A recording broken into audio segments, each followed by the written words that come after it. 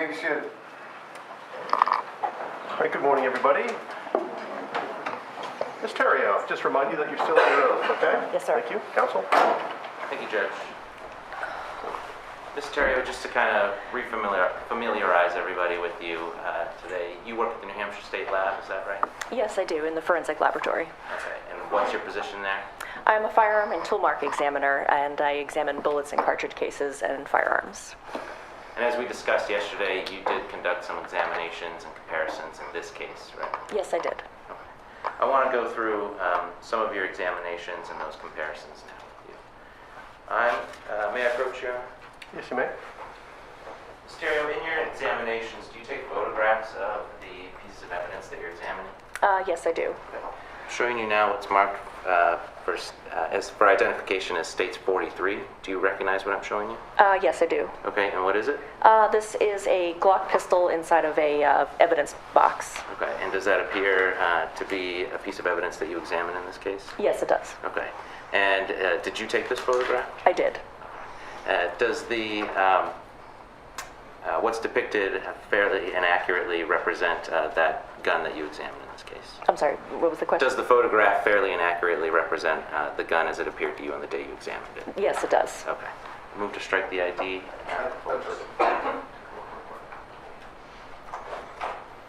No objection. Okay.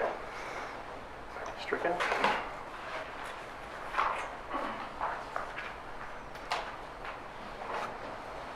So I'll show you the slide. It's up on the TV now. Can you see that from where you're at? Yes, I can. Okay.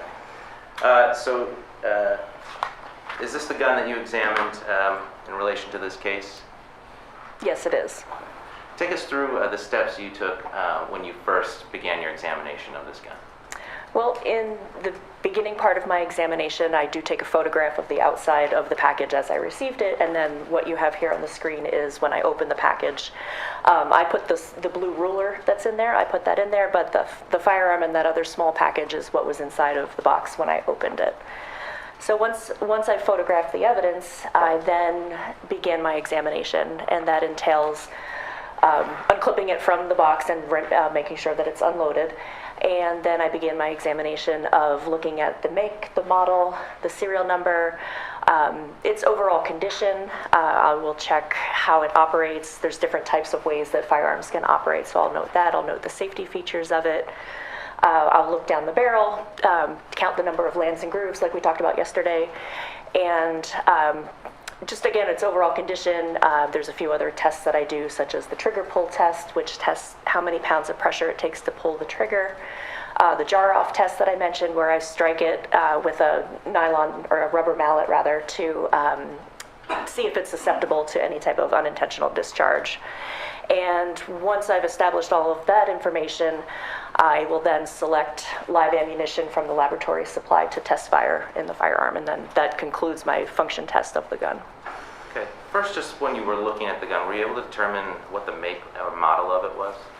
Yes, this is a 9mm Glock semi-automatic pistol, and it's model 19 Generation 4. Did you observe a serial number on the weapon when you examined it? I did. What was the serial number? T as in Tom, S as in Sam, A as in Adam, 446. Did you make a determination of whether this firearm was functioning normally when you examined it? Yes, it was. Okay. How did you come to that conclusion? Well, I went through all of those steps that I just described, and I didn't encounter any type of malfunction or anything during my testing of it at my desk. This is prior to me actually going to test fire the firearm, but I'll dry fire it, which means to first make sure it's unloaded, but to rack the slide, which is to pull the top part back and then be able to pull the trigger. I do that a number of times during the testing that I do to ensure that it's operating properly. And so from just the bench examination that I conducted, I could see that there were no issues with it as I received it. And then I moved to the actual test firing part, where there's a section in the laboratory where there's a large tank of water that I can fire into to collect bullets and collect the cartridge cases. Before we get to that part, did you also test it for, I think you said, to see if it's susceptible to jar off? Yes, I do. Okay, and did you do that with this firearm? I did. What did you find there? I found that it is not susceptible to an accidental discharge due to jar off. And I think you described it earlier as hitting it with a rubber mallet, That's correct, yes. and you did that in this case? I did. May I approach you? Yes, you may. There's a box of gloves in front of you, protective gloves. I'm showing you what states 111. Is this the firearm that you examined? Yes, it is. And how can you tell that? I can see the serial number, which is the TSA 446, and I can see the package of test fires that's in the package as well. I want to go through some of the safety features on this gun with you, but if you're comfortable handling the gun, would that be all right? Yes, I am. Okay. There are gloves here if you want to wear those gloves while you're handling it. Okay. And then if we could, is there well, then maybe we can demonstrate in the box for the jury. If you want to put gloves on.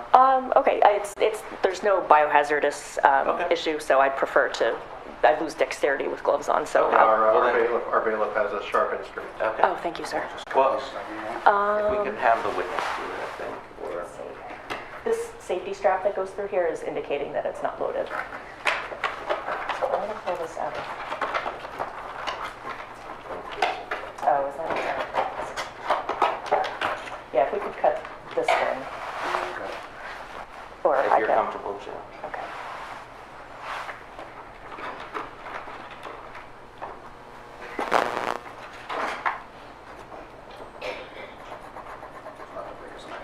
No, that's all right. That'll work. All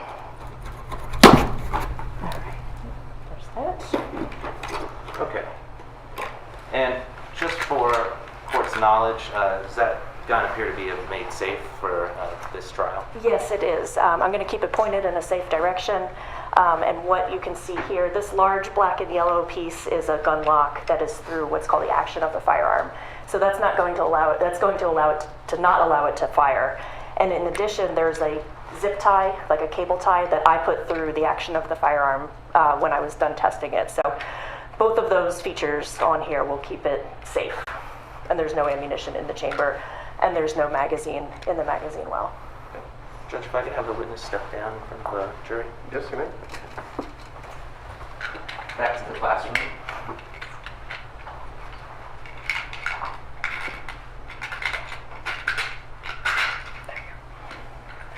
So as I said, and as we go through, if you could just demonstrate with the firearm itself some of the safety features. First, tell us about what safety features are present on this gun. Well, this is a Glock pistol, and it has three main types of safeties on it. Again, I'm going to keep it pointed to the ground. I'm not going to point it anywhere except down. But I'm going to pull this top part back. This is called the slide. So I'm going to close that. Normally without these pieces here, it would be completely closed. So the first safety that's on here is called a trigger safety. And this little curved arched piece right here is the trigger. And it's actually made of two pieces of polymer or plastic. And the only way that the trigger can be pulled in to disengage this trigger safety is by having a finger in the direct center of that, because it's in two pieces, and if you try to pull it back with your finger not all the way on it, or if it gets bumped from the side, the second of the two pieces will actually press against the frame, and it will allow the entire trigger to move rearward. So unless the finger is completely on the front face of the trigger and pushing that second little part backwards, the firearm can't be fired. So again, that's the trigger safety. So when that is deactivated by pulling on the trigger, there's a part inside of the gun called a trigger bar that's connected to the trigger. It's housed inside of this frame here.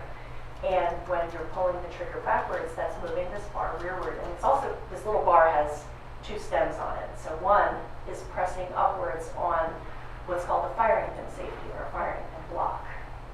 Now the firing pin is housed in this long rectangular piece here called the slide, and it's under spring tension.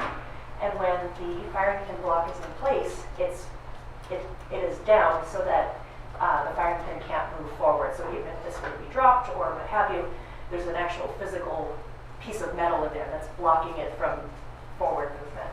So when you pull the trigger, that is actually pressing up on this little spring-loaded part that will then allow the firing pin to move forward. And then finally, there's what's called a drop safety, which, again, all these little parts are housed within here, and they all kind of work at the same time when the trigger is pulled. But the firing pin is actually also held in place by the drop safety, and it's only released when you pull the trigger, and the little part on the back of that, the drop safety, will actually drop out of the way and will allow that firing pin to move forward. So there's 3 safeties kind of going on all at the same time. Is everybody able to see the trigger that she was referring to as she demonstrated? So the trigger here, and the trigger safety is, the trigger's 2 parts, and there's a little piece right here that I'm pressing on that kind of moves up and down. It's right in here, and that little piece is the center piece. That's the trigger safety. So when you put your whole finger on here, that's keeping it from pressing up against the frame, and that will allow you to pull the trigger backwards and kind of see it move just a little bit there. Thank you. And you can place it in the box and take this.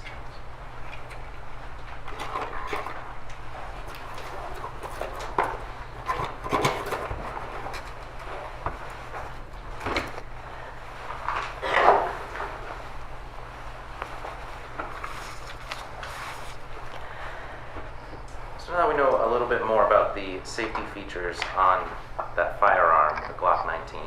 You had mentioned before that you had done some test fires with that weapon. Yes, I did. Okay, take us through that process. So once I've completed the examination at my bench, I then select ammunition to test fire in the firearm. And the laboratory has a large collection of ammunition in different calibers that I have access to that I can pick from to test fire the firearm. So I will choose typically 3, and once I've selected the ammunition, I try to pick whatever is whatever type of the evidence is. I will try to use that same type if it's available, if the laboratory has it in its collection. So I will mark the cartridge, the live cartridge. I'll mark with an engraving tool the case number, which test number it is, like T1, T2, T3. I'll mark that on the cartridge case as well as on the bullet itself.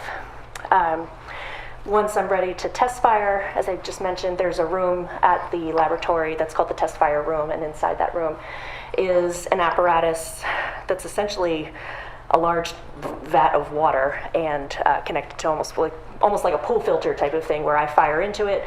The cartridge cases will fly out of the firearm. The bullets will go into the water, and then that pool filter type of setup will kind of vacuum them up and place them into a bin that I can open up and retrieve the bullets from. In this case, you said you go through and you try to select from the lab's storage of ammunition that you can use, and you try to match up with what's being tested against. Is that Yes. right? In this case, did you also have ammunition available that had come with the firearm that was provided to you? Yes, there was ammunition provided with the gun. Okay. So did you use that ammunition or the ammunition that was available at the lab already? I used both. I used 1 live cartridge that was submitted with the pistol, and 2 others from the laboratory supply. What kind of live cartridge was that was submitted with? I'm just referring to my notes. There were 14 live 9mm cartridges by a brand called Fiocchi. That's spelled Fiocchi. You mentioned earlier that you typically do 3 test fires and then you'll label them T1, T2, T3. Is that right? Yes. So in this case, what label did you give to the test fire that came from the ammunition that was provided with JG01? I don't recall, but in that package with the firearm is my test fire envelope, and I can look at that to remember. May I approach you now? Yes, you may. Counsel, you don't need any permission to approach anymore. Okay. There are a lot of exhibits, so you can just do it. Everybody can do it. Thank you. Did you want to look? So again, I'm giving you states 111. You said that there's an envelope inside?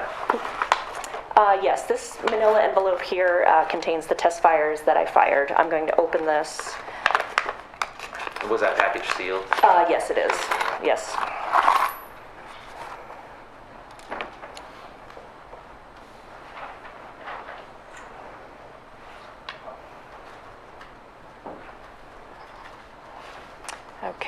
Test fire number 1 was by Remington.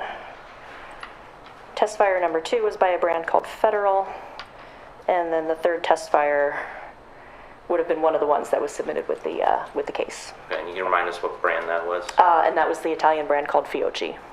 And just for the record, as you were going through, there were 3 casings that you were looking at? Is that Yes, 3 cartridge cases and 3 bullets. Okay. And how did you determine what was the make of each of those? On the back of each cartridge, the manufacturer will stamp its name on the back as well as the caliber. So on the back of here lists the caliber as well as R-P for Remington, Peters, FC for Federal cartridge case, and GFL, which is for Fiocchi. Okay. So you were looking at the casings themselves? Yes. Okay. You can replace them. So you think you said it was the third test fire was the Fiocchi? Yes.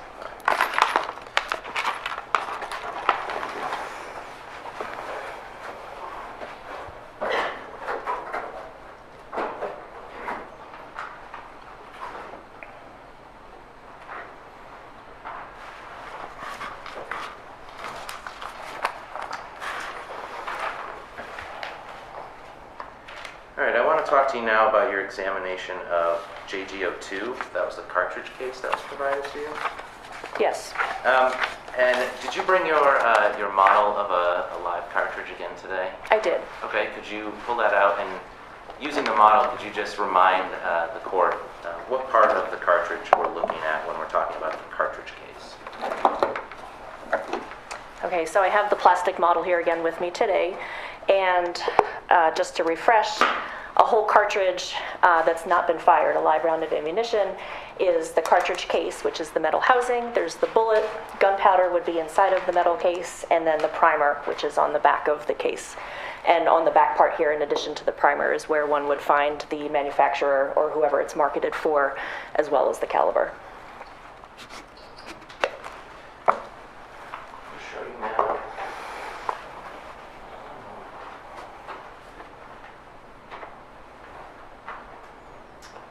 States 112.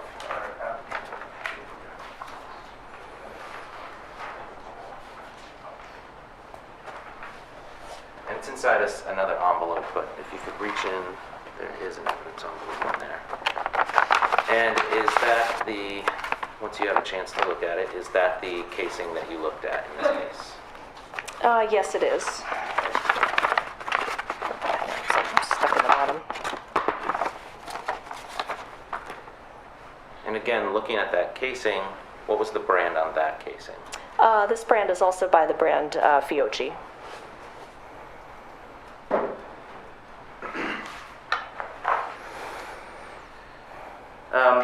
Explain for us a couple of times that you were comparing certain items to see if they were fired or discharged from JG01, the firearm that we just looked at.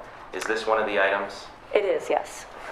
Did you reach a conclusion as to whether this cartridge case, JG02, was fired from JG01? Yes, I did. And what was your conclusion? My conclusion after examining it under the microscope compared to the test fires that I fired from that gun, I determined that this cartridge case was fired in that Glock pistol. And you did mention before that that was a Fiocchi? Yes. What caliber was that? This is 9mm. How did you go about comparing the casing in order to arrive at your conclusion that it was fired from JG01? Well, using that equipment that I talked about yesterday, the comparison microscope, which is 2 microscopes that are essentially connected together through a series of mirrors and prisms that lets me look through one set of eyepieces and see 2 things at the same time with the same lighting, and I could manipulate them and put them in the same position. So again, that allows me to see 2 things at the same time, and so what I'm looking for are microscopic details from the parts of the gun that have struck the cartridge case, like the firing pin impression or the breech, how I talked about how in the firearm, this is the back end of the cartridge case is supported by the breech of the firearm, and so it picks up an impression of that breech. So I'm looking at those areas. There's another facet that's available just by the nature of the way that the gun fires. Sometimes part of the primer back here gets a little bit sheared off, and that's a very unique area for an examiner to use for comparing to other items. So I will then take one of the test fires and put that on one side of the microscope, and then take the one that's in question and put that on the other side. And then looking through the eyepieces, I'm looking to compare the patterns that I see on one and compare that with the patterns that I see on the other. And I'm looking for agreement of those individual characteristics. When you're looking through that microscope to compare, are you able to take photographs through that microscope? Yes, I am.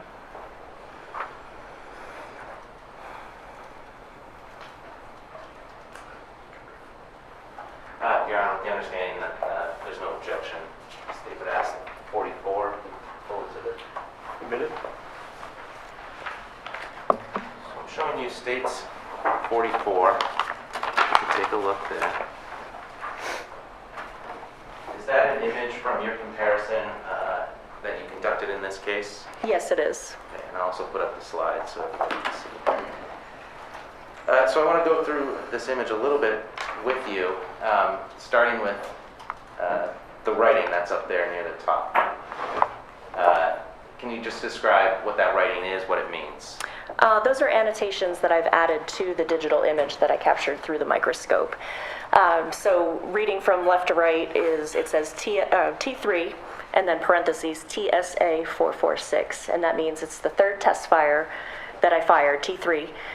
In parentheses is the serial number of the firearm, and then equal sign JGO-2. JGO-2 is the cartridge case that I examined. And then below that, the next line says FPAS, and then parentheses approximately 32X. And that is firing pin aperture shearing. It's shorthand for an area on the primer that I'm looking at, that I compared between the two items. So what you're seeing in this image, I'm sorry, let me let you continue with your question, but that's what the writing says. The 32 is referring to how many times that's been magnified. Okay. And so continuing with what I think you were beginning to say is the images themselves, can you kind of describe what we're looking at? So this is what I see through the microscope when I look through the eyepieces. There's a center line that's bisecting the two parts of the image. If you can see that, it's running up and down.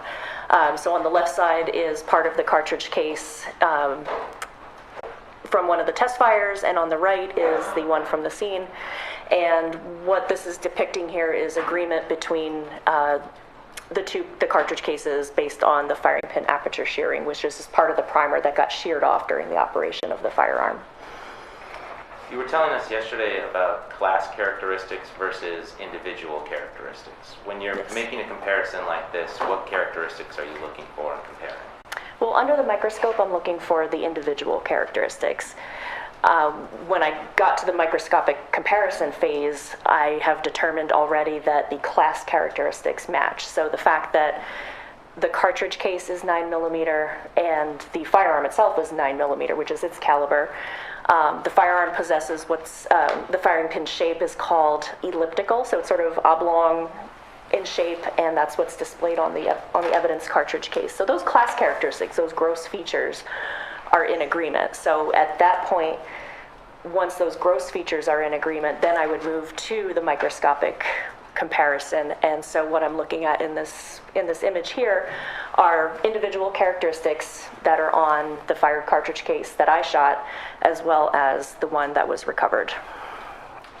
So using this comparison image, what was your conclusion comparing JGO2, the cartridge case that was provided to you, and the cartridge case from the third test fire that you conducted? I determined that JGO2 was fired in the Glock pistol with serial number TSA 446. All right. I now want to talk about JGO3. Was that another exhibit or another piece of evidence that you examined in this case? Yes, it is.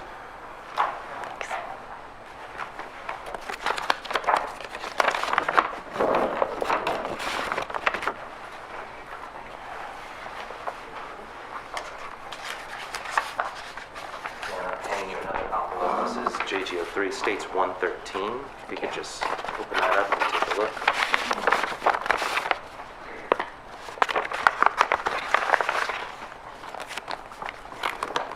Does that appear to be the bullet that you examined in this case? Yes, it does. Okay. And how can you tell that? Well, on the outside of this package, I can see a laboratory barcode sticker as well as my initials on here. My initials are along the seal of the package when I sealed it up, and this little small Ziploc bag has my initials as well as the exhibit number, and that contains the fired bullet. Place that aside. Did you take photographs of the bullet when you examined it as well? Yes, I did.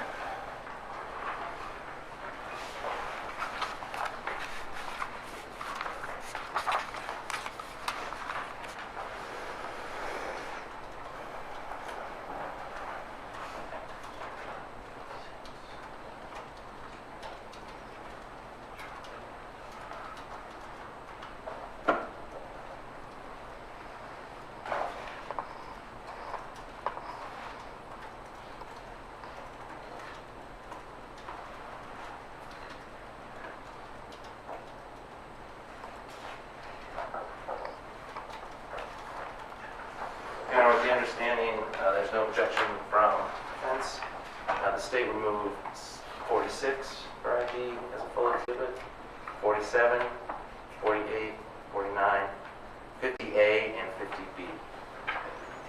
Okay, they're admitted.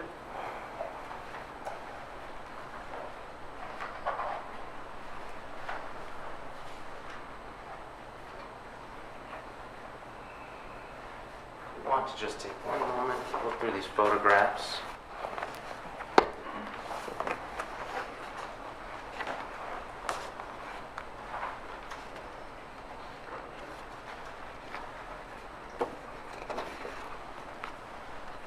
Do you recognize those photos?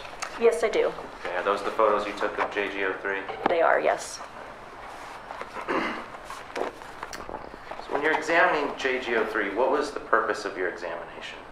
Well, the purpose of me examining a bullet is to gather as much information about it as possible. So I want to figure out what caliber it is, how many lands and grooves on there, and again, those are the spiral marks that are left behind from the gun barrel that it had traveled through.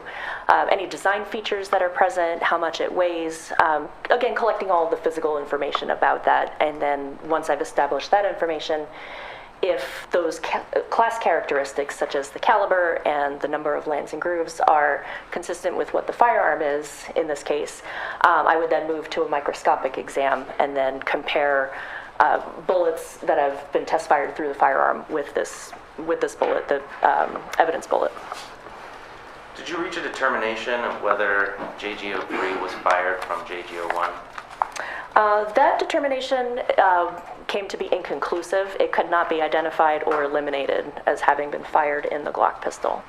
I think you had gone through the range of conclusions you can reach yesterday. Can you just remind us of those and what they mean?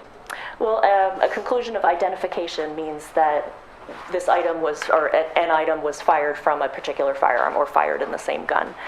The opposite of that is an exclusion or an elimination, meaning that this item was not fired in the gun based on either differences in class or a combination of class and individual characteristics. And then the third conclusion that a person can come to is what's called inconclusive, meaning there's not enough information on the item to determine one way or the other. So cannot be identified, nor could it be eliminated. Okay. When we get further into your comparison and determination, were you able, with JG03, to determine a caliber of the ammunition? Yes, it was determined to be 9mm. Were you able to determine a make or manufacturer? Yes, I was. And what was that?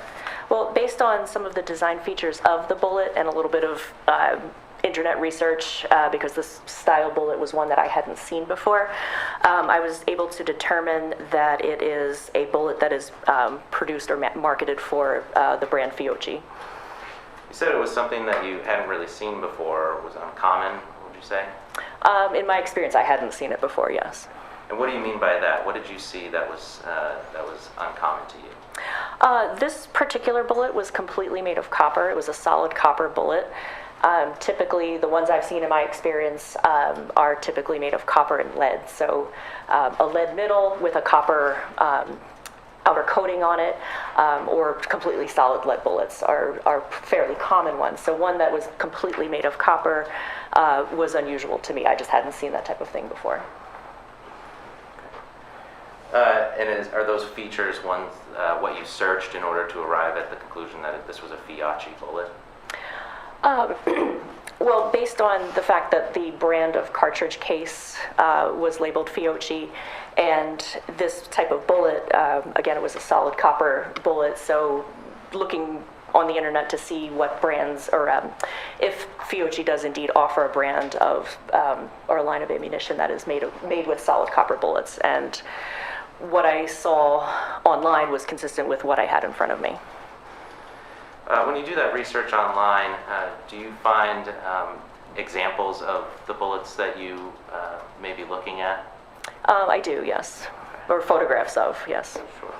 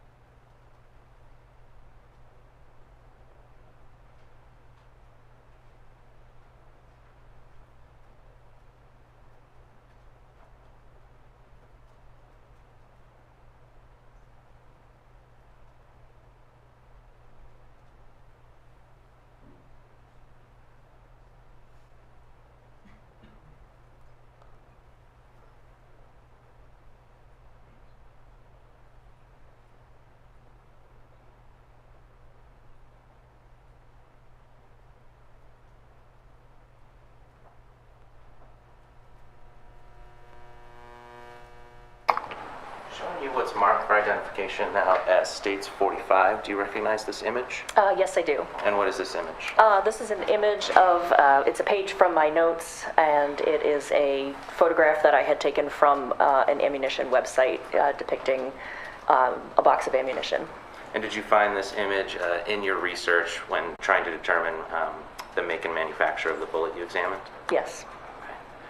Does this image as presented to you today fairly and accurately represent what you found in your research? It does, yes. I based that on the style of the bullet that's shown in the photo. Your Honor, the state would move to strike the ID. Subject to our discussion, the ID is stricken. It's a full exhibit.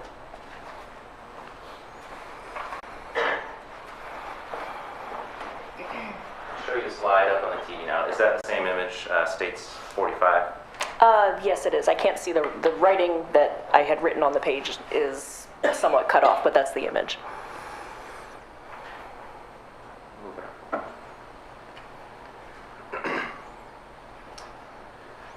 So again, you found this was Fiocchi. Did you find this particular bullet, how Fiocchi markets or what they purport the weight of their bullets to be? I'm going to consult my notes. Yes, based on this image that I found depicting this line of ammunition, Fiocchi was marketing these as 92 grain solid copper, what they called Extrema Expansion Monoblock ammunition, which is describing the design of the bullet.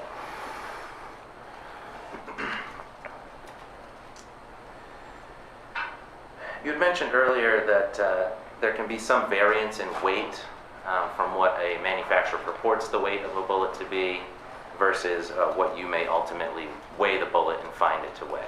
That's right. What are some of the reasons that a variance like that can happen?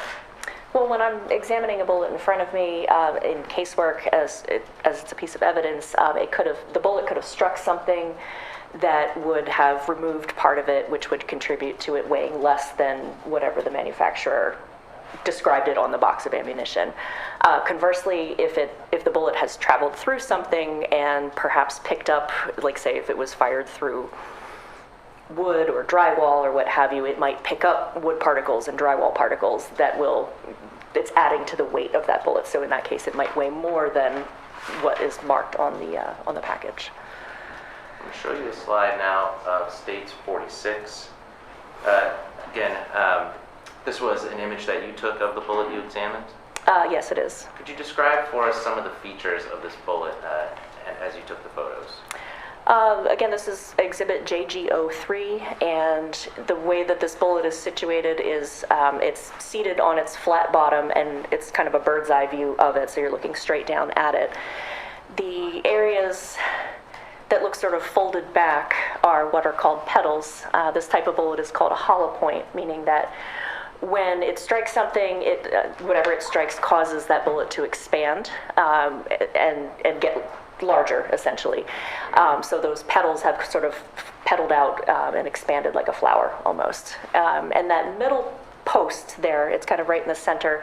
It's a very large, wide copper post that was in the middle of the bullet. You talked about those petals before. Is there a typical number of petals that can be created in this style of bullet, the hollow point?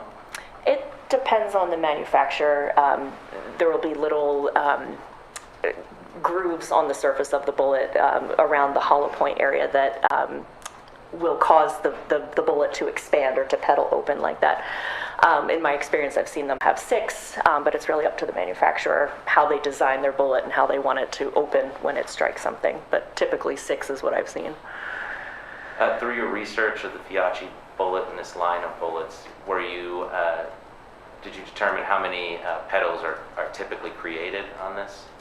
I didn't look for that specifically, no. How many petals are present here on JG03? There are 4. If you're looking at it in perspective of a clock, it runs from 3 o'clock to 9 o'clock. So there's 1, 2, 3, there's 4 of them. At the bottom of the bullet in this image, it seems that there's a larger gap in between 2 of the petals. Is that what you observed as well? Yes. Okay. Did it appear that there were petals missing? Yes, and I think that area there on the lower half between 3 o'clock and 9 o'clock positions there's enough space there that there would be 2. I believe that there would be 2 that seem to be missing from this. So then, plus the 4 that are there, that would have been a total of 6. Yes. Looking, States 47, again, what view are we looking at here of the same bullet? Could you zoom in just a little bit? Sure. Okay, so this is the bullet just flipped over 180 degrees, so now it's resting on that internal post. So now we're looking at the bottom of it. So there's the 4 petals that have peeled open, and the bottom of the bullet there has a little dimple on its base. And what's that dimple for? I don't know. And here's a closer image. Is that the same bullet? Yes, the it is. same viewpoint? Yes. States 49, can you tell us what we're looking at here?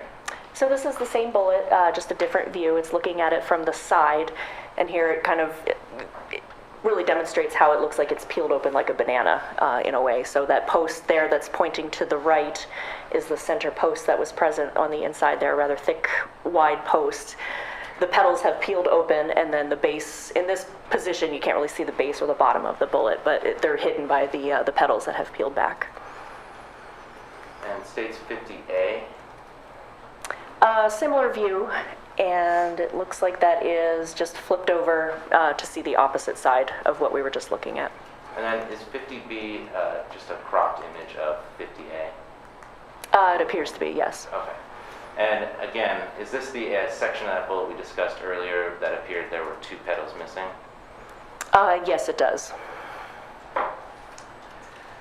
So after making broader observations of this bullet, taking these photographs, did you examine the bullet in comparison to the pistol JG01? Yes, I did. Okay. Tell us about that part of your examination.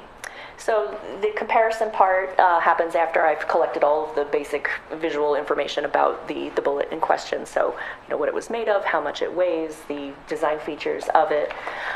When I move to that microscopic comparison, and I'm at that point because of the agreement of class characteristics between what this bullet is showing and what characteristics the firearm has. So the fact that the gun is 9mm, and this bullet measured out to be in the 9mm family. The number of lands and grooves that are on the surface of the bullet is the same as what the firearm has. So in my comparison, again, I'm looking for scratch marks that are on the surface of the bullet and looking at scratch marks on the surface of the test-fired bullets to do, again, a pattern comparison to see if I can determine whether or not this bullet was fired from the barrel of that gun. And again, what was your determination? It was inconclusive, that it couldn't be, due to a lack of microscopic detail, there just wasn't enough information on there to either say yes it was, or to say no it was not. So it's right in the center of that, could not identify or could not eliminate. Did you weigh this bullet? I did. And how much did it weigh? This weighed 84.8 grains.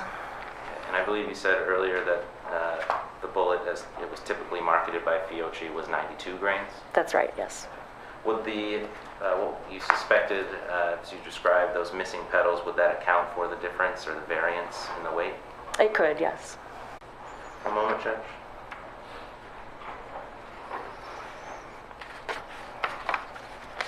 Nothing further from the state, but I'm sure defense counsel has some questions.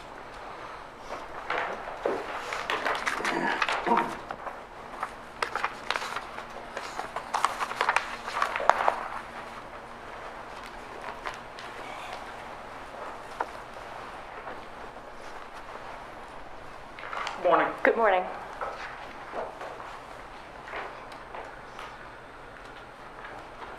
You talked some yesterday about the training you've gone through. Yes. And as part of your job, you participate in trainings? Yes, either attending or when I have the chance to actually conduct the training as well. Okay. But you actually attend trainings ongoing? I do, yes.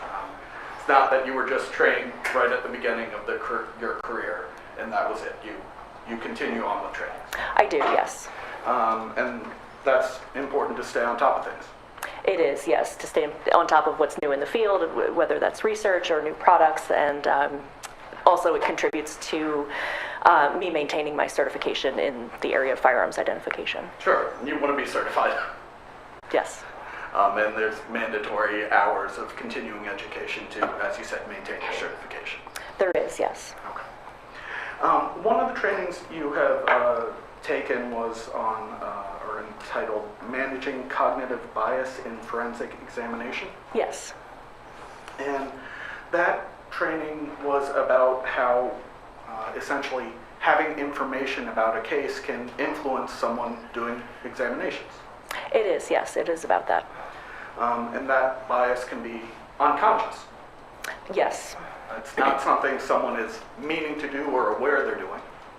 Right, it's unconscious information that, or unconscious leanings, I suppose, that based on the information that they may or may not have about a particular case. Okay. And so when a forensic examiner is given information about a case, it can influence then what their end results are, potentially, sometimes. Potentially. The lab does take precautions to minimize that potential Sure. for bias by not providing, as an examiner, we don't get a lot of the information about the nature of the case. A lot of the times it's just the evidence, here's what you need to examine, and go ahead and examine it. Right, and it's important not to get a lot of that other information about the case. It is, yes. I believe yesterday you said that you were in a certain, can't remember the exact term, division or section of the lab. What section of the lab are you in? The pattern evidence unit. Okay, and that pattern evidence unit also includes fingerprints. It does, yes. So you're in the same section of the lab as fingerprints, Yes. although you don't personally do fingerprints. That's right. No, I'm not trained in fingerprint examination. Sure.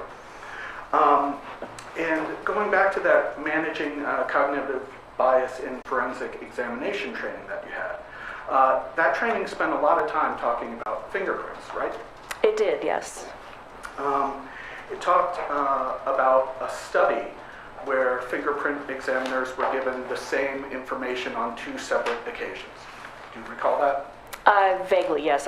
The training class was from a couple years ago, so I don't recall exactly what, but I do believe it did talk about bias in fingerprint examination. Okay. And one of the ways they found there was bias is they would look at an individual examiner. So let's pretend I'm a fingerprint examiner. I would be given 2 fingerprints to compare, and it would be noted whether I thought they were a match or not a match or inconclusive. And then some period of time, a few weeks or a month later, I'd be given those, without being told, I was given those same 2 photographs, or same 2 fingerprints, and also given information about the case, and they found that that often, certainly not always, but often led to a different conclusion from that individual examiner. Do you recall that being part of that training? I do recall that, yes. Okay. And that wasn't done with just one individual. I mean, I just made myself an example, but that was done with multiple individuals. I believe it was, yes. The participants in the research. Thank you. Multiple participants in the research. And when those participants were given information about a case, it sometimes affected their conclusions. The study seemed to suggest that, yes. Now, I want to ask you some questions about your background. You said you've been doing bullet comparisons since 2004, I believe? Well, 2004 was when I began working with Miami-Dade Police Department, and that's when I began my training. Okay. The training is 2 years long, a little over 2 years, and so I finished training in sometime in 2006. Okay, so started in 2004, did 2 years of training.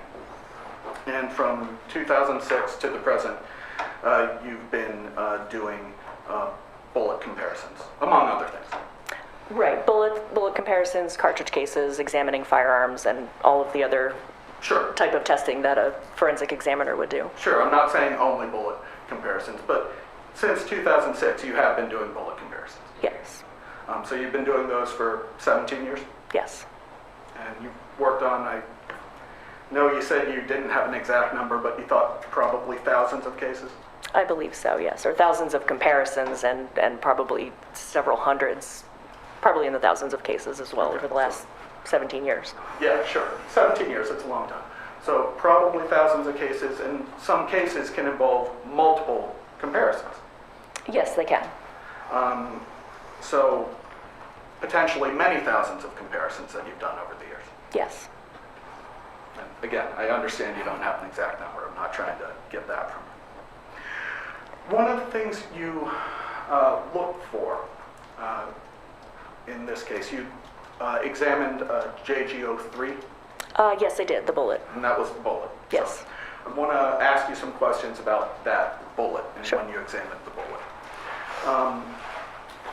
You examined it first to see if it was suitable for comparison, Yes, I did. and you found that it was suitable for comparison. I did, yes. You examined it to see if it was suitable for identification. Again, I'm just going to consult my notes. Sure.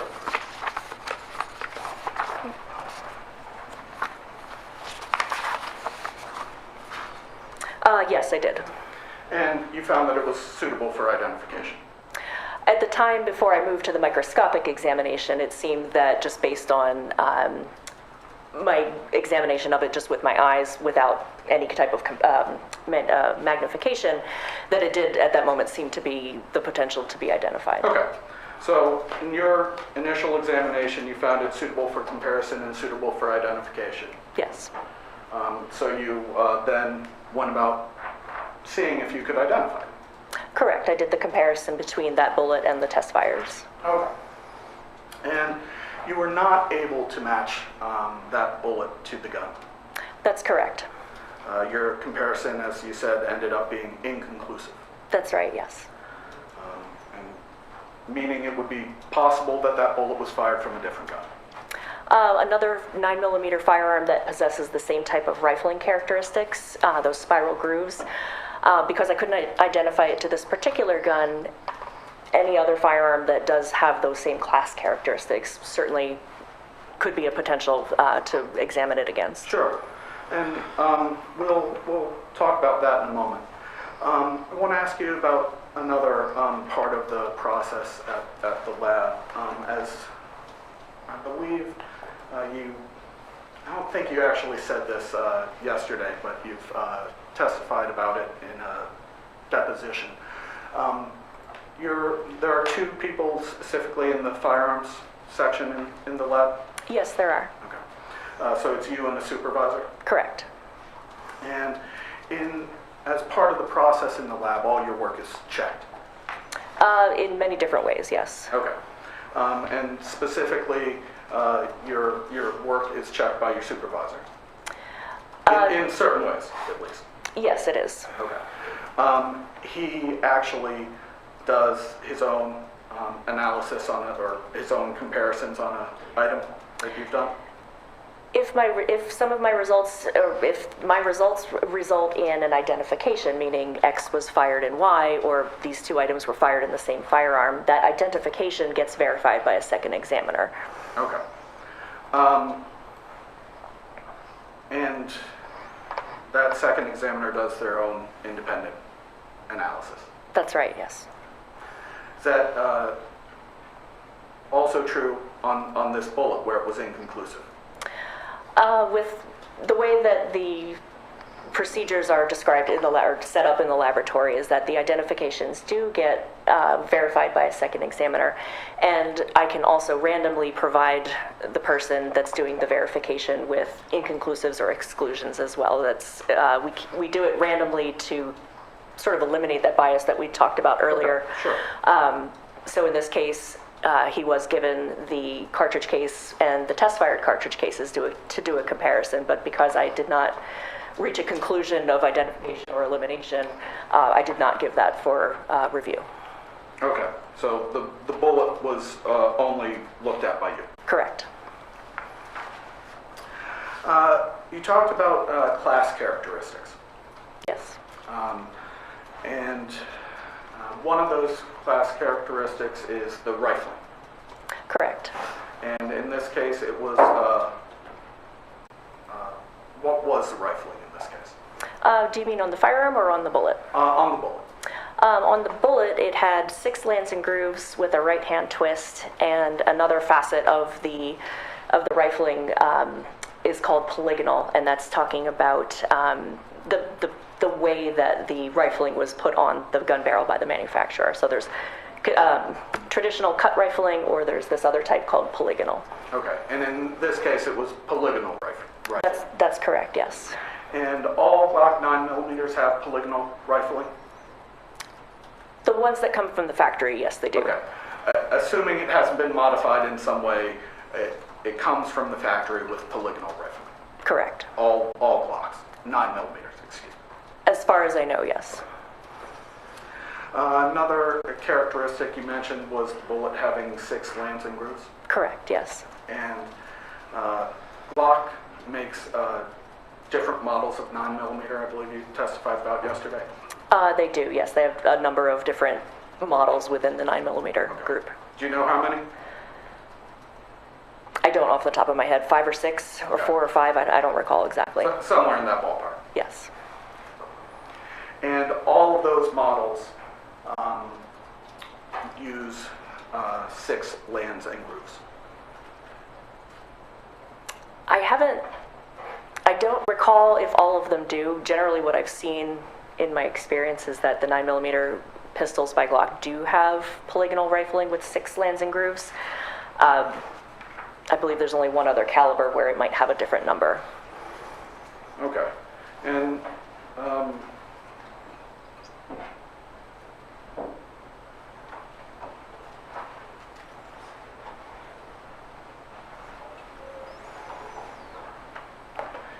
you don't recall ever seeing a Glock that didn't have a Glock 9mm that didn't have 6 lands and grooves?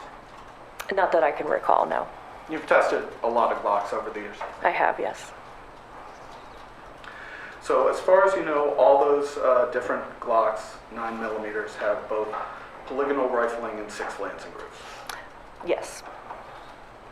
And do you know how many Glock 9mm have been manufactured? No, I don't. Fair to say it's a lot. Yes, it would be.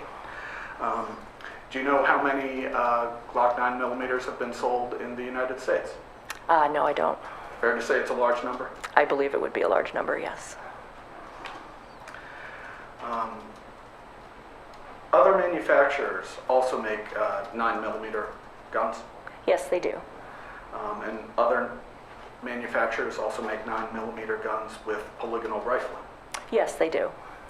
Other manufacturers also make 9mm guns with 6 lance and grooves. Yes. Multiple other manufacturers. We're not just talking one other manufacturer. I mean, there are many. 6 lands and grooves is a pretty common rifling combination that many manufacturers use, yes. And fair to say that there are potentially a lot of 9mm guns out there that have polygonal rifling and 6 lance and grooves. I think that would be fair to say. There are a number of makes that use that type of rifling. So multiple Glocks use that, and multiple other manufacturers use that. That's correct. Potentially millions of guns out there that have those class characteristics. I believe so, yes. Now, I believe you testified when you received the gun, one of the first things, if not the first thing, was to make sure it was safe. That you did with it, I'm sorry. One of the first things you did was make sure it was safe. Yes. And that involved making sure it didn't have any ammunition in it at that time. Correct. It did not have a magazine in it when you received it. I'm just going to refer again to that photo. No, it did not. Okay. And I believe the magazine was packaged separately from the gun. Okay. Magazine had a 15-round capacity.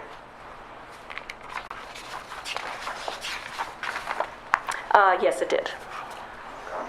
And you talked about some of the features of the Glock yesterday, and you talked about what happens when a bullet is fired. One thing that happens is the casing is ejected. Yes, when it's fired, the empty casing is extracted and ejected. Okay. And that is ejected out of the, well, can you actually show?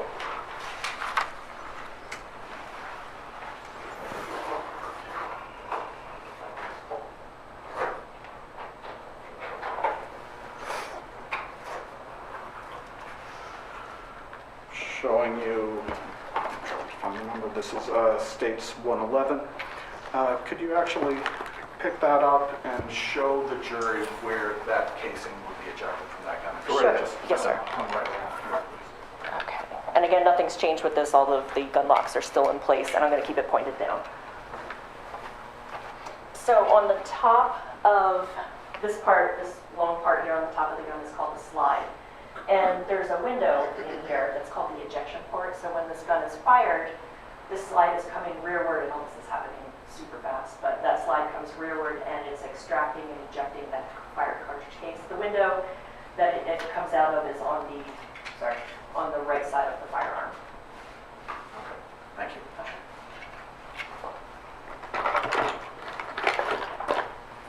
Thanks.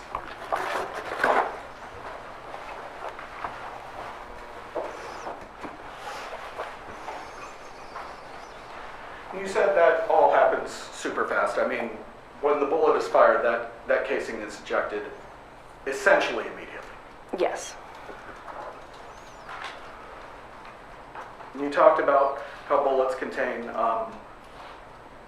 gunpowder. Live cartridges contain Yes, gunpowder I'm inside sorry. the casing, yes.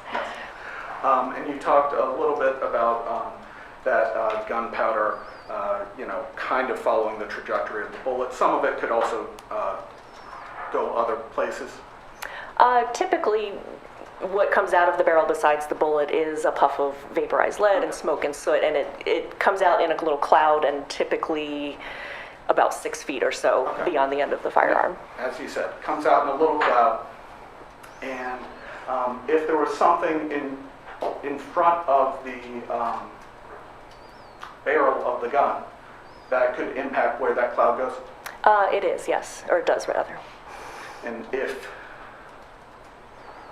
the gun were fired in a small enclosed space, that could impact where that cloud goes? I believe it could, yes.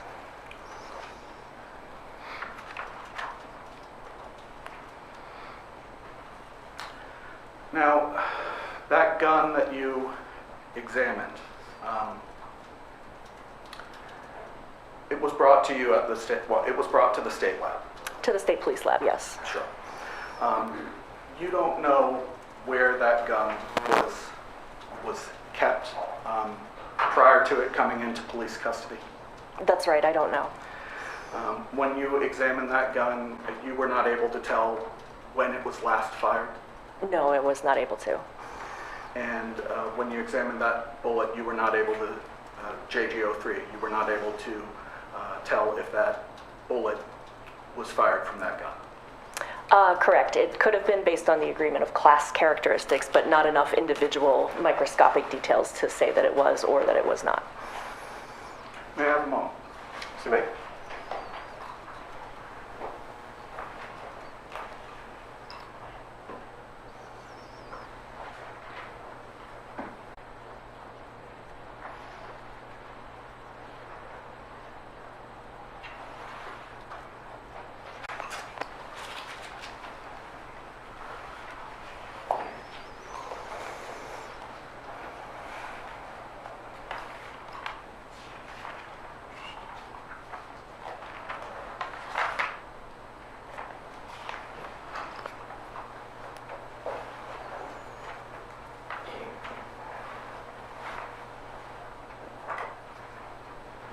No further questions. Any redirect? Nothing further from the state. All right, Mr. Terry, you may step down. Thank you very much. Thank you. That's what I was here. No objection. She has to go back to work, right? I do. Thank you.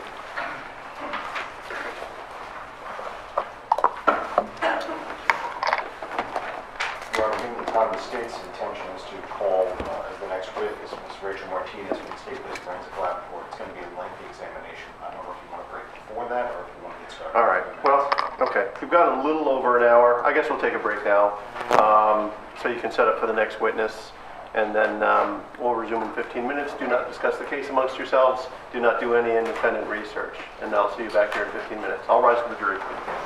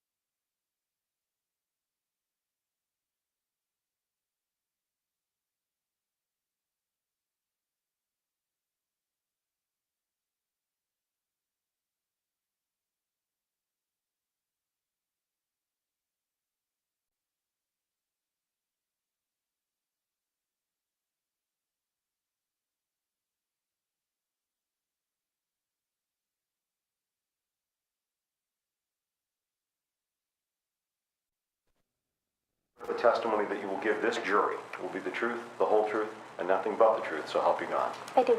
Thank you. Please feel free to have a seat. Since we're being recorded here today, would you please state your full name, spelling both your first and last name for the record? It's Rachel Martinez, R-A-C-H-A-E-L, last name M-A-R-T-I-N-E-Z. Thank you. And Ms. Martinez, where are you currently employed? I work for the New Hampshire State Police Department, Department of Safety State Police Forensic Lab up in Concord. And can everybody hear Ms. Martinez okay? All right. And I apologize, if you can't hear me for some reason, please just tell me to speak up and I'll be glad to do it. What's your title there at New Hampshire State Police Forensic Lab? I'm a criminalist too. How long have you been working with them? I started with the lab in May of 2016, so 7 years now. Have you always been a criminalist too? No, I started as a criminalist 1. I was promoted to criminalist 2 in August of 2019. As both a criminalist 1 and a criminalist 2, this jury's heard a little bit of evidence with regards to different units at the lab. What's the unit that your work has been in? I've been with the pattern evidence unit for my entire career at the lab. Okay.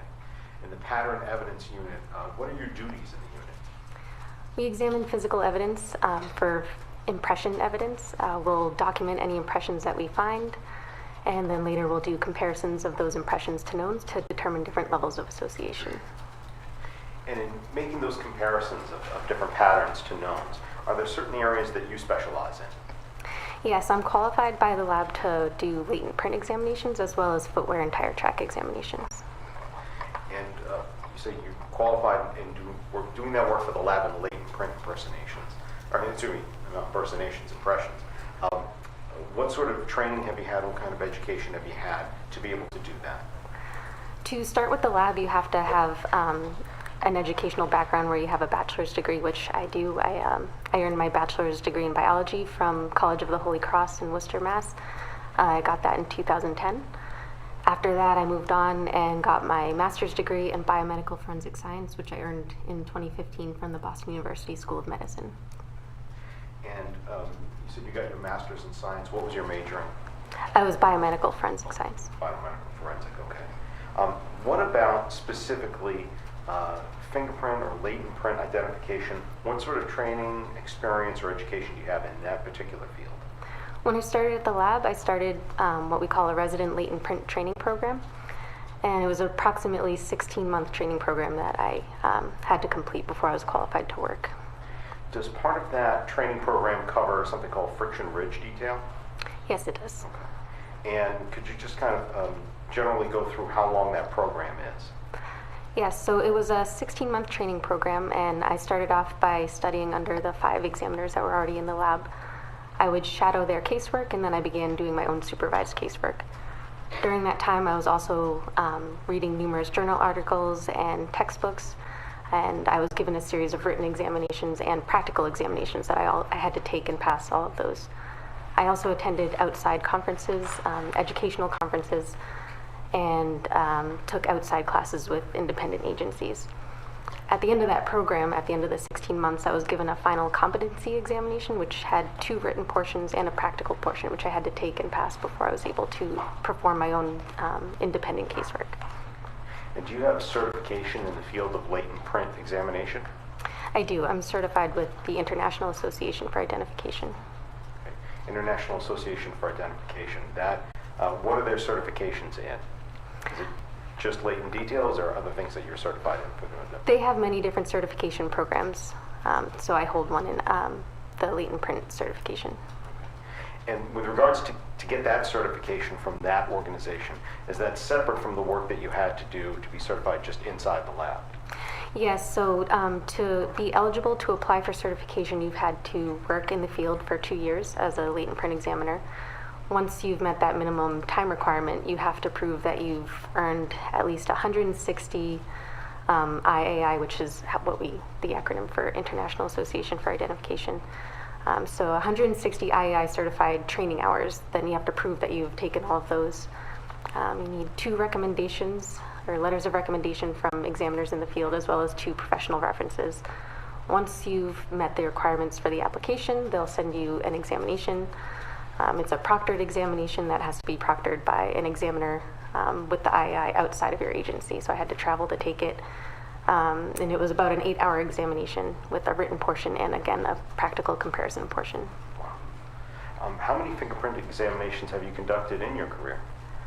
I've worked on over 550 cases, and I've done tens of thousands of comparisons in that time. 550 cases, tens of thousands of comparisons. Yes, we do comparisons outside of our casework as well.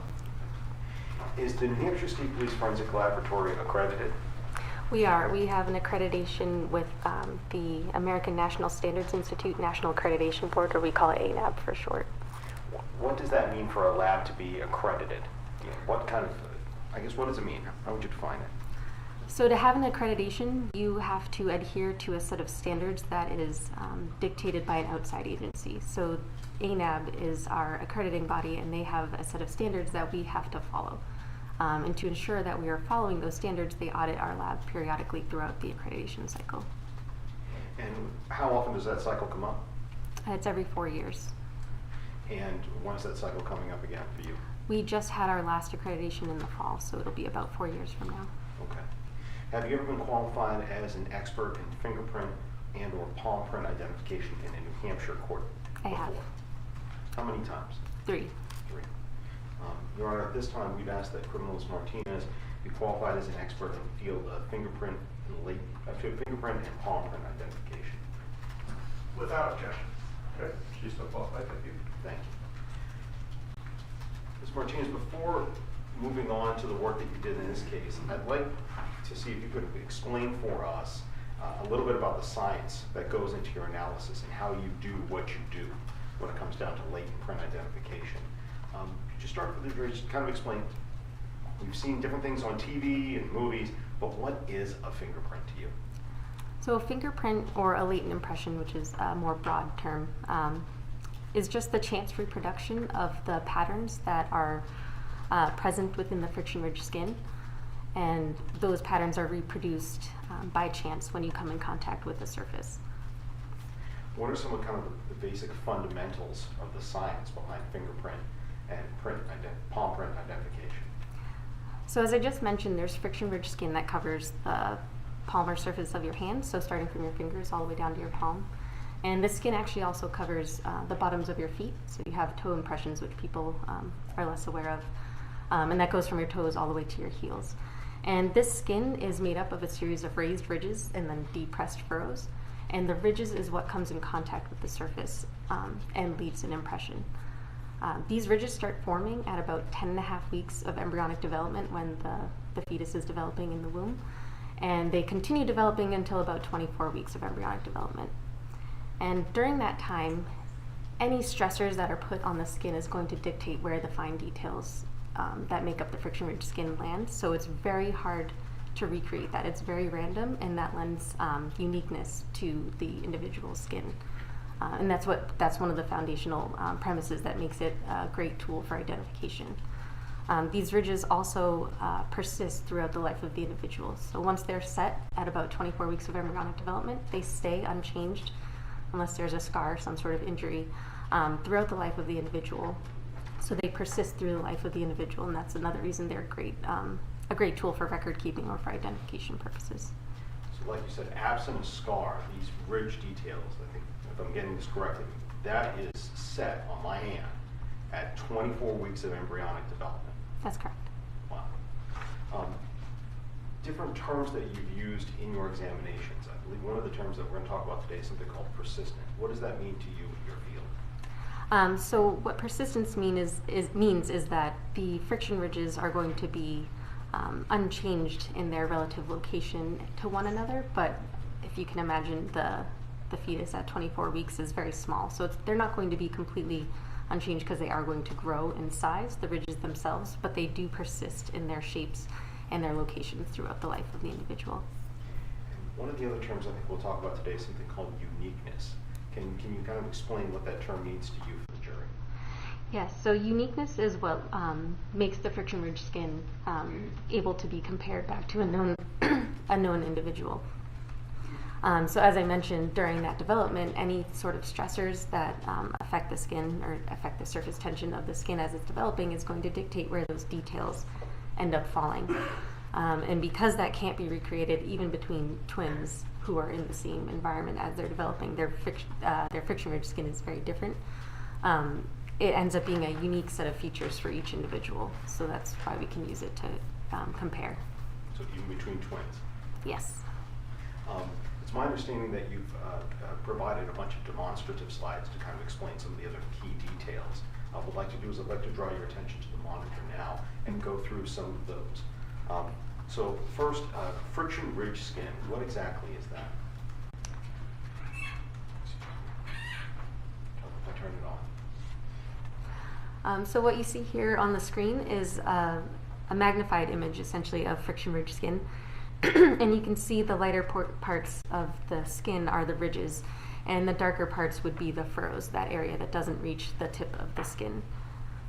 So the friction ridge skin flows across the fingers and across the palms and feet, and it will recurve and create different patterns. Most people are familiar with fingerprints being just the patterns that are on the tip of your fingers, but there's actually patterns throughout your palm and on your feet as well. And these ridges, as they start flowing and making those shapes, are going to have breaks, and they're going to stop at certain areas, and those are the details that we're looking at when we're doing our comparisons. So it's not just on the tips, but literally down through my entire palm, anywhere where I've had this friction right ridge? from the tip all the way down to about where your wrist starts. Okay. And what is a latent impression? So the word latent actually stands for hidden. So most latent impressions require some sort of enhancement, either through chemical or physical processes, or sometimes just visual techniques with lighting can render them visible. But in the field of latent print examination, we have adopted the term latent to just mean a crime scene impression or a questioned impression. It doesn't always mean that it's hidden, because sometimes we will develop them and then we continue calling them latents even though we can still see them, or we can see them now.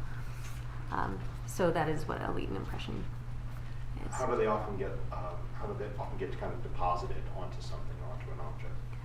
So to leave a latent impression, you'd have to have some sort of residue on your hands.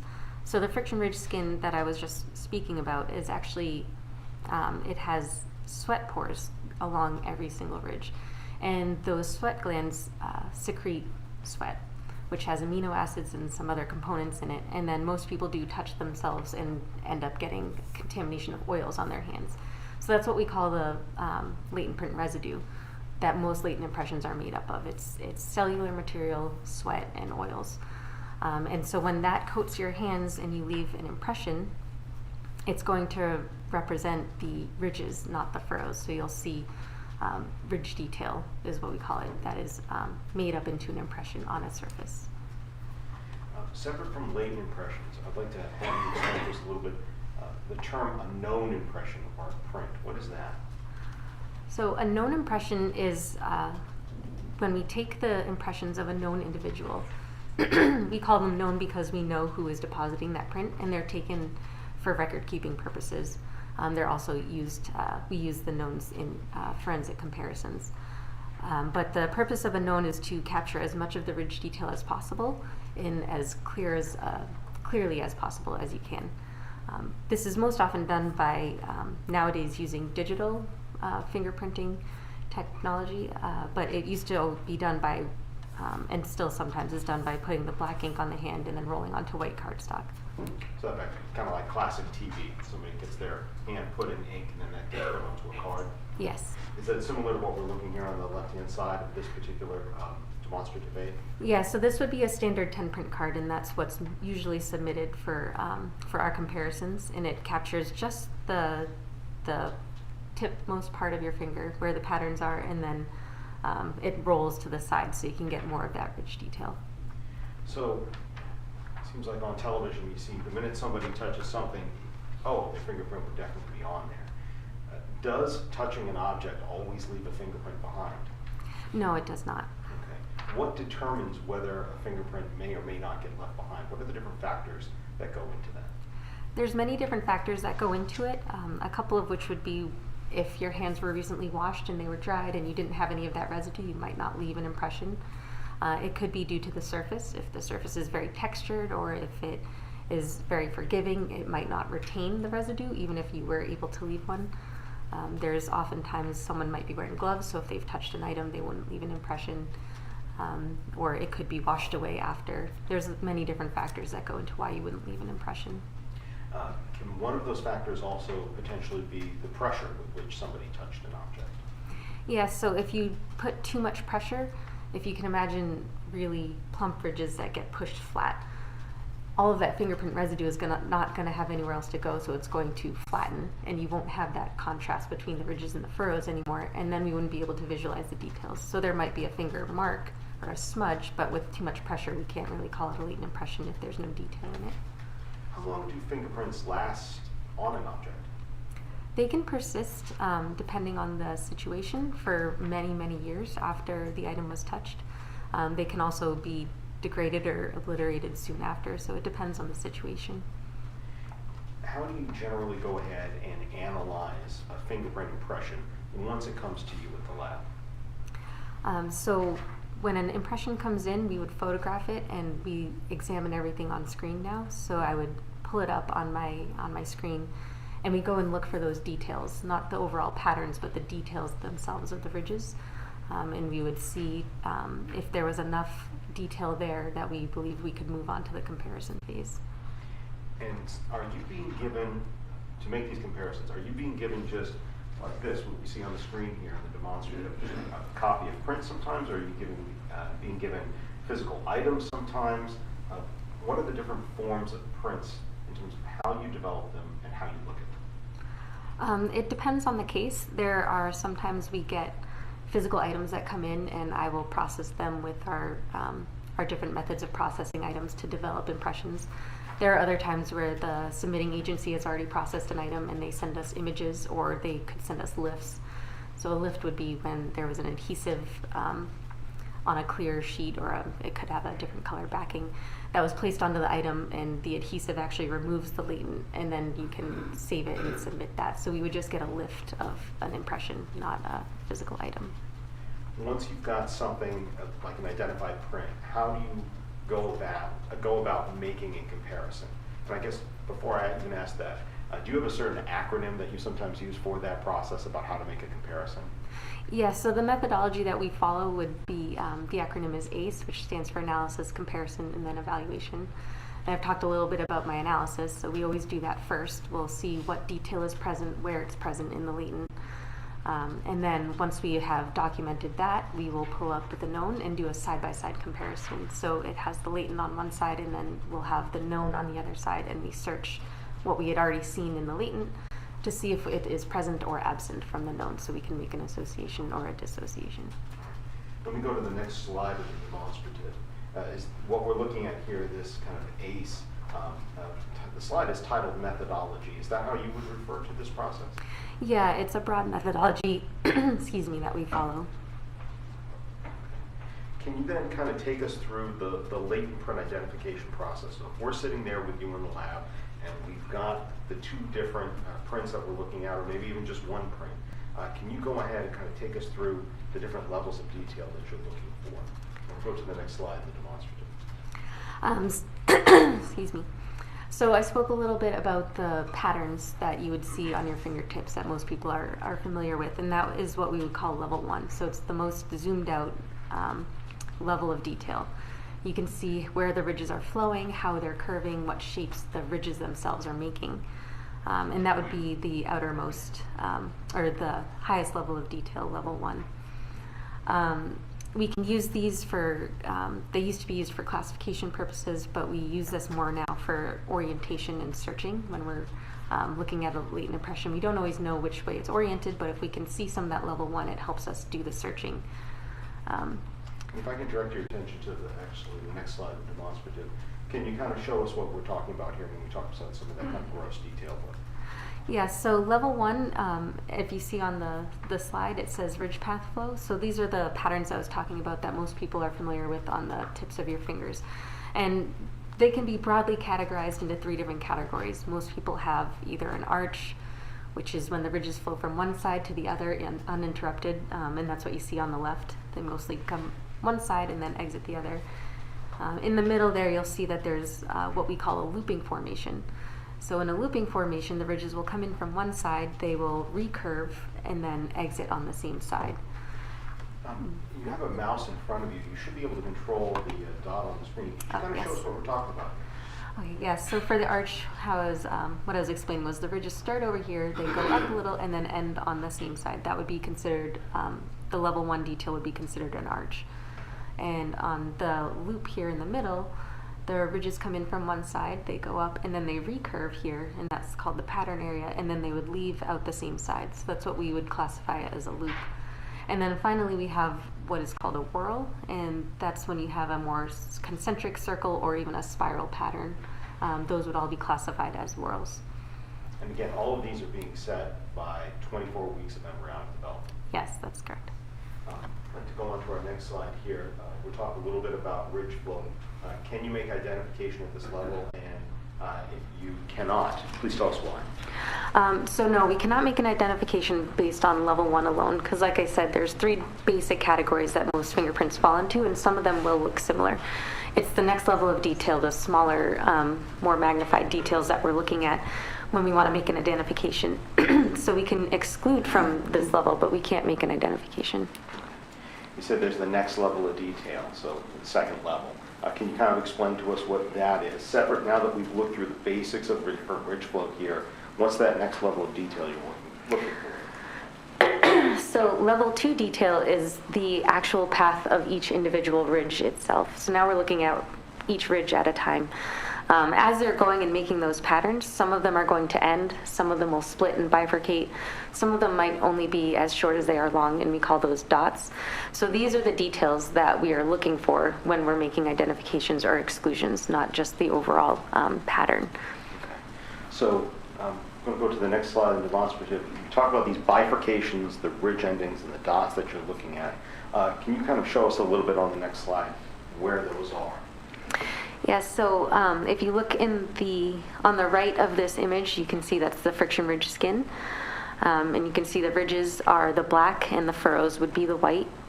And we have magnified on the left examples of the bifurcations, the ridge ending, and then the dot. And just like our alphabet has 26 letters and we can make up many, many different words with all of those letters, even sentences, we use these 3 main details to come up with different formations. So at times there's 2 bifurcations that are facing each other, and that might be an enclosure. There's many different formations that are created with these 3 levels of detail. And those are the groupings and the features that they create are what we're looking at when we do our comparisons. In green up here, we've just highlighted an area. Is that the bifurcation you're talking about as being one of these indicators? Yes, that would be a bifurcation where one ridge splits into 2. And again, how about for ridge ending? I imagine that's the opposite. Yes, that's where a ridge just abruptly ends. And the dots at the bottom, are these again, these same just kind of, this friction ridge of coming up and down within the skin, or is there something about something being in the middle of that dot, or one of the pores being in the middle of that dot? Where do these dots come from?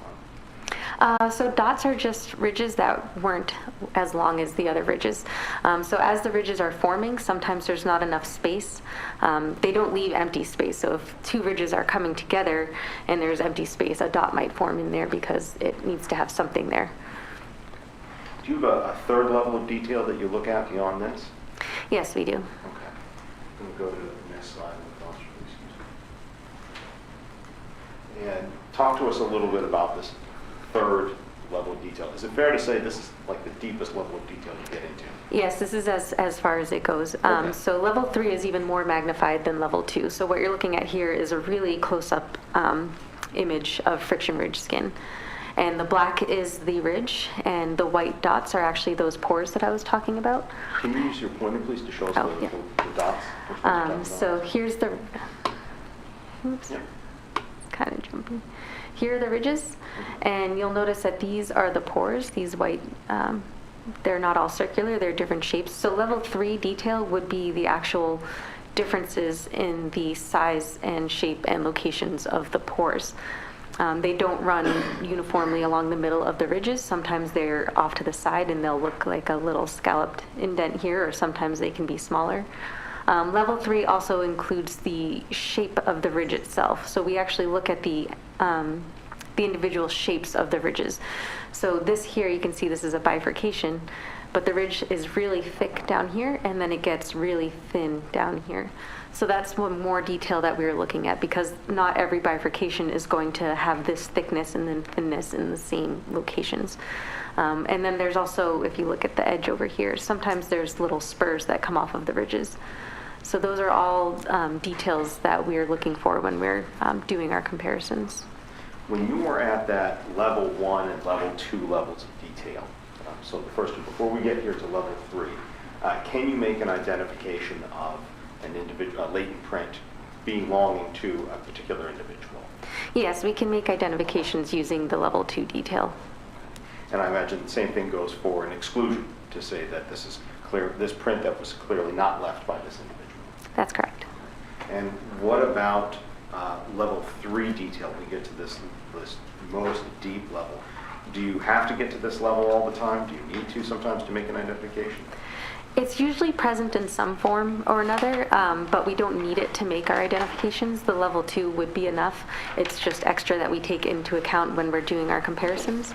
The pores aren't always visible. If there's a lot of pressure, whatever matrix is on the finger, it could fill in the pores, so we might not see them. But the shapes and the thicknesses of the ridges tend to be visible. Can an identification be made in all cases? We don't make IDs or identifications in all cases, no. And what does it mean if you can't, if you get, for example, an item, a physical item, what does it mean if you can't find a fingerprint on that item? We don't draw any conclusions in that situation because there's too many variables that could have gone into not leaving an impression, so we don't draw any conclusions on that. And if a fingerprint, the ridge detail, level 1, level 2, or level 3, if we don't see that on a particular item, does that mean that the item was never touched? No, it does not. Speaking generally about the variables that can cause a fingerprint to leave friction ridge detail or have it not be found, and I think you're meaning, I'm kind of asking about, again, some of those other factors that can happen. We talked about what can happen with a person's skin, whether how hard they press or whether they wash their hands. I mentioned the same thing would be if a person's hands were wet. Is that right? There's a lot of water content on it or other liquid. Yeah, if there's too much matrix, it can cause pooling, which would then obliterate the contrast between the ridges and the furrows, so we wouldn't be able to use that impression potentially. And just clarify, when you say matrix, what do you mean? The matrix is whatever is covering the hand. So there's latent print residue, which I talked about, but it could also be paint, oil that you've touched. If you've gone and you were eating a lot of greasy food, you might have a lot of extra oil on your hands, or it could be blood. There could be many different contaminants on the hand that you can leave a fingerprint in. What about the item itself? Are there certain things about a substance, an item, texture, whatever it may be, that make it more or less likely to be able to record or hold on to those oils so you can make an identification? Yes, if there's a very high texture to the surface, if you imagine the ridges trying to be put down on like a comb or something where there's gaps in it, the ridge detail isn't going to lay flat and it might not leave a usable impression. So areas where there's a high texture, we generally don't expect to find too many usable impressions. When you say areas of high texture, can you give us an example of what do you mean? So oftentimes on a gun, the grips tend to be textured so you can hold on to it tighter. So that actually hinders that area of leaving friction ridge detail because it's not a flat surface. There's too much texture to it. So for example, here I've got some kind of probably waxed and treated wood that's on the top. In that comparison to the carpet that we have in this room, would one of those be a better substance or at least a better chance of being able to hold on to friction ridge detail than the other? Yes, the flat hard surface would be a better substrate or better surface for retaining residue. I don't think you would be able to leave a fingerprint impression routinely on a carpet. Okay. It's too giving. What do you mean by too giving? It's fabric, so it would move as you're touching it. So anytime there's movement or something under the finger as it's coming into contact, it would it would diminish your chances for leaving an impression. I'm just looking at the carpet now, assuming that we didn't have any sort of matrix here, no sort of ink, dirt, or blood, or anything else like that. Have you ever been asked to see whether there was an impression left on a piece of carpet? Not for fingerprints, no. Thank you. Did you conduct a latent print examination in this matter, the State versus Brandon Castiglione? I did. Okay. And what did you process for fingerprints? What I physical processed. items, I should say. So what was that? I'm sorry, what physical items did you process? I processed Exhibit JGO1, which was a pistol, and Exhibit JGO2, which was a cartridge case. And approach.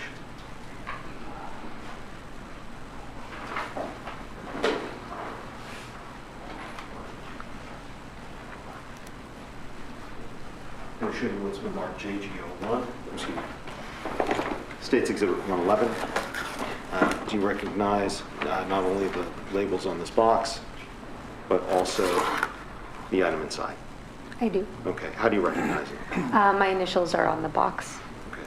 So is this JGO1 the firearm that you examined? It is. And separate from that, you said your initials are right on the box? Yeah, they're right here. Right there? Okay. And separate from that, go ahead and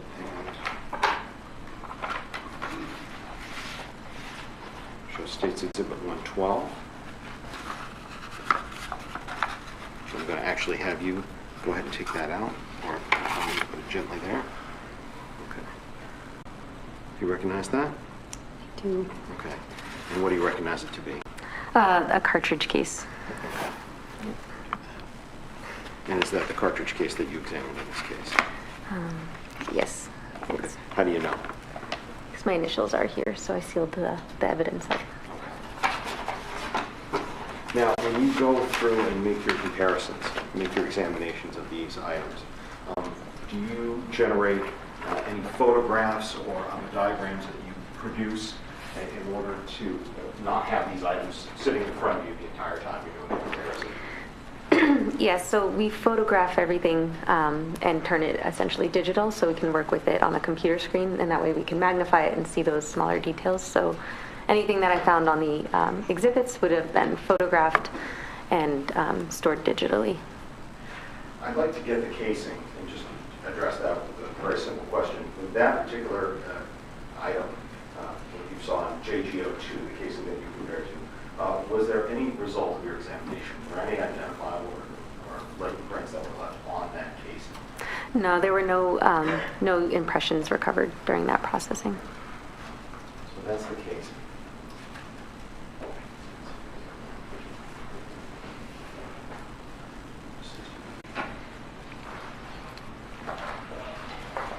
Just put them on, please. Thank you.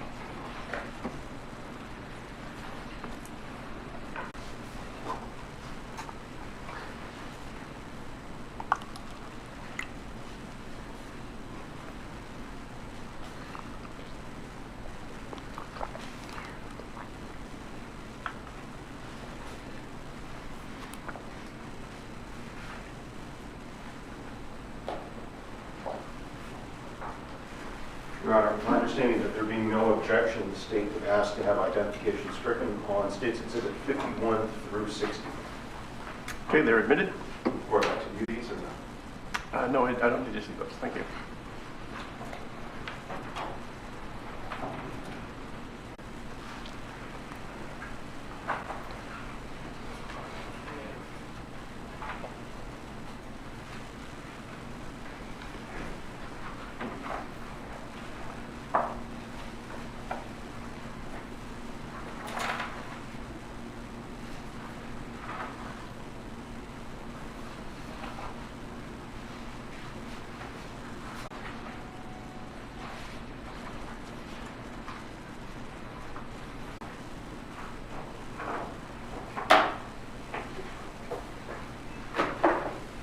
Martinez, I'm going to hand you Lisbon Marcus States Exhibits 51 through 61. And I'm just going to talk with you here for just a brief moment, and then we'll probably put them up on the screen so that everybody can see. Okay. Do you recognize States Exhibit 51 here? I do. Okay, what is that? That is Exhibit JGO1. Okay. Did you take this photograph? I did. Okay. And State's Exhibit 52. Do you recognize that photograph? Yes, that's exhibit JGO1 again. JGO1 again. Did you take this photograph as well? I did. All right. And I'm going to have you generally go ahead and flip through on your own State's Exhibit 53 through 61. Okay. And I'll say, you can go ahead and take your time, look through all of them, and then I'll ask you questions at the end.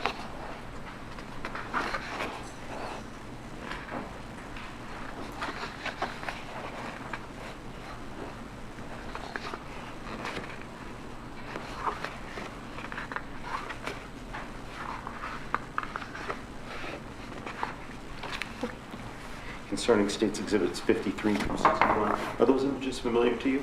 Yes, they are. Okay, how are they familiar to you? It's a mix of images that I took of the exhibits and my work product, my analysis, and my comparison charts. So I'd like to be able to put these on the big screen so you kind of take us through how you've made this analysis and what you've looked at. So we talked a bit about the casing a moment ago that you examined JGO2. I would like to switch now to the handgun JGO1. Specifically, excuse me, with that, what was the result when you looked at JGO1, the firearm? Did you find any spots of impressions that were latent impressions? Yes, I found and documented 3 different areas of latent impressions. Okay. And those 3 areas of impressions, how did you label those 3? I gave them each a unique identifier, so they were L1, L2, and L3. Which of those, L1, L2, and L3, which of those had sufficient details that you were able to make a comparison to some known set of impressions? L1 and L3. Okay. So what was wrong with L2, so to speak? L2 was a smaller impression with a higher amount of distortion. So when I went through the analysis, it was determined that there wasn't a sufficient amount of detail to move forward into the comparison process. I'm going to go ahead and show you images of States Exhibit 51 and 52 that we just looked at a moment ago. These are the photos that you took of this gun during its processing, correct? That's correct. I'm zooming in a little bit on 51, States Exhibit 51, and that's the one with the kind of the purple tab. Excuse us for a moment, Your Honor.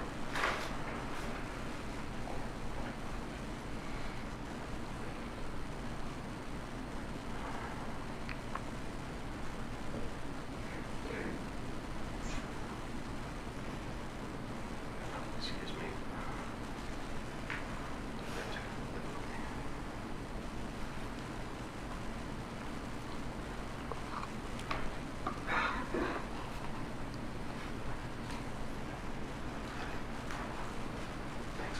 Zooming in on this part of exhibit number 51, what are we looking at here when we see that kind of like little pink arrow? So that is the designator to show that what I was photographing in this overall image was latent impression L1, and it's on top of the scale. It's on top of the what? Our scale. Oh, that's the blue object underneath? So the scale would be the essentially a ruler that we put in images to make sure we can appropriately size them at a different time. So is that the white and the black that we're looking at that's yes, underneath that? Yes. Underneath the pink arrow, okay. And then separate from that, I'm going to focus your attention over on the other half of the screen here on 52, States Exhibit 52. The green arrow that we're looking at in the top corner, what's that? So that arrow is indicating where L3 was documented on the exhibit.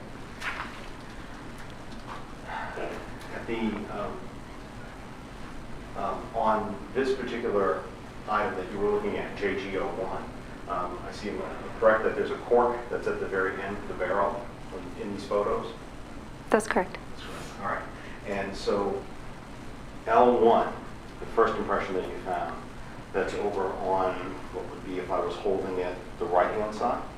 Yes. At the top? That's correct. And L3 is at the end near the tip? That's correct. On the very, very top of the firearm? Yes, that's correct. Now, I'd like to take a look at these two that you found here and show you blow-ups here of States Exhibit 53 and 54, and kind of take us through what did you do here to look at L1, that one on the left-hand side, the slide of the gun. So the image L1 that you see on the left was processed with a fluorescent superglue. So when items come into the lab, we'll search for latents, and if we don't find them with visual techniques, we'll move on to a superglue fume. By that I mean we take superglue in a tin and we heat it up, and it creates a fume, and the fume will polymerize or stick to any latent print residue on the image, on the exhibit, and that renders it visible. In our lab, we use a fluorescent superglue, so I can look at the processed exhibit with an alternate light source, so different wavelengths of light, and that will cause the developed impression to fluoresce or glow orange like you see here. So that's what we're seeing on the left. And so you photographed it after you went ahead and used the super, what's the right word for that technique? It's a cyanoacrylate fume, but we call it's a superglue is the Good, that other one's common pretty term. simple. All right, so we call it superglue technique. So you do that, then you put the alternative light source on it, and then that's how you took this photo here? Yes, it's viewed with the alternate light source and a filter. And referring to States Exhibit 54 here on the right-hand side of the screen, how did you generate this image? So that is the same image as the one on the left, but it went through digital processing once I had it on my screen. So we have software that we can use to increase the contrast and turn it black and white to make it the ridges more visible and more similar to what I'm going to see in a comparison. And I'd like to go ahead and show you States Exhibit 55. What is this image and what does this show us? So this would be my analysis of L1 that I did. So when I pulled up the image, I would rotate it so it was in the proper orientation, and we designate that with the horseshoe that you can see or I hope you can see at the top in blue. So that would indicate this part of the finger. So that's how I can tell which way it was oriented. And then I can't quite see it from here, so I don't know if you can either, but there's I went through and marked all of the details, those bifurcations, ridge endings, and dots that I could see in green and yellow. Yeah, I can see them now. You can see the green and yellow. I can. So those are, obviously, those aren't part of the fume process, the glue process there. Those are dots that you put on? Yeah, those are dots that I put on to mark what I was seeing so I could document what I was seeing before I move on to my comparison. So those would be the features that I would use to search when I start looking at a known. I'm going to show you States Exhibit 55 up close. Mm-hmm. Let me ask you, from sitting here, looking at that screen compared to looking at this image in front of you, is it easier to see on this image here up close or farther away? I think it's probably easier to see on this. Your Honor, if the witness could step down from the stand, then apparently those images are just not popping up very well there. Have her show them to the jury, please. Can I take a look? No. I don't know. Yeah. Oh, now I see him. Okay. All right. Thank you, Your Honor. So, if you could step down just for a minute. Counsel, if you want to move to take a look, yeah.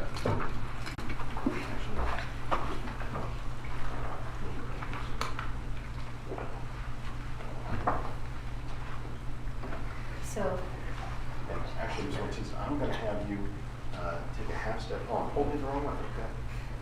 I'm going It's to hard to hold look at it. these. I just want to make sure that all our jurors can see. okay. Can you point out what you talked about, the green and the yellow and what they represent? Yeah, so what I was talking about with the horseshoe is this blue, so that would indicate to me what was up on a 10 print card. So we like to have it in the proper orientation when we go into our comparisons. So when I put this horseshoe on, I'm saying this is how it would be oriented, and that is also identifiable, so we put that on again. In the green and yellow, I've marked bifurcations, ridge endings, dots, anything that I saw that I was going to use in the comparison. And the yellow is other areas that I saw that there's a little bit more distortion, so it's a little bit, those ones they have a little bit less confidence in them, but the green ones are the ones that I would use going forward. So I'm seeing, and correct me if I'm wrong, but I'm seeing you've got green dots all the way down here, kind of near where that logo is, and then all the way up here as well. That's correct. So that's some of those levels that we talked about, level 1, level 2, deep levels of detail that you can see from this when you're examining. Yeah, so when I look at this, I can see that it is the fingerprint goes here, and there's a big gap in the substrate, so that's why there's nothing recorded here. The gun actually had a missing port. Oh, it's not missing. It was manufactured that way, but the skin didn't have anything to come in contact with, so there's just a gap here. But I can follow the ridges all the way through, and it gets fainter here because there's some sort of distortion, but I can see the level 1 going through it and then coming down here. So I knew it was all one continuous impression, and it was a left slip. Just a little. Can everybody see the dots that she was talking about? Yeah, okay, just checking. Hold on, I'm seeing a mess in the back. Yeah. Sorry, can you walk over here and change the same thing? And can you kind of point out where those dots are again? Oops, excuse me. So here's the horseshoe that I was talking about, and then if you look, there's some green markings here and some green down here and a little bit of yellow off to the sides here. So those are the details I was going to use going into my comparison. And that section there in the middle, you said it is not a manufacturing defect, but an area where there is no metal. Exactly. There's nothing to impact.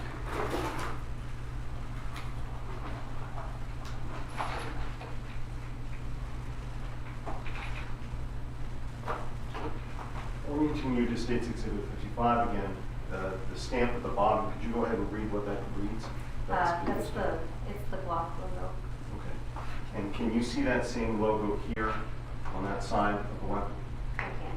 Okay. I'll have you point out again where it is. So the Glock logo from the image here is present. Can everybody see that on this end? All right, let's go over to this end as well. So we get our orientation correct. So the Glock logo here is the one that was present right here on the side.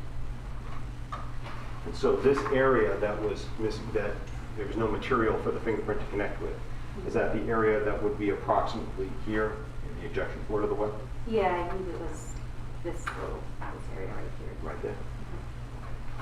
All right, thank you very much. Based upon what we have on the screen, we're going to go ahead. I'm going to have you stay up here just for a brief moment and show you States Exhibit 56, which is on the monitors behind us, but I think I'd like to have you stay here and kind of walk us through, based on the levels of detail. We'll do the same thing if we want half here. Can you please go ahead and show us what is this particular exhibit showing, basically what's demonstrated? So we just went over my analysis of L1 on exhibit JG01. So these are the details that I've marked. And this is the comparison that I did to Brandon Castiglione, the number 6, which indicates the left thumb. And you can see that the markings that I had in green on the analysis, I was able to find them in a similar location and an agreement within the impression from his card. Move down to that end of Troy so everybody else can see. Without being repetitive, can you say the same thing again, please? So this Same is question. the image that I just showed you, JG01 or L1 on JG01. And in the green, I had my markings that I had in my analysis, and then here on the right, you can see the fingerprint from Brandon Castiglione's record. It was his number 6, which is that means the left thumb.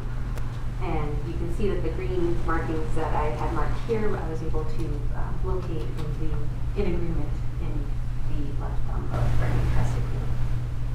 So, saying the left thumb of Brandon Castiglione, so that the identification that you've made with regards to L1, the impression that was left on that side of that particular weapon, was the same or identified as the left thumb of Brandon Castiglione. That's correct. Thank you for coming up close. If you could retake your seat for a moment. And those levels that we talked about, and at this point I'm going to go to States Exhibit 57. This particular exhibit, the color that we're seeing here on the screen, how did that color get there, basically, on these photos? Yes, so this is not how I would typically chart. I made this chart as a demonstrative aid to help see the ridges and how they flow, just in case the green dots weren't visible. So I just highlighted the ridges that I was following in different colors to bring out the details that I was seeing. Now, before you stated that an identification could be made by just looking at levels L1 and L2 of detail, and then obviously on some you go down to L3. Sorry, L3. Apologize. The third level of detail, or level 3 detail. For this comparison, when you were looking at just level 1, or level 1 and level 2, or level 1, 2, and 3? I was looking at all 3 levels. So as I mentioned, I was able to tell that it was a left sloping loop, so I had enough there to tell that it was a finger and that it was a left sloping loop, so that was the level 1. I had marked up all of my level 2 that I went over in those, the green and yellow markings. We don't routinely mark the level 3 because there's just usually so much of it, and it would be tracing every ridge, so it's something that we do visually when we're doing the comparison. But there was level 3 present that I used in this comparison. So based upon that, is it fair to say that you could make the identification by just looking at levels 1 and level 2, but you did look at a level 3 detail as well? Yes, that's correct. I'd like to look now at the other print that you looked at, level 3. And if we need to, we'll go ahead and I'll get States Exhibit 58 and 59 to have available.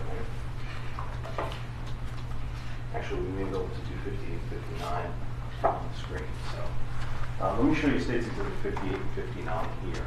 What are these two images that we're looking at? 58 on the left and 59 on the right. So on the left is an image that I took of L3 on the side of the exhibit JG01. So this one, it was processed with the super glue fume as well, but it didn't show up as well with that process. So I moved on and processed it with a dye stain that's we call Ardrox. So that essentially adds a different type of fluorescence to the impression. So I'm looking at it under a different wavelength of light with a different filter, but the premise is the same. The ridge detail is fluorescing, so the lighter green, what you see is the ridges, and the darker in between would be the furrows. And from that, looking onto the right on States Exhibit 59, what are you doing here to make this photograph? So we have software that we can use to increase the contrast between the ridges and the furrows and turn it black and white, so it's more similar to what we're looking at when we look at the black and white fingerprint cards. The examination, or the explanation that you had just a moment ago when we talked about the different dots, did you do the same thing, that level of detail examination for L3 as you did for L1? I did. Okay. I'd like to show States Exhibit 60. Excuse me. And what is this an image of? So that would be my analysis of L3.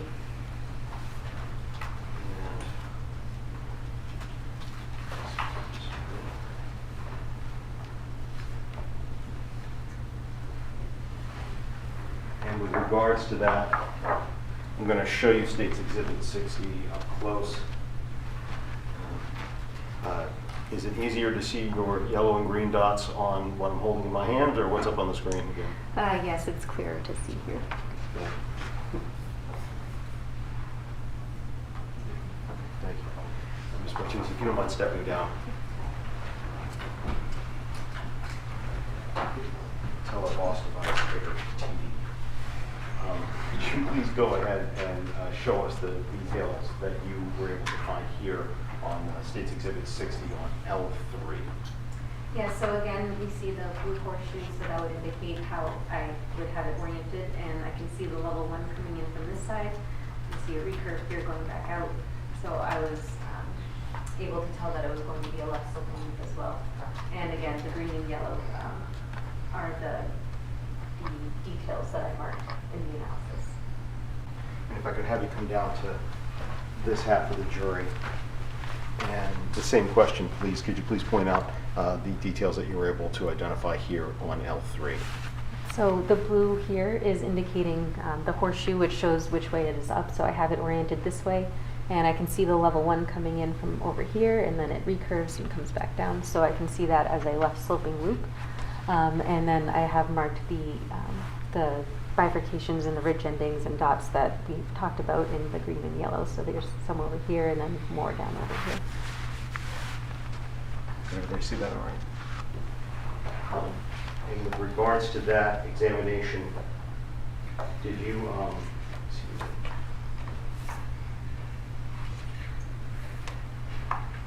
Actually, if I'm going to have you retake your seat, please. Sorry.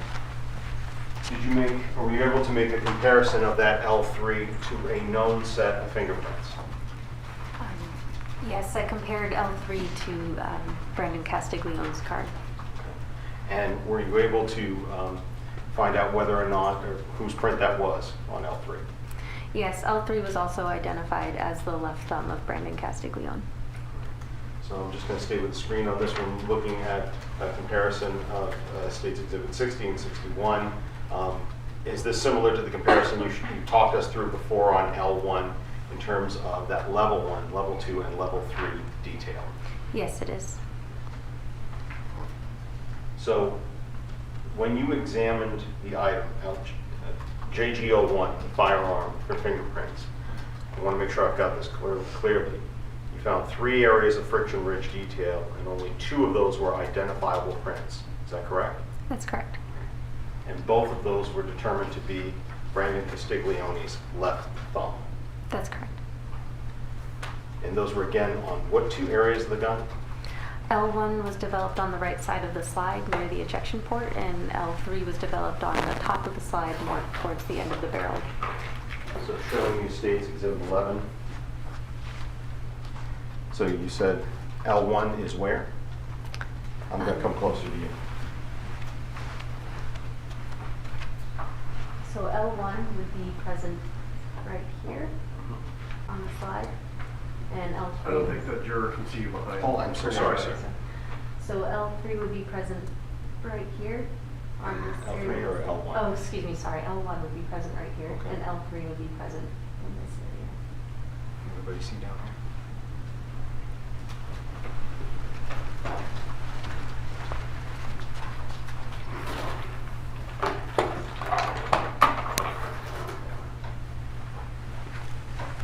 Just a moment, please, Your Honor.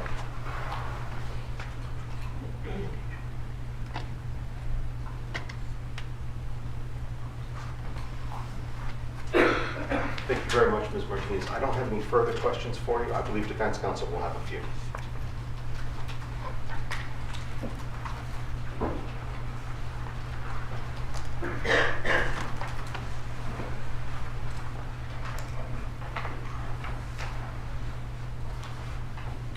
Morning. Good morning.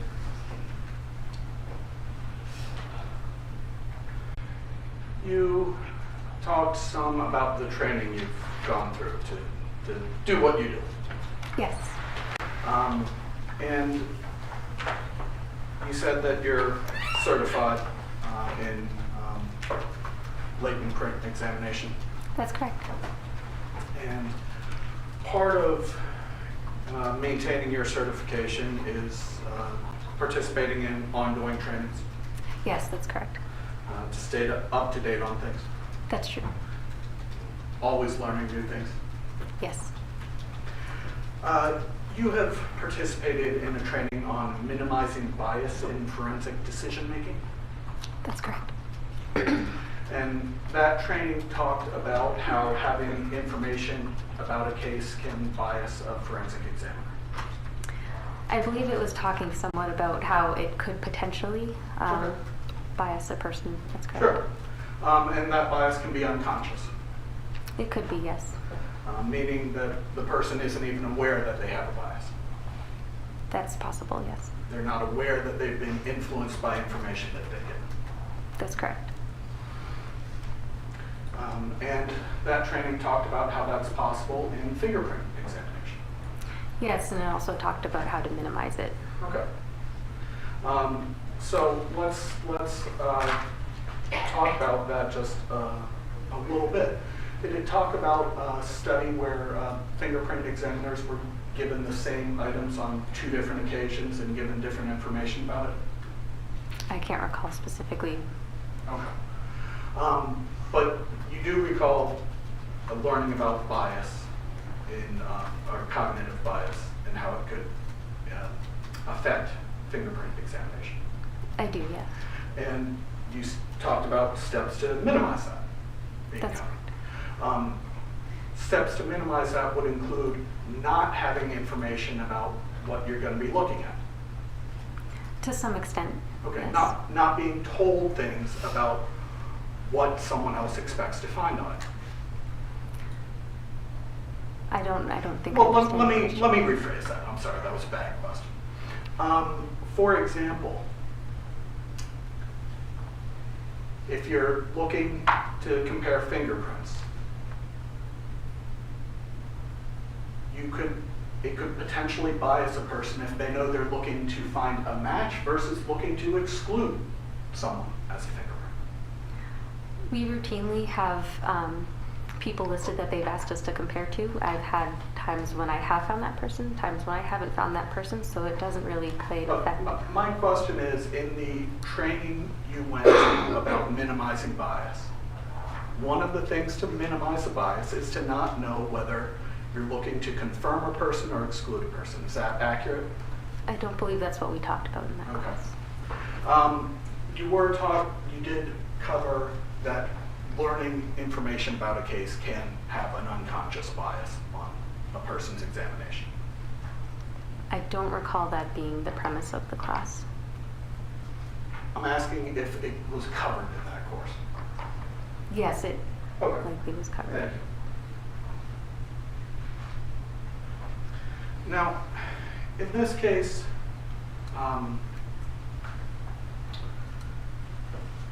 you wrote 2 reports ultimately, correct? That's correct. One was dated May 19th of 2020. That sounds about correct. I'd have to check exact date. And the other was, if I said the other was written May 21st of 2020, have any reason to doubt that? I know the work was done in May 2020, so that sounds Okay. close. So just a couple days apart in May of 2020. And those were the days when you checked to see if the gun had any fingerprints on it.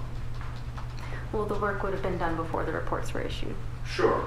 Were the reports written on the same day that you conducted the work, or would they have been written a day or 2 after? They would have been written after their summary of the completion of the Okay. work. But within days of doing the work? Yes, So that work was done in May. that's correct.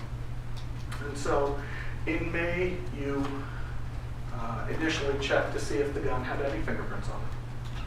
That's correct. And then after you found initially, I think, 3 prints, you said? That's correct. L1, L2, and L3. That's correct. And then you compared those prints to Brandon Castiglione's prints. That's correct. And prior to doing that, you had been in touch with Trooper Stephen Slover. Is that correct? That's correct. Prior to testing anything, you had been told that Brandon Castiglione was a suspect in this case. Yes, that's correct.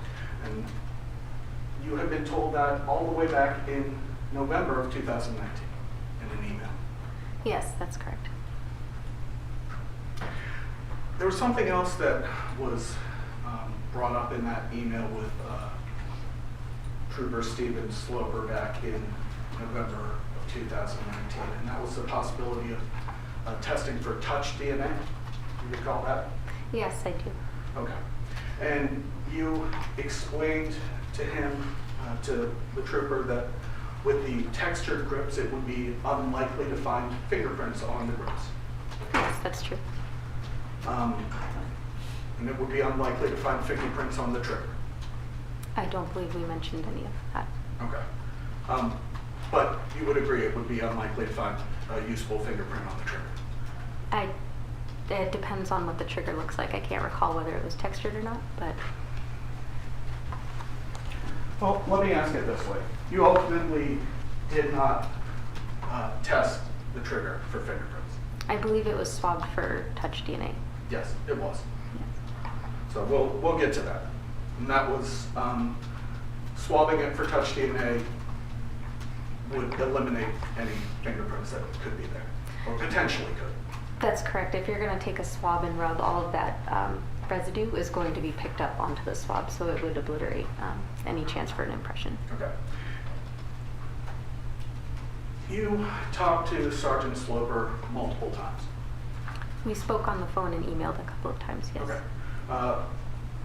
Handful of emails at least. I can't recall how many exactly we had.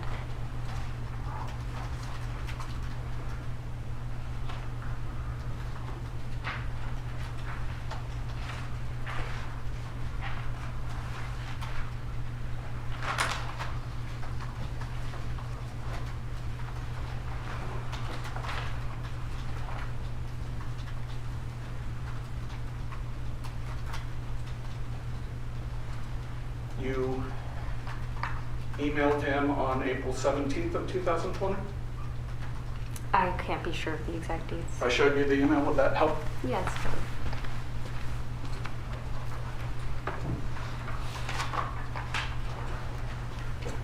We just have a discovery page. Oh, I'm sorry, I can show you. It's not the stamp, it goes in the lab file. Thank you.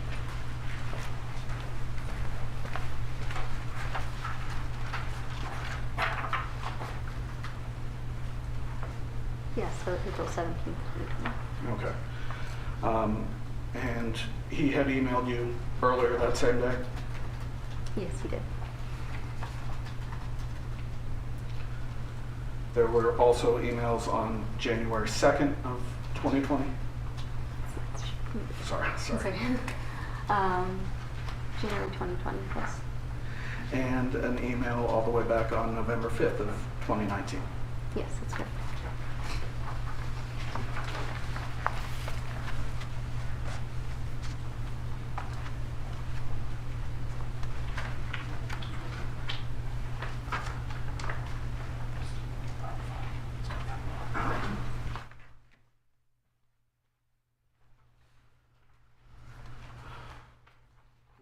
Also, emails between the two of you on January 3rd of 2020? Yes, this was all one chain of us trying to get in touch with each other. Sure. They're all very They're- short they're- lines. they're just short. Checking in. Yeah. They're short. But there was an email sent on January 3rd of 2020 from him to you? Yes, that's correct. And that was in response to an email that you had sent him the previous day on January 2nd? Yes, I was checking in on a question I had asked.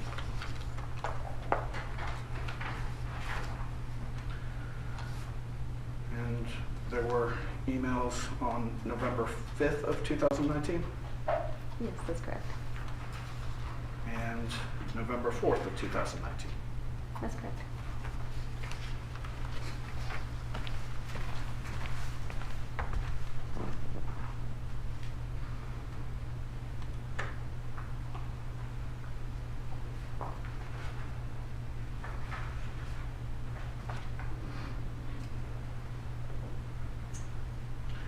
And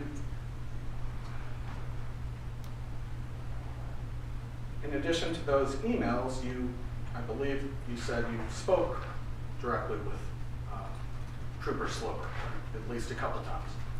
At one point, he asked if we could have a phone call to clarify because we were playing email tag essentially. Sure. And you had a conversation with him. I did, yes. And after that conversation, you wrote up a memo about what you had discussed. Yes, it's routine that when we have a conversation, we document what was discussed. Okay.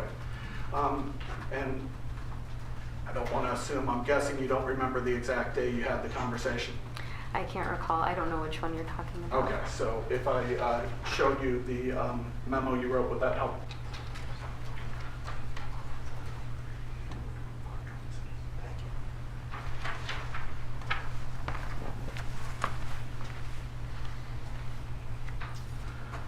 So you wrote a memo on April 23rd of 2020, documenting your conversation with Trooper Sloper?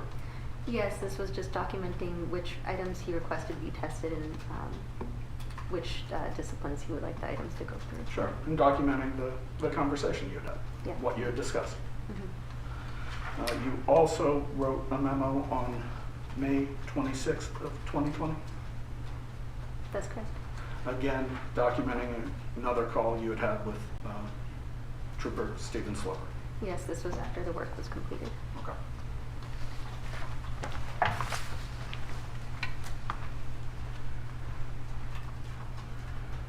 Now, I want to talk to you about that April 23rd conversation that you had with Trooper Slope.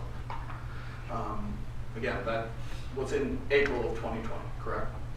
April of 2020, yes, that would be correct. Okay. And you conducted your tests in May of 2020. That's correct. So you had this conversation with Trooper Sloper prior to doing any testing? I did, yes. In your memo, you noted that Detective Sloper requested that examinations, that you perform examinations that would potentially link Brandon Castiglione to that gun? That's correct. And again, he had previously told you that Brandon Castiglione was the suspect in this case? It's routine for us to need to know who we have to compare to. If we don't have a suspect or someone named, we would not know who to compare the impressions to. So it's routine to know who the suspect is. My question was, Trooper Sloper had informed you that Brandon Castiglione was a suspect in this case. Yes, that's correct. He also told you that the gun had been found near Brandon Castiglione. Yes, he mentioned, I believe, in close proximity. Okay. And he told you that before you conducted any tests? Yes, sometimes we have to know where the item was found, because if the item had been found on this person, I would have suggested not doing fingerprints, because then it wouldn't have been probative to their investigation.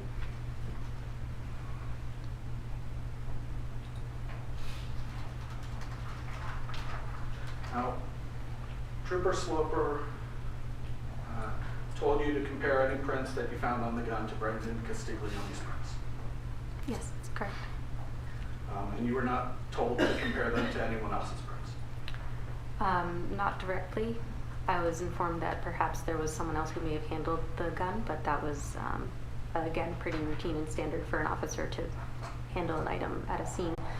And he said he believed they were wearing gloves, so I did not think I needed to compare to that individual. So your answer is yes, you were told to compare the prints to Brandon Castiglione's prints? Yes, that's correct. And again, you had been told that Brandon was the suspect? Yes, And that the gun had been found here? that's correct. A few days after you spoke with, well, let me ask it a slightly different way. You indicated a number of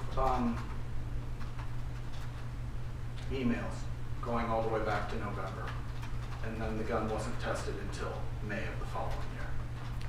That's correct. We went back and forth. I asked a question, he needed to get an answer. Someone, I believe, was on paternity leave, then COVID hit, everything shut down, so we didn't get a chance to connect until April. He said he needed to consult with someone. I believe so. Would seeing the email help refresh your memory as to your conversation with him there? Yes, it would.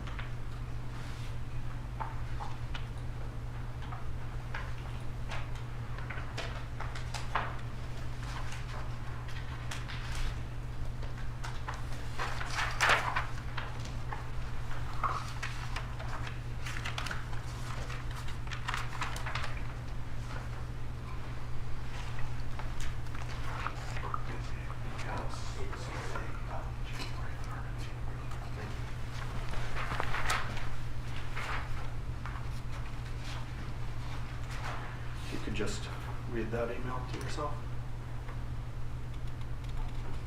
And does that help you remember what he told you? Yes, it does.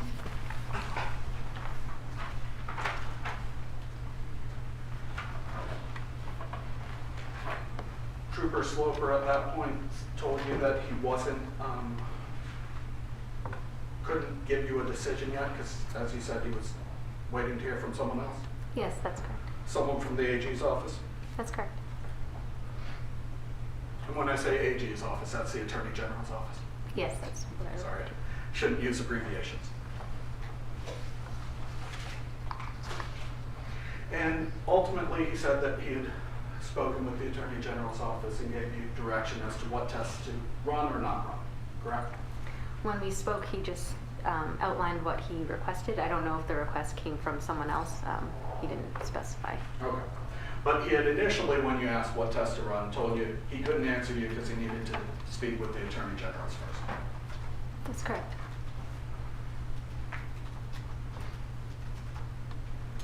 And you had a phone call with Trooper Sloper on May 26th of 2020?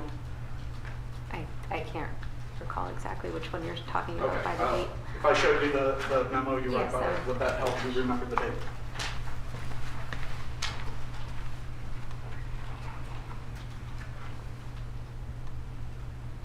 Okay. So this memo is dated May 26th of 2020, Yes, that's correct. about a phone call you had with Trooper Sloper. That's correct.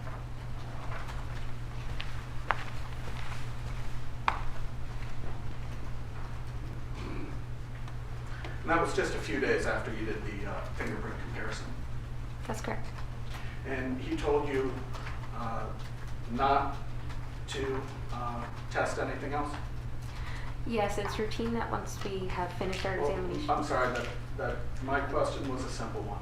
He told you not to test anything else at that point. Is that accurate? Yes, after I disclosed the identifications, he made the determination to put things on hold because he didn't Okay. see a need to go further. All right, so we'll talk about that in a moment. Want to ask you about a concept called touch DNA. You're familiar with that concept I am, yes. and what that is? Yes. Could you just briefly describe it to the jury? I'm not an expert in DNA analysis. That's a whole different discipline that requires training, so I can't really offer an opinion on touch DNA. I can describe that it is. I'm just asking for a description of what it is, not any opinions about it. Okay, so touch DNA would be DNA that you leave when you're touching items. So just tiny, tiny amounts of DNA just from touching an item. I can't speak to the amounts that would be present in it. Okay. But small amounts of DNA can be recovered off an object, potentially. I can't talk about it. It could be a lot, it could be a little. I'm not a Okay. DNA analyst. You actually had someone else from your lab swab the gun for potential touch DNA before you did that super glue fume, correct? Yes, that's correct.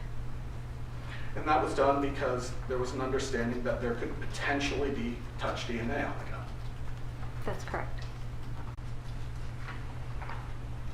That swabbing was done in your presence? That's correct.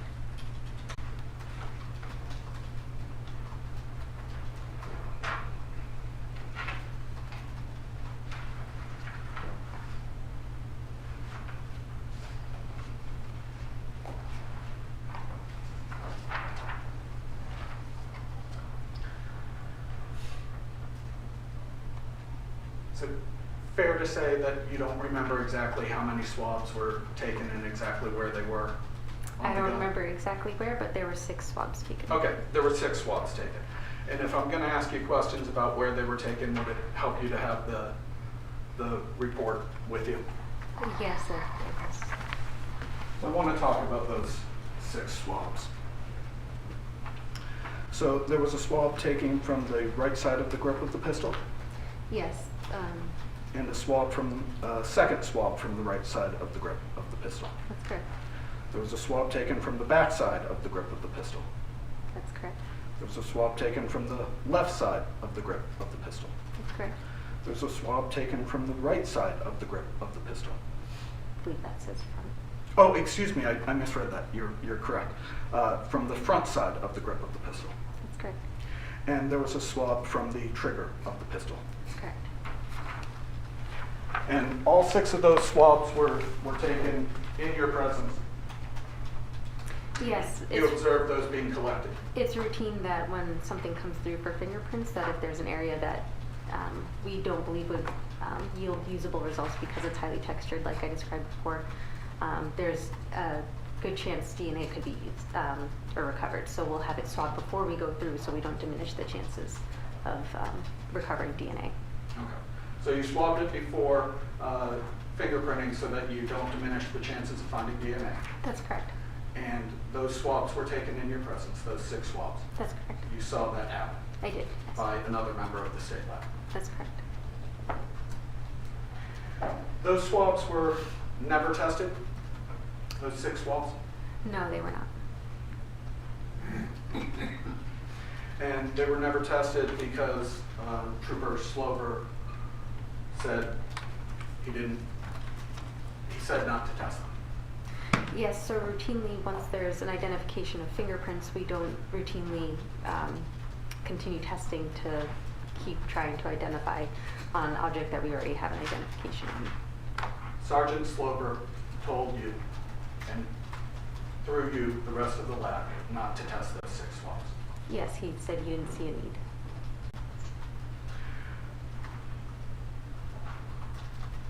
You talked about fingerprints, Yes.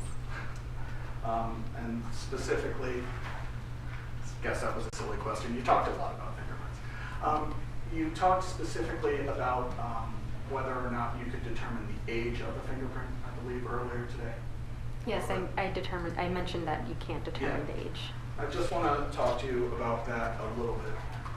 It's not possible to determine the age of a fingerprint at all. There are certain times when we could deduce the age of a fingerprint, say if it's known for sure that an item was cleaned at this date and it came after, we could say it came after that impression, or after that cleaning, but we can't say for sure how long things have been on. Okay. the exhibit. But that example you gave, that would be based on other information, not based on the fingerprint itself. Exactly, yeah. Now, for all you know, L1, you said L1 was Brandon's, I'm sorry, which did you say? Left Still thumb or right thumb? Left thumb. Left thumb. For all you know, L1 could have been left in June of 2019? I couldn't say. Could have been left in 2018? I really can't offer an opinion on any date. I'm not asking you to offer an opinion, I'm just asking you if that's possible. I could not age the impression. Okay. So you would not be able to eliminate the possibility that it was left in 2018? No, I could not. Would be able to eliminate the possibility that it was left in 2017? Again, I could not. Wouldn't be able to eliminate the possibility that it was left in You know, at this 2015? point, asked and answered, I think she stated she cannot date the time of it. We've had 4 different examples now. The 5th one's not going to make any difference. Give her one last one. That was my last one. All right. She can answer it. If she has a different answer, or she can answer it. Go ahead. What was the date again? Sure. You wouldn't be able to eliminate the possibility that it was left in 2015 or even before? I can say that it was left there after the gun was created. Okay. So And that's all that you're able to say, that it was left there after the gun was created? that's great. And without going through all those different years and examples, that same answer would be true for L3 also, the other print on the gun. That's correct. All you can say is that it was made sometime after the gun was manufactured. That's correct. And you don't know the date the gun was manufactured? I didn't look into that, no. Counsel, do you have more to cover? Because we're at the noon break. I actually think it will be pretty brief. I think I can do it in another 2 or 3 minutes if we can manage. And do you have a lot more to go over with her? For myself, Your Honor, right now I'm counting 3 questions. That's it. How many subparts for each question? Roman numerals. Okay. All right. Why don't we try to wrap up just before lunchtime? Okay.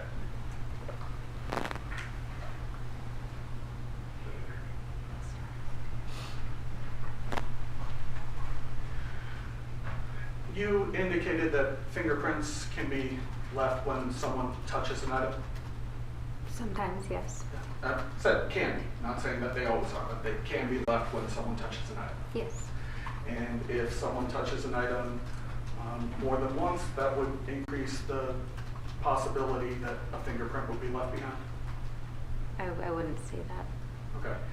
Well, if there is a chance that a print is left behind, would it be fair to say there's a chance any time an item is touched that a fingerprint is left behind? I wouldn't say that. It depends on the residue that's on the hands and many of the other factors that I've already been over. Okay.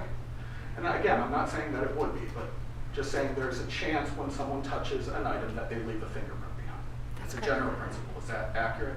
That's correct.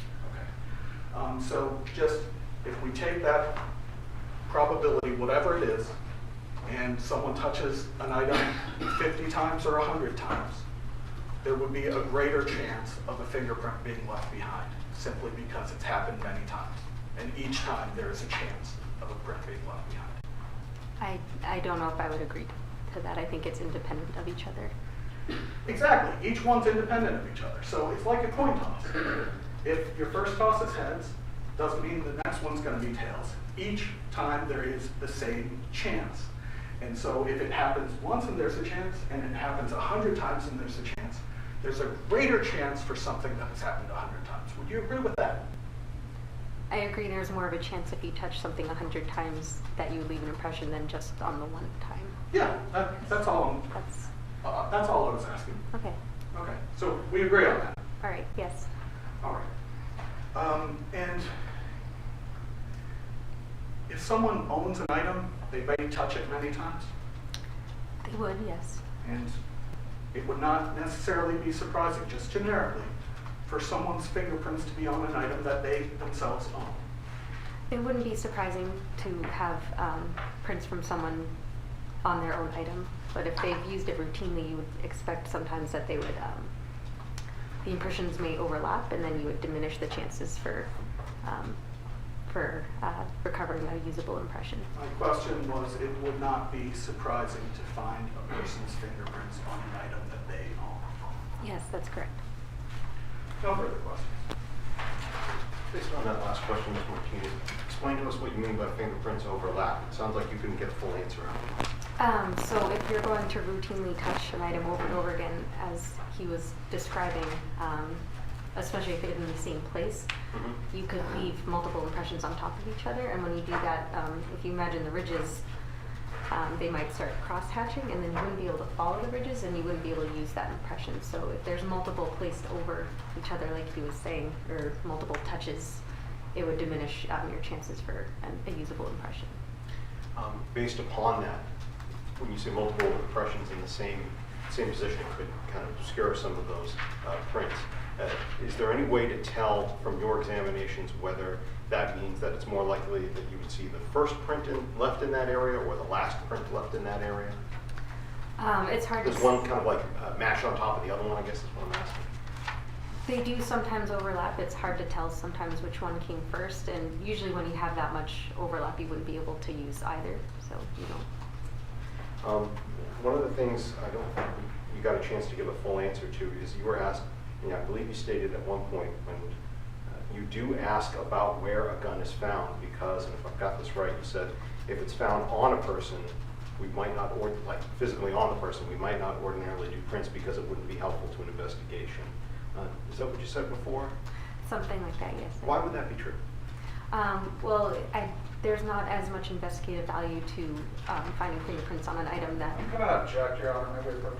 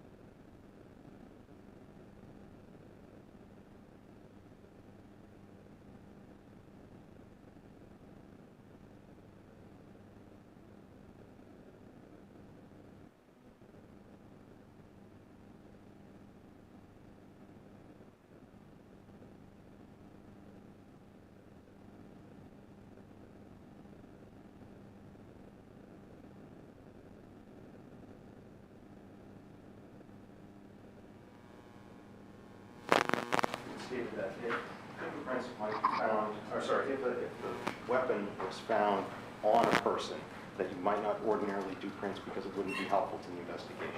Why is that? So we don't routinely test items that have been found or seen to be handled by a person because there's other information out there showing that that person handled the item, so fingerprints wouldn't be very valuable. So we tend to say we won't do that if we know the person, or if they have evidence that the person was holding the item, or if it was found in their pocket or something to that effect. And then finally, so regardless of what you were asked to compare, there were only two identifiable prints on that weapon, and both of them came back to Brandon Castiglione's left thumb, correct? That's correct. Thank you. I have no further questions for you. Thank you, Your Honor. From the defense, any recross? No, Your Honor. Okay. Ladies and gentlemen, we're going to adjourn for lunch. Do not discuss the case amongst yourselves. Do not do any independent research. Don't go online and look up anything you just heard about or anything you've heard about in the trial or anything at all. And we'll see you back here at about 10 past 1 o'clock. See you then. Thank you. All rise for the jury, please.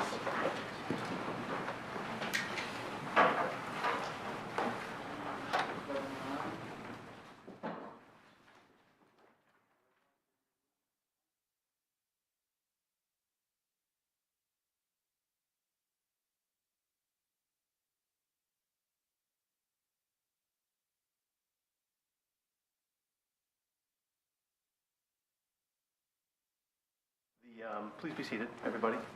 Before I excuse her, I'm assuming everybody's done. So, Ms. Martinez, you can actually you can step down. You don't have to stay up here on the witness stand. Sorry. Is this the last witness that's going to talk about the contents of the box with the gun in it? I don't know where we are on that, but it's my understanding.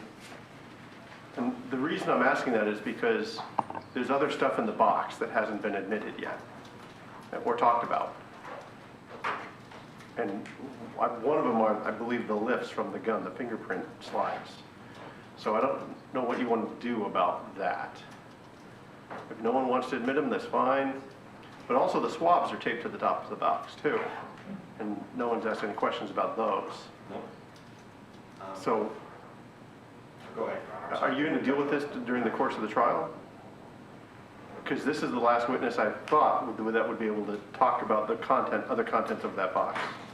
Because if not, we can't send the box in because they're not in evidence. No one's talked about them. I just happen to know that they're swabs because I know what they look like. Your Honor, we've only sought the admission of the firearm itself.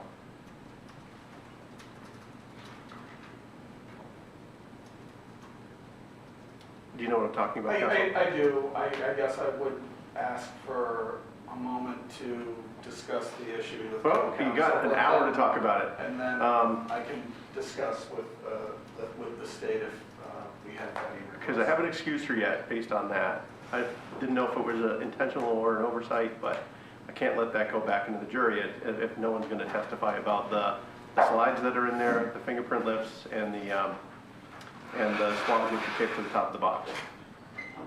Okay? Let me know what we want to do when we resume. Thank you. Thank you, Your Honor.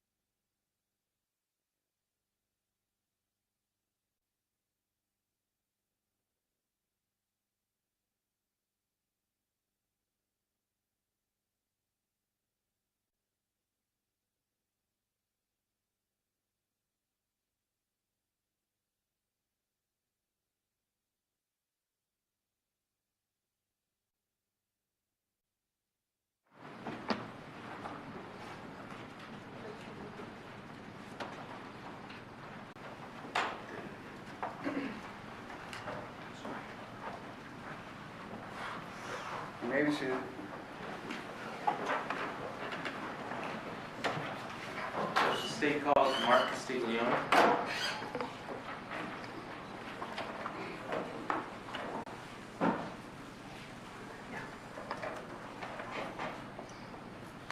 This one, sir, watch your step on forward. You can make your way up to the witness chair, but remain standing for me.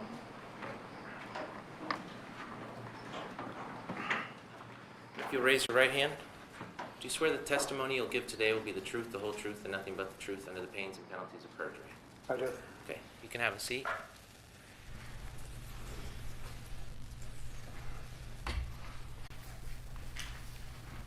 And if we could start with just stating your full name and spell your last name for the record. Mark Castiglione, Castiglione. And how do you know the defendant, Brandon Castiglione? He's my son. How old is your son? 28 now. When's his birthday? 28/94. Do you have any other kids? Yes, I have Danielle, my daughter. How did you know the victim in this case, Luis Garcia? Oh, we knew him from our church we went to. How long had you known him? A few years at the time. Mr. Castiglione, where do you live? 15 Ridgemont Drive in Londonderry, New Hampshire. Do you own that home? Yes. How long have you lived there? At this point, about 25 years.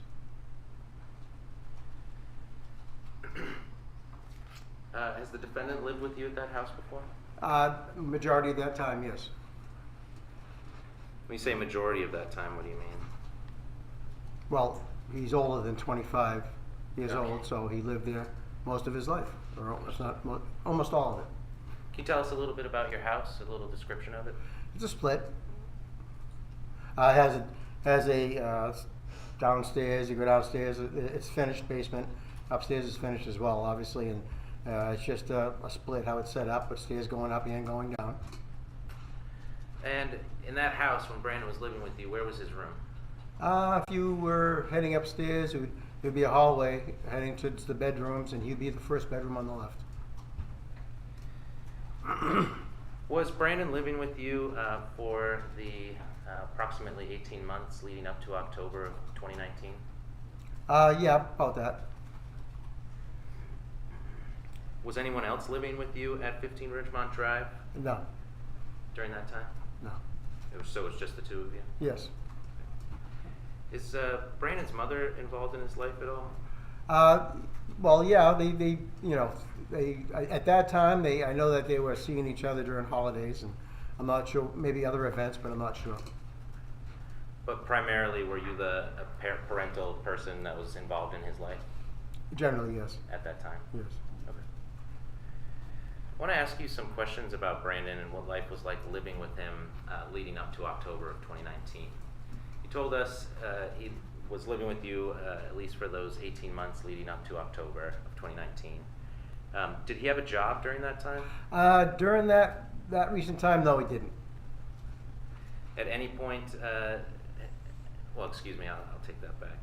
If he didn't have a job, so how was Brandon supporting himself at that time? Well, he wasn't really making any money. He was living there, so I was more or less supporting him. And so what did that include? Just food, utilities, Yeah. things like that? Right. Correct. Were you working at the time? Yes.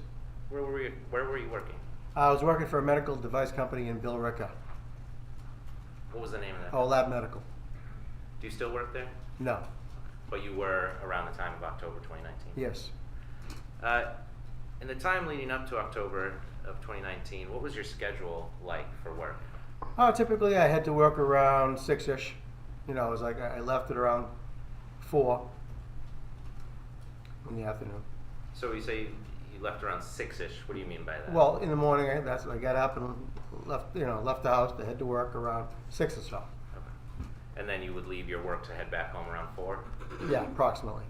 And that was every weekday you would do that? Yeah, generally.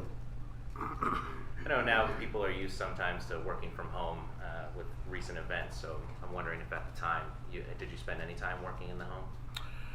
No, not at that time. Did you have a car at the time? Yes, Did you have one car or two cars? one. Did Brandon have a car at the time? At that time, I don't believe he did, no. Oh, well, actually, we had a lease at that time that he was using, and I turned that in after the lease expired. Was that before October of 2019? I'm trying to think. I thought so. I'm not 100% sure. So you think it was before then? No, I think I turned it in. I thought it was after the event. What kind of car was that? I'm trying to think now. I don't recall. You said Brandon used that car? Not at that time, no. So he wasn't using that car? A leased car? I don't believe he was. You know, I could have the timing off here because I'm not even sure. It could have been that I turned it in before them. I'm not 100% sure. Okay. So you're not sure if you had one or two cars at that time? Yeah, I could have. I know I had at least the Accord, anyway. Okay. And the Accord was yours? Yes. Did Brandon have a license to drive at that time? Not at that time, no.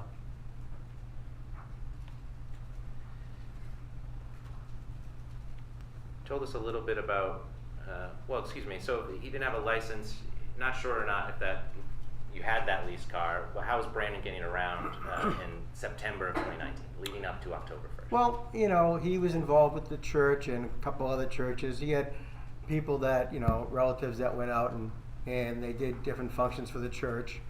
And I transported him myself quite a bit where he wanted to go. So basically, you know, he didn't have a car, so. And he didn't really go out too much at that time.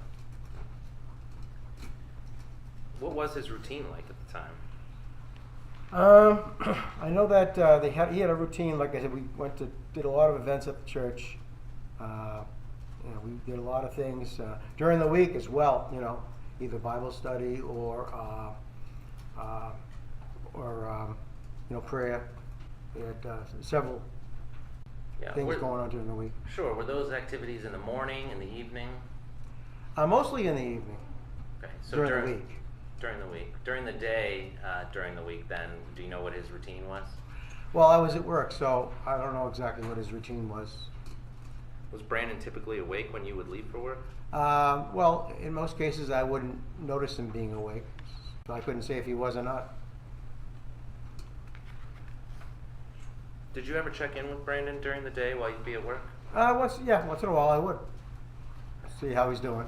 How often? I'm not sure exactly. It might not have been every day. Would he typically, you would contact him by phone? Yes. Would he typically answer his phone? Sometimes he wouldn't. I don't remember him answering most of the time. You know, a lot of times I'd call and he didn't answer. Was there a group of friends that Brandon was hanging out with at the time? He didn't really hang around his old friends because, you know, he wanted to keep away from a bad element, so to speak. Were there any newer friends that he had been hanging out with at the time that you were aware of? I know that he had met people at a church that he was attending other than the one we generally attended, and also they would go to a couple of events and he would get picked up. And also I think that his grandmother and grandfather would come and pick him up sometimes to do something with. They used to go to a nursing home or something once in a while and minister to the elderly there. So it sounds like Brandon was pretty involved in his church. I think you've referred to it so far, but what church is that? Well, NEP is the name of it. That's it's New England Pentecostal in Pelham. That was our main church, but he had other ones he'd like to attend as well. Okay. How long had he been attending NEP? Oh, it's got to have been a few years, 2 or 3 years at least. Prior to October of 2019? No, he didn't. Actually, it was it was probably 2 or 3 years prior to 19. Correct. Did you go with him to New England Pentecostal? Yes. Were you as active there as Brandon seemed to be? Not quite as much, but I went to NEP just about as much. But he had other churches, events he might do that I wouldn't do. So you kind of generally told us about some of those church-related activities. How often exactly during the week was Brandon participating in activities, Bible study, prayer? Oh, it was like a few times a week. It was like Mondays, Tuesdays, Wednesdays. We had Sunday for sure. Sometimes we'd go on Saturday for men's group. So there was quite a lot of things that we were involved with. Did you go with him to each of those activities? Mostly, yes. What about on Thursday nights? Was there a particular activity you two took part in? Thursday nights. Off the top of my head, I can't think. Would you have a Bible study regularly on Thursday nights? I thought it was Tuesday nights, to be honest with you. Thursday nights as far as outside the church, yes. Yeah. Yeah, we had a private group that we'd get together and do a Thursday evening Bible study. Okay. Yes. Where would that typically be held? Well, initially we took turns, but towards the the last 2 or 3 months before the event, we were mostly meeting at the Garcia's house. And the Garcias, who are you referring to there? Luis Garcia and Patty Garcia. So that's Luis and his wife Patty. Yes. Who else would attend those Bible studies? The main people that would be Fran and Jeff Pastana, Mike and Doreen would be another couple that would be there, myself and Brandon, and there would be other people popping in here and there, and obviously Louie and Patty, but that was the core group mostly. Who are Fran and Jeff Pastana? Well, Fran is Brandon's grandmother, and Jeff is married to Fran. I want to ask you a little bit about Brandon and Luis's relationship. When did they meet? At the church, I believe. That would be, Do you remember when before October of 2019? No, I don't. Okay. Had it been over a year? I'm sure it was, yes. What was their relationship like? Pretty good. Did you ever see them have disagreements? Well, disagreements maybe on scripture, but everyone did. Mm-hmm. So tell us a little bit about that then. Well, we'd be reading scripture during, for instance, the Thursday night, and everyone might have their own interpretation, and he was no different from anybody else as far as, he was a little less, some people were louder than others. Brandon was actually soft-spoken of the group, but, everyone had their own interpretation of what we were talking about. Mm-hmm. So we discussed it, yes. Was Brandon passionate about those discussions? Passionate, and yeah, he's passionate about the word, yes. About how often would specifically Brandon and Luis get into those disagreements? Not too often. I remember a couple that, again, he's one of the soft-spoken of the crew, but everyone, went back and forth with things. Some people were louder than others. And everyone, again, he was no different than anybody. In the weeks leading up to October 1st, 2019, have the two of them been doing anything together? And outside of church or Bible-related activities, I mean. Oh, yeah, well, during the time, a few weeks prior to that, Louis was working on painting my house, and Brandon was there most of the time, so they did stuff together. Do you know of any specific activities they did? Yeah, I know they might have went out for coffee, but I believe they went out shooting not too long before the event. Did they go to a firing range or I believe so, yes. And how long before October 1st was that? Could have been a matter of a week or two or so.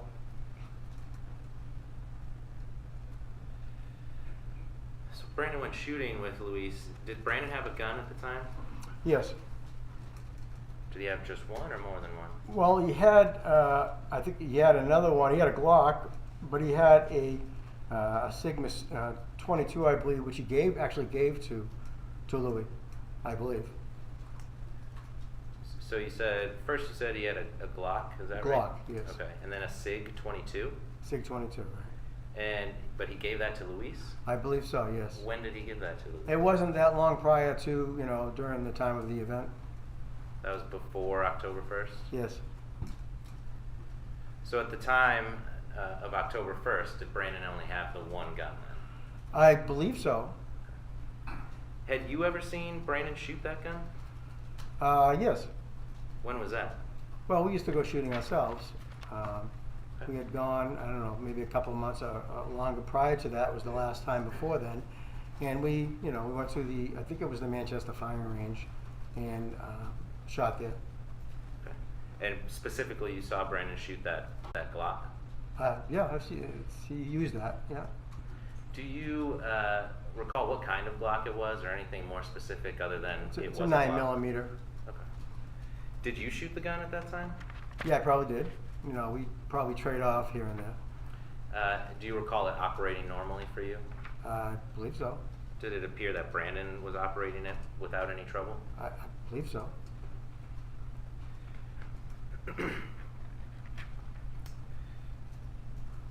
When did Brandon purchase that gun? I don't recall exactly. Do you know where he kept the gun?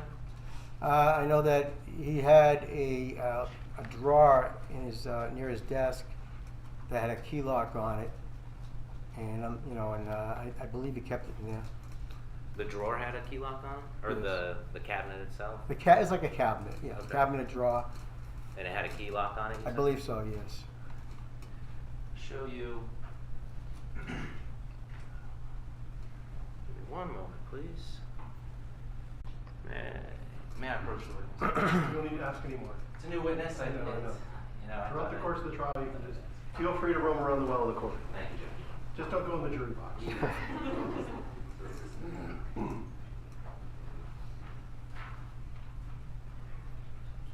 If you understand that defense would not object, Your Honor, we'd ask that States 30 be admitted as a full exhibit. Submit.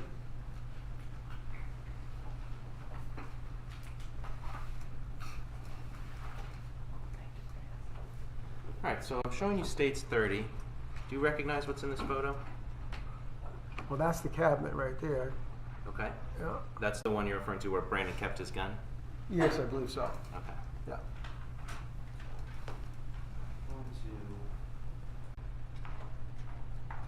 Point out to you, so the TV over here, is that the same picture we were just looking at? Yes. Okay.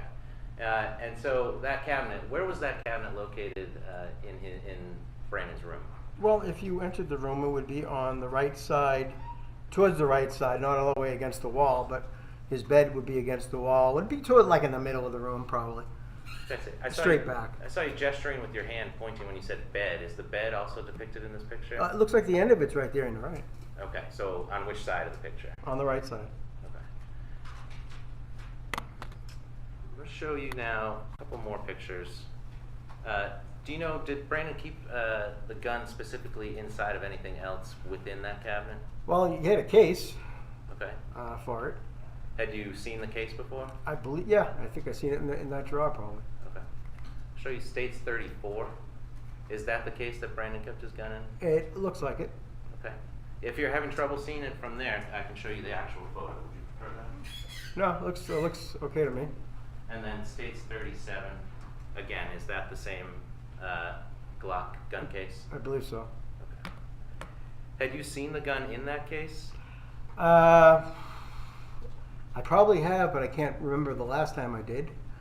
You know, if he would have brought it with him in the case if we went shooting. You know, that might have been the last time. I'm not sure. And you said that there was a key lock on that cabinet. Did you have access to that cabinet, that set of drawers? No. Okay. Had you ever been in there to look for the gun or to? look Well, I for might that have seen box? it in there with the drawer open. You know what I mean? So that's why I know that. You know. Okay. But you had never taken a key and unlocked the cabinet? to No, get- I didn't have a key.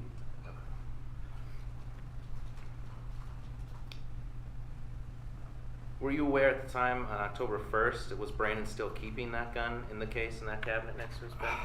I can't be 100% sure. Okay.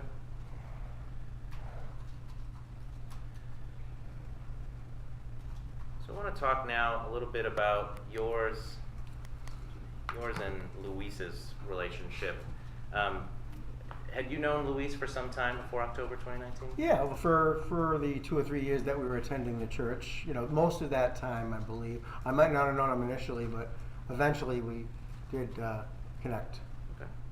In the weeks leading up to October 1st, 2019, had Luis been coming to your house?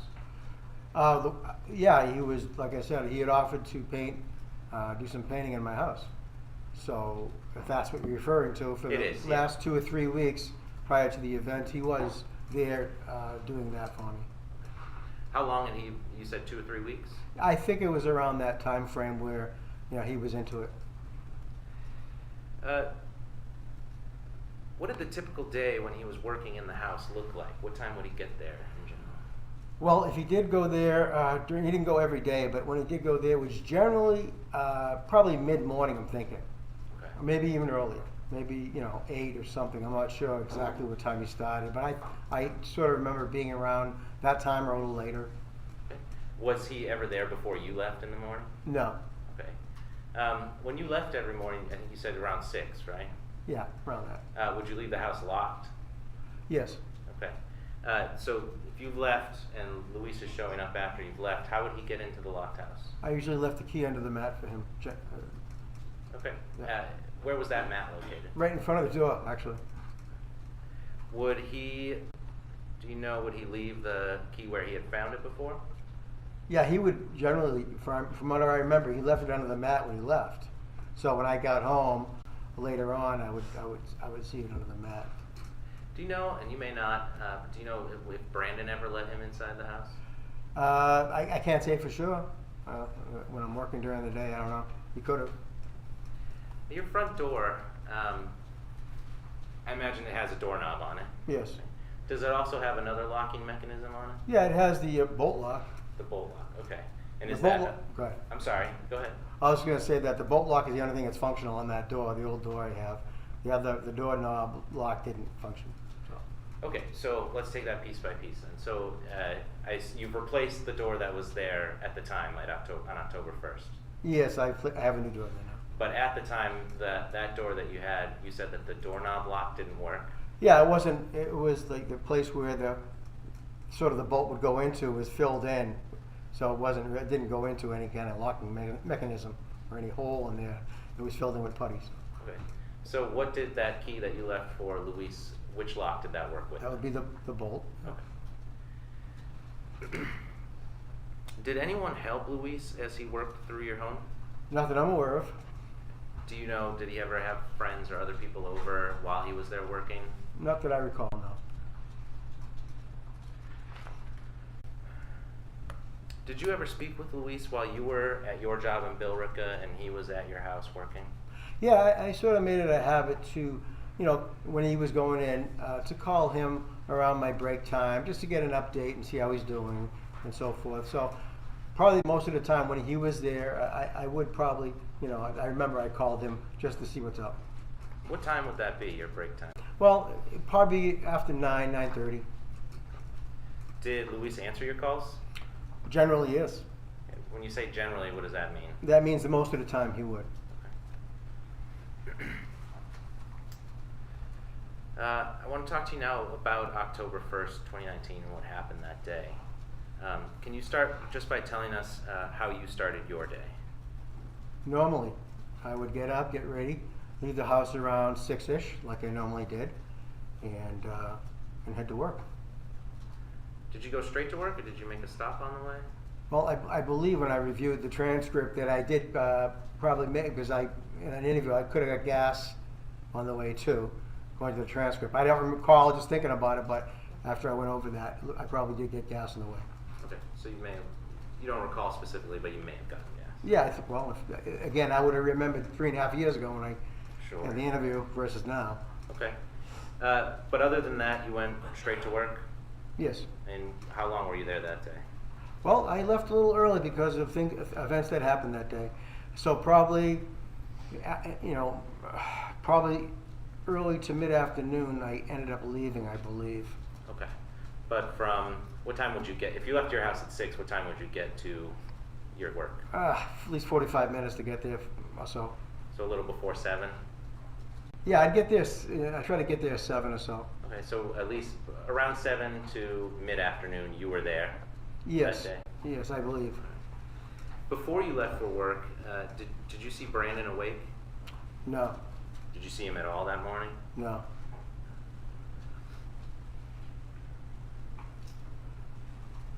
When you were first at work, did anything out of the ordinary occur while you were working before your first break? Before my first break, no. How about at your first break? Well, normally, like I said, I tried calling him to see, get an update, see how he was doing. And when you say him, who? I'm talking about Louis. Okay. Yeah, he was working in the house. He was working at the house? Yes. Okay. So did you try calling him that day? Yes. What time was that? It had to be around my normal time, 9:30. And again, that was pretty typical time for you? If I called him, yes. That would be my time I check in. Did Luis answer your call on October 1st, 2019? No, he didn't. How did that seem to you? Well, majority of the times he did answer, so I thought it kind of odd that he didn't answer, and I believe I knew he was supposed to be there, so. Did you continue trying to call Luis? I think I tried calling him at least a couple times after that. Did you meet with investigators on October 1st, 2019? Yes. Did you share with them and allow them to take photos of information on your cell phone at that time? Yes. Specifically, did you let them take pictures of your call log from that day? Yes. May I approach? Excuse me. Force a habit.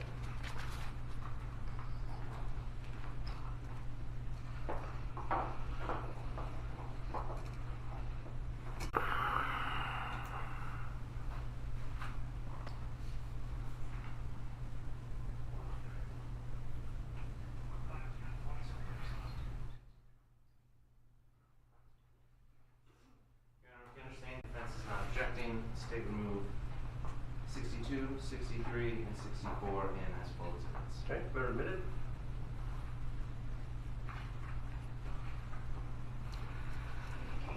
I'll go through them in a little more detail in a minute, but in general, I'm showing you states 62, 63, and 64. Do you recognize what I'm showing you? Yeah, it looks, it's probably a picture of my phone Mm-hmm. in the log. And is that how your phone appeared when you showed it to investigators on October? I believe so. Yeah, if those are the pictures that were taken, yes. So, Can I see them before you put them on? yes, Judge.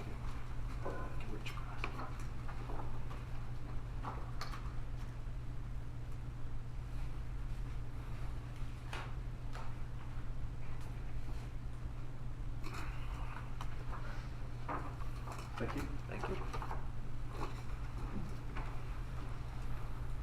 So I'm going to put those photos up on the screen. If you have any difficulty reading them or anything, I can leave the photos with you up at the stand. Okay. Just let me know. Yeah. So I'm now showing you state 62. And looking at this photo, again, this was a photo taken that you allowed investigators to take of your call log? Yes. Okay. And then starting, well, you tell us, does that call log reflect that you called Luis Garcia that day? It would, because if I can see it correctly, the first call to him was about 9:30, it says 9:31, so that would be approximately the time I would normally call him. Okay. And around that same time, did you also call Brandon? Well, yeah, it looks like I tried calling him afterwards. I guess when, I'm just thinking that since Louis didn't answer, I tried to call Brandon. And you said earlier you kept trying to call Luis. When was the next time you called him based on the call logs? Well, I can see right there, it looks like the next one is 11:42. I probably, yeah, looks like 11:42 from here. Okay. And again, if you're having trouble seeing, just let me know. Yeah. Does that call log indicate how many times you tried him at 11:42? Says 2. And now I'm going to show you state 63. If we could zoom in. I believe the last one, so at the bottom is where you called Luis twice at 11:42. Did you again also call Brandon at that same time? Let me see here, it looks like 11:42, yeah. Okay. And did you call Luis again after that? After 11:42, I called him again at 12:14, according to that. Okay. And how about Brandon? Again after that, yes. So after that point, neither Luis or Brandon are answering your calls, is that right? That's correct. What happened after that, or did you speak with anybody else? Well, yeah, I normally call my daughter Danielle as well during lunchtime, so that was a normal routine. And during that phone call, I did. Well, hold on. Without, we don't want to get into anything that was said during that phone. Oh, okay. Sure. But we'll just stick with, you called Danielle around what time? 12:27. Okay. I think it's here in this photo, but it's a little obscured by reflection. So it states 64. Excuse me. It's at the bottom. Did you try Luis one more time? Well, I see a 12:45 there, so So was that the last time you tried calling Luis Garcia? I believe so. Unless you have another call after that. I don't think it was anything after that. That's the last photo. Okay.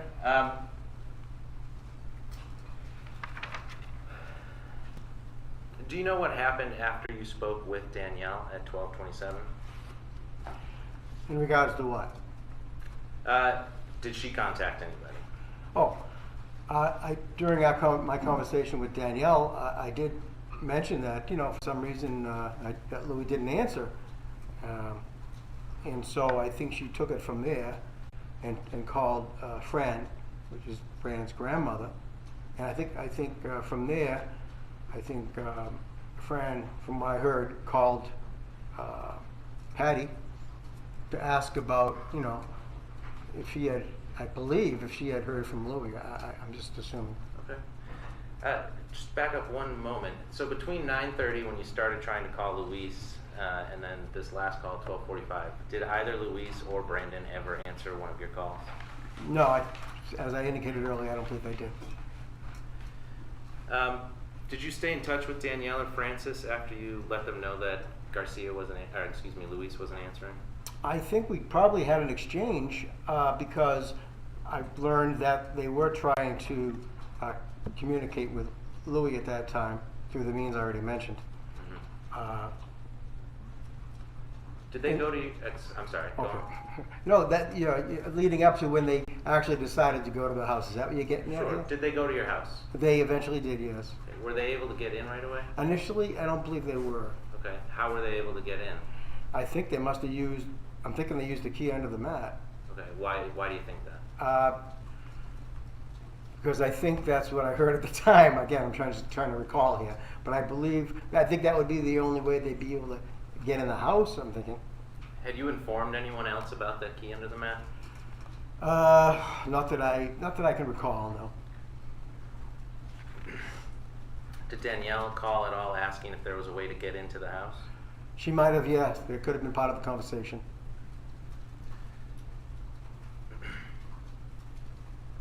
After they were able to eventually get inside the house, did you eventually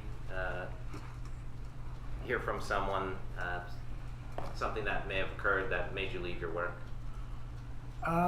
Yeah, I think that when Fran and Danielle finally did enter the house, they discovered something that, because of the event that occurred, that, shocked them, sort of. And did they relay that to you?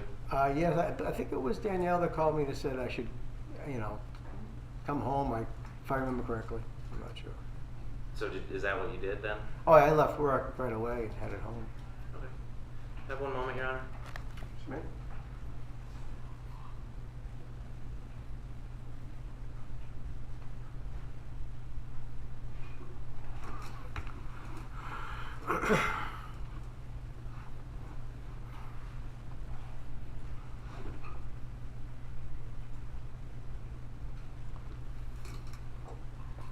I have no further questions for you, Mr. Castiglione, but I think defense counsel may.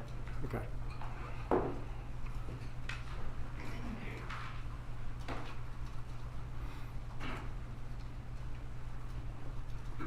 Good afternoon.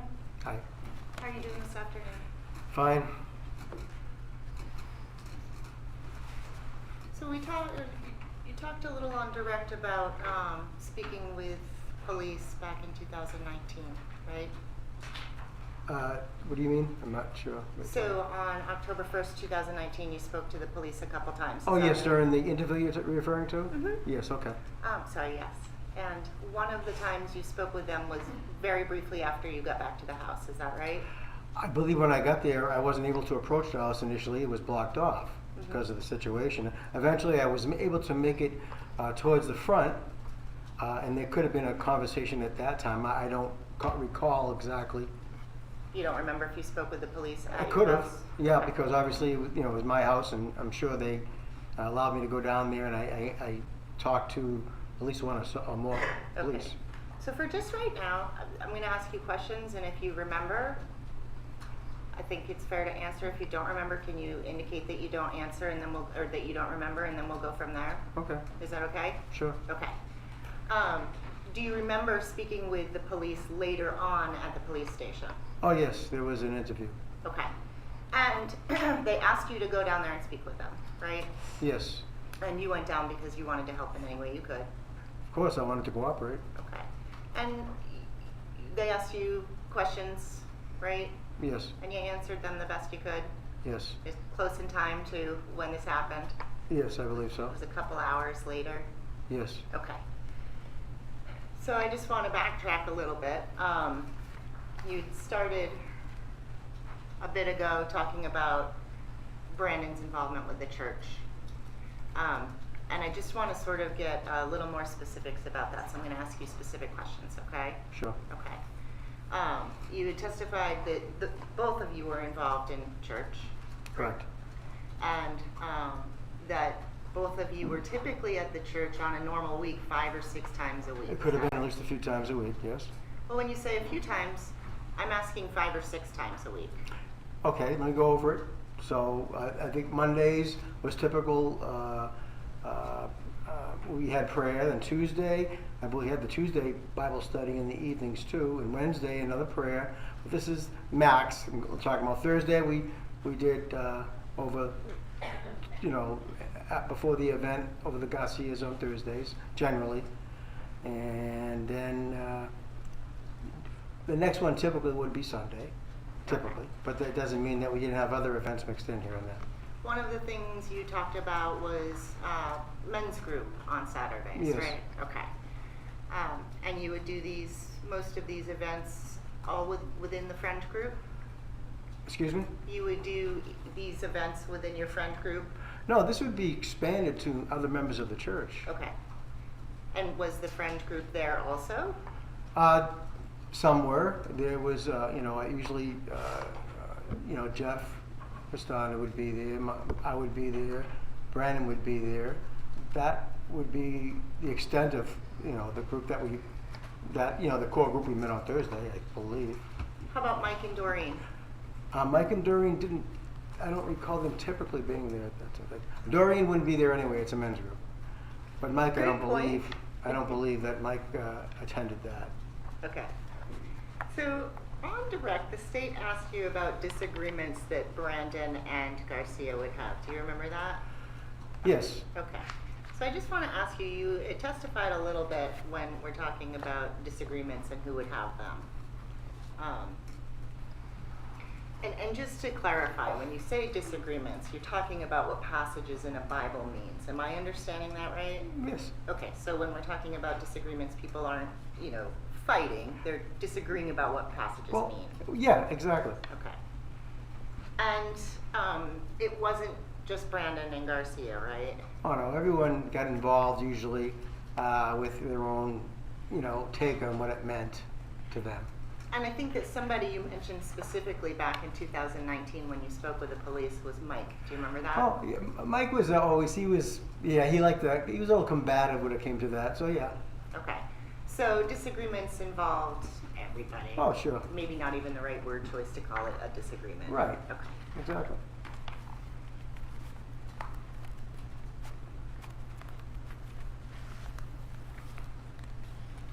So, and I'm going to be jumping around just a little bit, so if I'm not clear where I'm talking about, please just ask me. Sure. Okay. Okay. So I'm going to talk about the work that Garcia was doing in your house. Okay. Okay. You testified a little bit that he wasn't there every day. No, I don't believe he was there every day during the week. How would you, was there a set schedule? How would you know No, when he would be there? usually we communicated. Okay. If he was saying he wasn't going to be there, then he wasn't there. If he says he was going to be there, then he would typically show up.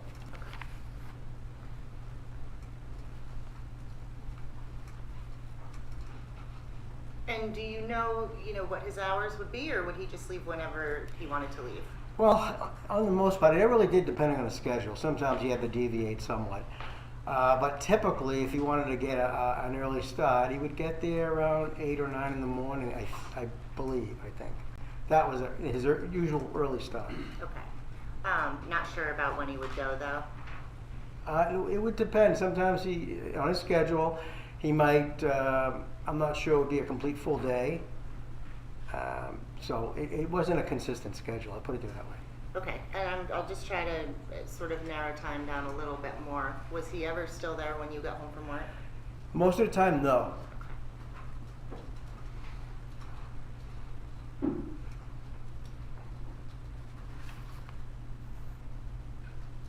You talked on direct about Brandon and Garcia being friends, right? Sorry, Yes. you have to answer out loud. Oh, I'm sorry, what was the... I said you talked a little bit on direct about Brandon and Garcia being friends. They were friends, yes. And they did things together within the church Within the church and outside the church and outside the church. yes. And would those typically be when Garcia was painting, or was this a relationship that went even before the painting?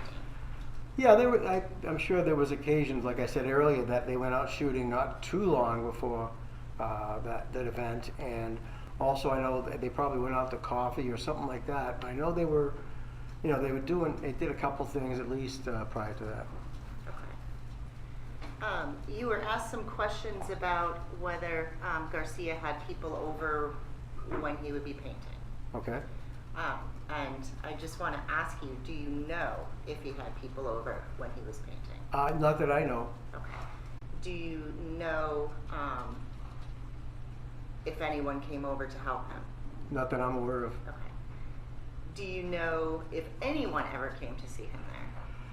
I can't say for sure. I'm like I say, I'm not there. I can just say that not that I'm aware of. Okay.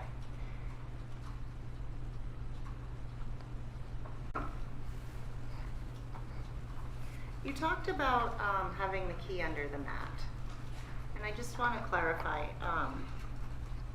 was the key always under the mat, or was it under the mat for Garcia? That's where I put it, for the situation with him painting, so he could easily find it. Yes. Okay. So on other occasions it would not be under the mat? No, Okay. not typically, no.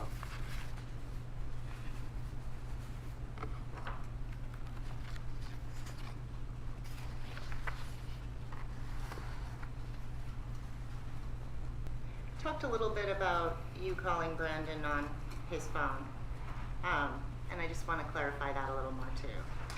Was Brandon someone who was always on his phone, looking at his phone to see what was going on? I'm sure he was on his phone. I didn't really pay too much attention to it, but I'm sure he was. Okay, but it's not something that you noticed that he was always looking at his phone? No. Okay. And you've testified that at least some of the time, maybe a lot of the time, he didn't answer your phone calls. Yes. So that wasn't unusual. No. Okay. Talk to you a little bit about Brandon when he's praying. You've had the opportunity to see Brandon when he's in deep prayer, is that right? Yes, I believe I have. Okay. And he does it for quite some time sometimes. Yeah, I agree.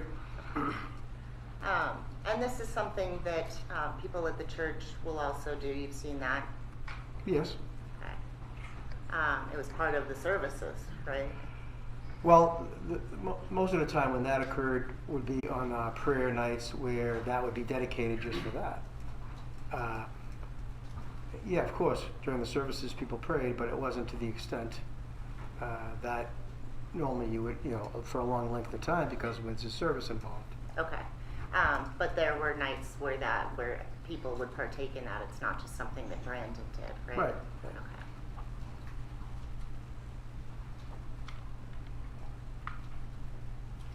You testified a little bit about the file cabinet in Brandon's room, and that you saw a case, lock case in Brandon's room. Do you remember that testimony? Yes.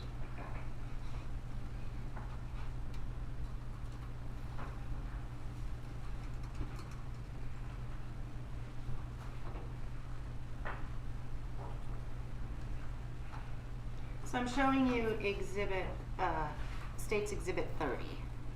And you were reviewing this earlier, is that right? Yes. Okay. Can you see what this is up in the corner here? Looks like a key to me. Okay. And then with the drawer open, and this is State's Exhibit 34, I'm showing you the case that says, is it OCK? I know it's upside down, I'm sorry. Lock. I think It says lock. Okay, so that's an L. I guess that looks like it. Okay. So, when you said you'd seen this in the filing cabinet? I believe so, yeah. Okay. Yep. Did you ever see it open? I don't recall seeing it open. Okay. Do you know if it was, I think what you testified to is that you don't know if the gun was in there. Yeah. Is that right? Yeah, that's correct. You can't tell. No. I mean, it's shot at least specifically in this picture. Right. So you don't really know where Brandon's gun was on October 1st. Is that fair to say? Yes, that is fair. But you testified that he and Garcia had been shooting sometime in the... Prior to that, I believe they went out and they did that together. When you say prior to that, are we talking a couple days? Are we talking a couple months? I can't say for sure. Okay. Would it help you to review the transcript? Would that refresh your recollection? It might, but the transcript might have indicated that it was. What exactly did it say? Well, I'm going to ask if it'll refresh your recollection. Oh, sure. Okay. And I'm just going to ask for one moment, okay? Okay.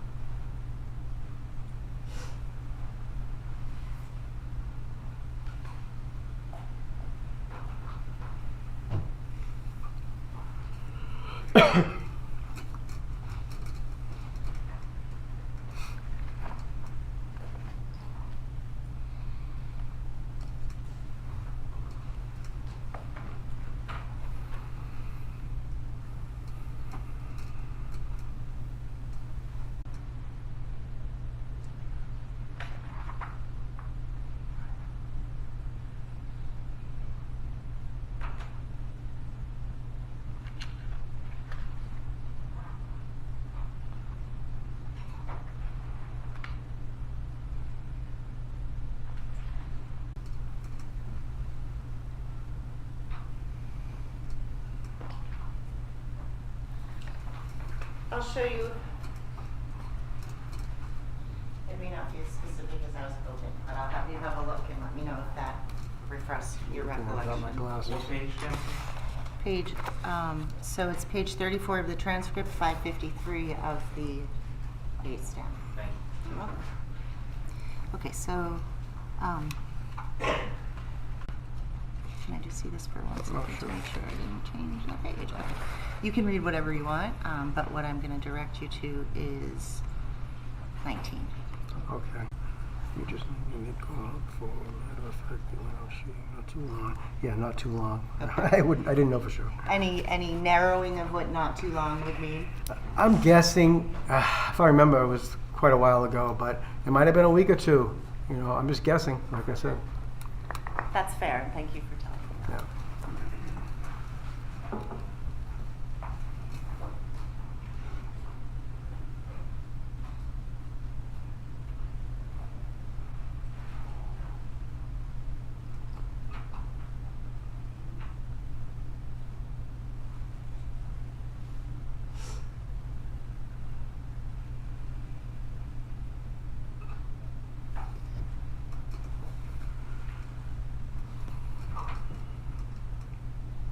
There are no further questions. Okay. Thank you. Any redirect? No, thank you, Judge. Sir, you may step down. Okay, Thank you very much. May this witness be excused. Yes, Your Honor. Yes, please. Okay, thank you, sir. Thank you.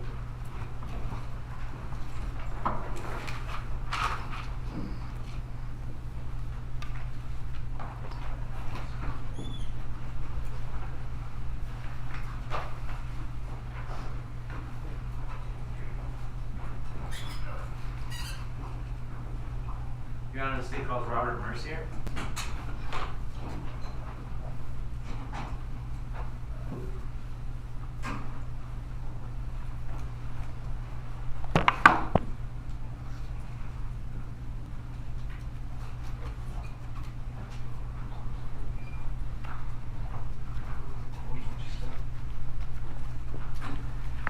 approach the chair and remain standing.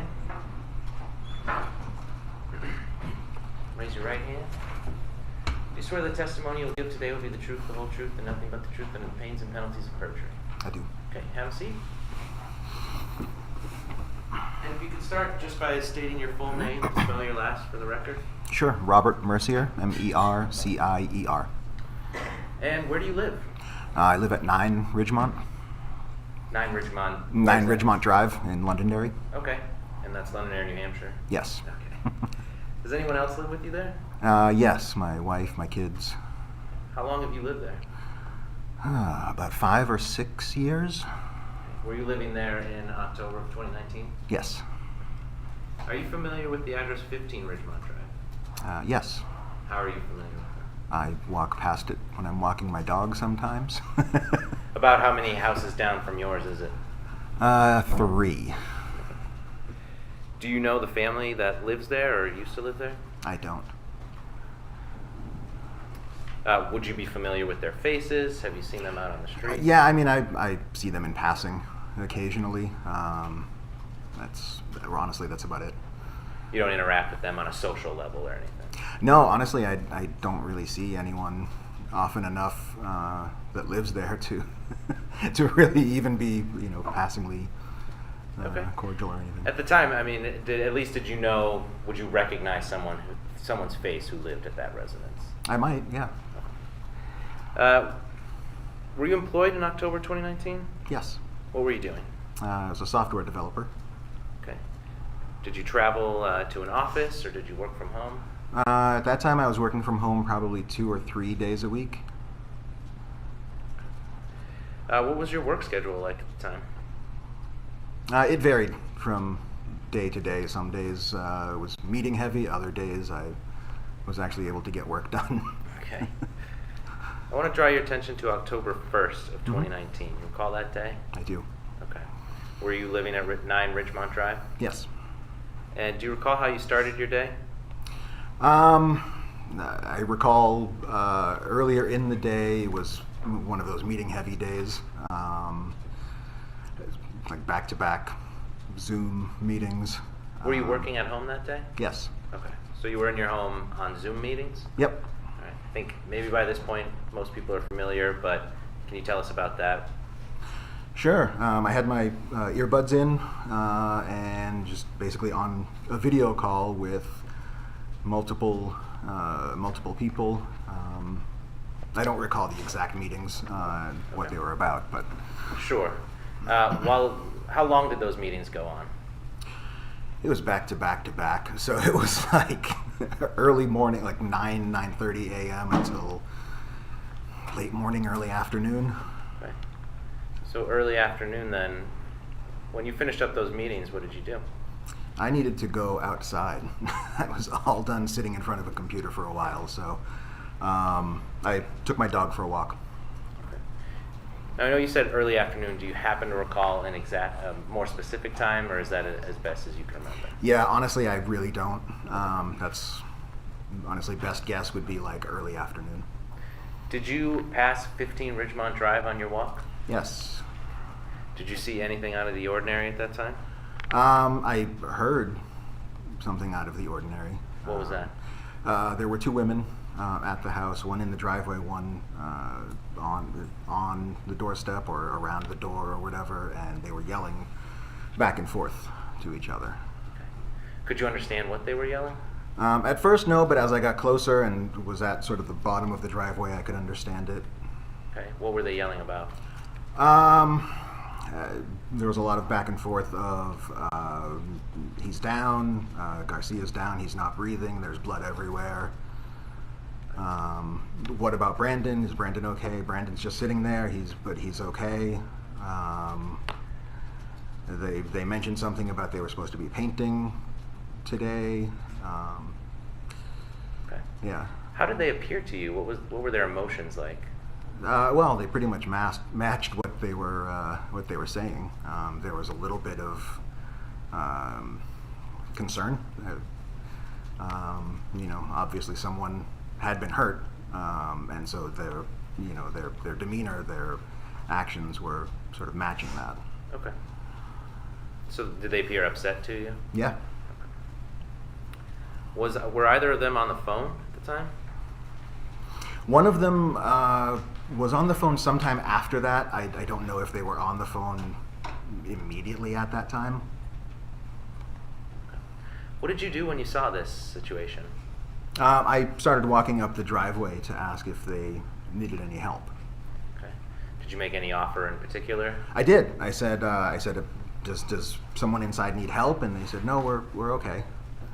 Okay. And I said, well, if someone's not breathing, I'm CPR certified, like a recent certification. So, if you're going to, if you're calling 911, I can go in and at least get them started. And they said, again, no, everything's okay. All right. So they didn't accept your offer to help then? Nope. What'd you do after that? I tried to walk back down the driveway. My dog's about a 65-pound, big, fluffy piece of stubborn. So I couldn't quite actually pull her down the driveway with me, so we ended up standing there for another couple of minutes. Okay. Did you see anything else while you were standing there at 15 Ridgemont Drive? No. Did you have any other involvement with those women or anything that had happened at that residence? Nope. One moment, Judge.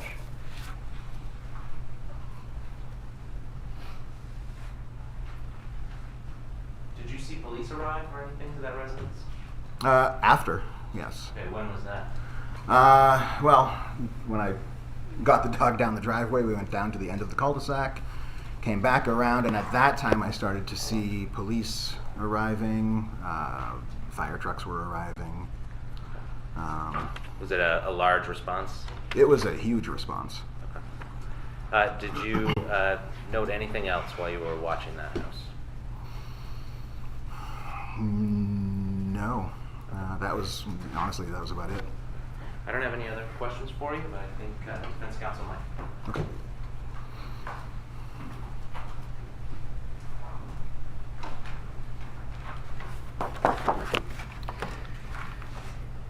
You indicated that that morning was one of your meeting-heavy mornings. Mm-hmm.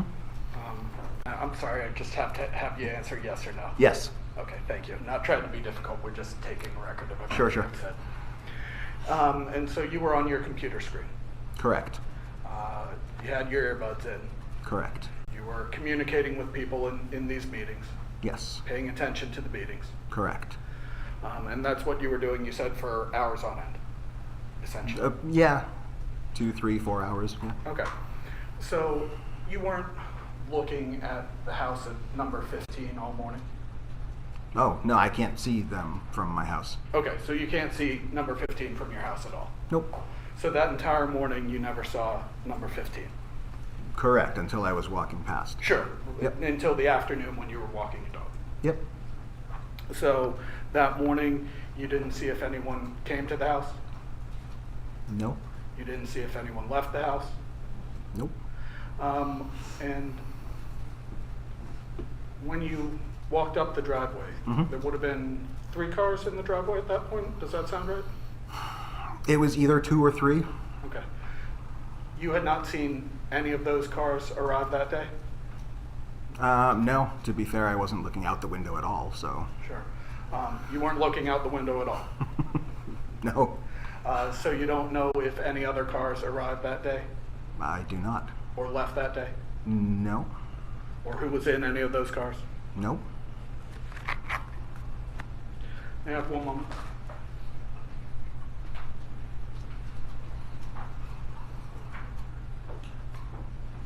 No further questions? Nothing from the state? All right, sir, you may step down. Thank you very much. Sure. You're excused.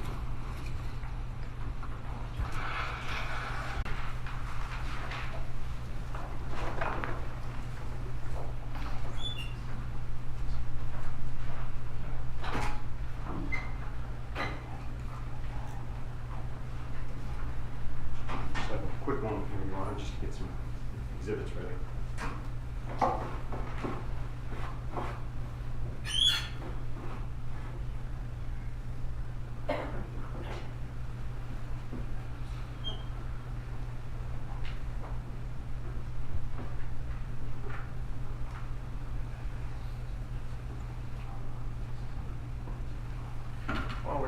you want to stand and take a stretch, you're better than order.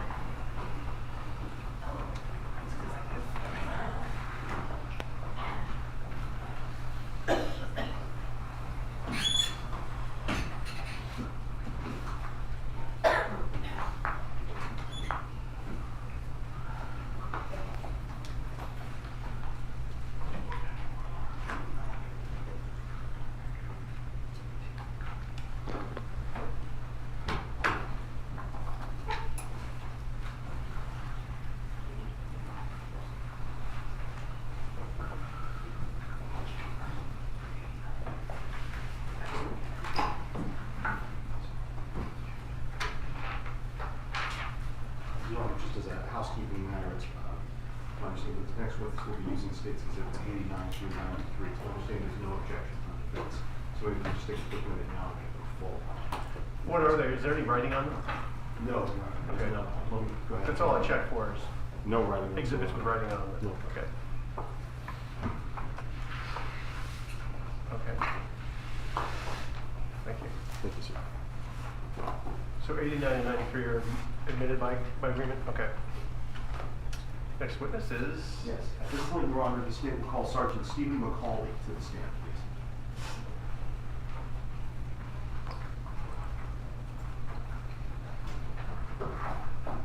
Right up there. That's what we need.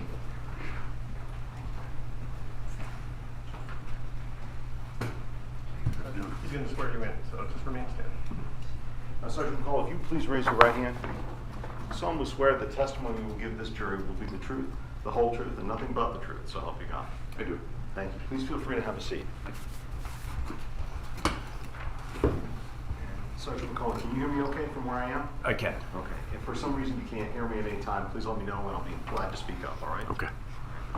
Since we're on the record, could you please state your first and last name and spell both of them? Yep, Stephen McCauley, STEPHENMCAULAY, And where are you currently employed, sir? with the New Hampshire State Police. How long have you been working with them? November 2nd, 2012. November 2nd, 2012. All right, so a little over 10 years now. Yes. Were you employed by any other law enforcement agency before that? I was. I started my career with the town of Newfields, New Hampshire Police Department in 2004. I then became full-time in Newfields, New Hampshire in 2006. And then I worked for the town of Stratham, New Hampshire from 2010 to 2012. 2012. Okay, so right now, are you a full-time New Hampshire State Police trooper? I am. And what's your current rank? Sergeant. And what unit are you assigned to within the New Hampshire State Police? The Major Crime Unit. What sort of education experiences have you had in education besides just regular police work and training to be a police officer? With the Major Crime Unit, we have the opportunity, I guess, to go to multiple different homicide schools, to the IHIA, which is the International Homicide Investigation Association, as well as various crime scene schools, and then on-the-job training. Are you a certified full-time officer? I am. And did you attend the New Hampshire State Police Academy? I did. I attended the 142nd New Hampshire Police Academy. What about any sort of education for yourself? Go to college, any sort of degrees? I do. I have an associate's in criminal justice, a bachelor's in business administration, and a master's in business administration. Okay. And the master's in business administration, when did you get that? 2013, I believe. 2013. All right. How long have you been within the Major Crime Unit inside the New Hampshire State Police? Since 2016. I'd like to ask you about your involvement into the death of Luis Garcia and your response to it on October 1st of 2019. Are you familiar with that investigation? I am. Okay. And were you one of the troopers that was dispatched to Londonderry Police to help out with the investigation? I was. Do you recall what time you arrived? I do not. It was sometime in the maybe early evening or late afternoon. I just want to apologize. I should have clarified. Do you recall whether you arrived on that day, October 1st, 2019, or not until the following day, October 2nd? It was on October 1st, Okay. 2019. And at some point were you asked to carry out a search warrant that had been signed to search the body of Brandon Castiglione. I was. And for the jury's benefit, how do you go about performing a search warrant when you get one authorized by the court to search somebody's person? Well, first, we look at the warrant and see what the warrant authorizes us to take, because that can have different variables. And then we go into somewhat of a private setting, wherever the best we can get. And I start with, the way I do it anyways, I start with photographs documenting the person's body, 360 degrees with multiple photographs. And then we take layers depending on the clothing that the person's wearing. We'll start with one, like say if they're wearing a jacket, we'll start with the jacket, we'll take that off first, then we'll do 360 degree photos, and so on and so on and so on until we basically photograph the entire body. In doing that and being handed that search warrant, is that a search warrant that you applied for or somebody else did? Somebody else would have applied for it. And did you meet somebody that was presented to you as the person listed in that search warrant, Brandon Castiglione? I did. Did you introduce yourself to him and tell him about the search warrant before you executed it? I did. And do you see that person sitting in the courtroom here today? I do. Okay. Could you please point out where he's seated and the article of clothing that he's wearing? Yep, he's seated over here and he's wearing a light collared shirt. And could you also just please indicate light collared shirt, an individual in their order of where that person is seating, if they're on the end, if they're in the middle? The third seat from the right. Your Honor, at this time, On we'd the ask that the record would reflect that the witness has identified the defendant as Mr. Brandon Castiglione. No objection. Good job. So, for this particular search, Sergeant, where and how did you complete the search of the defendant? I believe it was at the Londonderry Police Department. We had moved to a room. I believe it was in the booking room, if I remember correctly. And we started with the photographs. And photographs, and you're talking about doing it in that same way that you described for us, kind of going from outer layer and working our way in? Correct. We document the outer layer first, take one layer of clothing off, then document that layer, take another layer off, document that layer, take another layer off, and document that layer. And what about fingerprints? For this particular search, did you take the defendant's fingerprints as well? We would have taken the fingerprints last, as they're extremely messy, unfortunately, due to the ink that we use. So we would take fingerprints last. And before that, would you have taken any sort of sample swabs as part of this particular search warrant? Yes, we would take, so on this particular search warrant, we're authorized to take DNA, which would be buccal swabs in the interior of the mouth, as well as gunshot residue swabs. Were two different swabs that we were taking there. In this one. You said a moment ago that the buccal swabs would be taken from inside the mouth. Correct. Where would the gunshot residue swabs be taken? We would take that from the hands, the wrist area, the interior of the hand, the webbing, that sort of thing, your complete hand area. Okay. Any other parts of the body where those gunshot residue swabs are taken from, or no, it's just focused on the hand? It was focused on the hands, the wrist area. Now, before you go ahead and take these different swabs that we're talking about, the buccal swabs and then swabs of the hands, do you know whether or not, for example, the defendant has brushed his teeth or drunk anything before you took the buccal swabs? I do not. Okay. Do you know whether or not he washed his hands prior to you taking the residue swabs of his hands? No, and can we go back to that question just prior to that one? Yes, please go ahead. I want to make sure I get just full where answer. I think you asked if he drank anything, and I was aware because I did give him something to drink at one point, so he did drink something at some point that I was with him. Between the, do you know what the time was with regards to the 911 response on this particular case when Londonderry showed up at the defendant's house? I believe it was in the early afternoon. Okay. So between that early afternoon and when you interacted with the defendant, do you know whether or not he had washed his hands in that time period? I don't. Do you know whether or not he had drunk anything else other than the one drink that you had given? I don't. Do you know if he had changed his clothing at all between the 911 call and when you saw him? I do not know. Okay. And do you know if he had done any of those things in the hours before that, before 911 was called? I do not. When you did the search of his clothing and you started taking photographs, where were you in the Londonderry Police Department to do that? I believe we're in the booking room. Okay. And after you get done doing different swabs and taking those different photographs, what do you do to preserve that information? Well, we package it all in, most of the body warrants, they're packaged in paper bags or paper envelopes.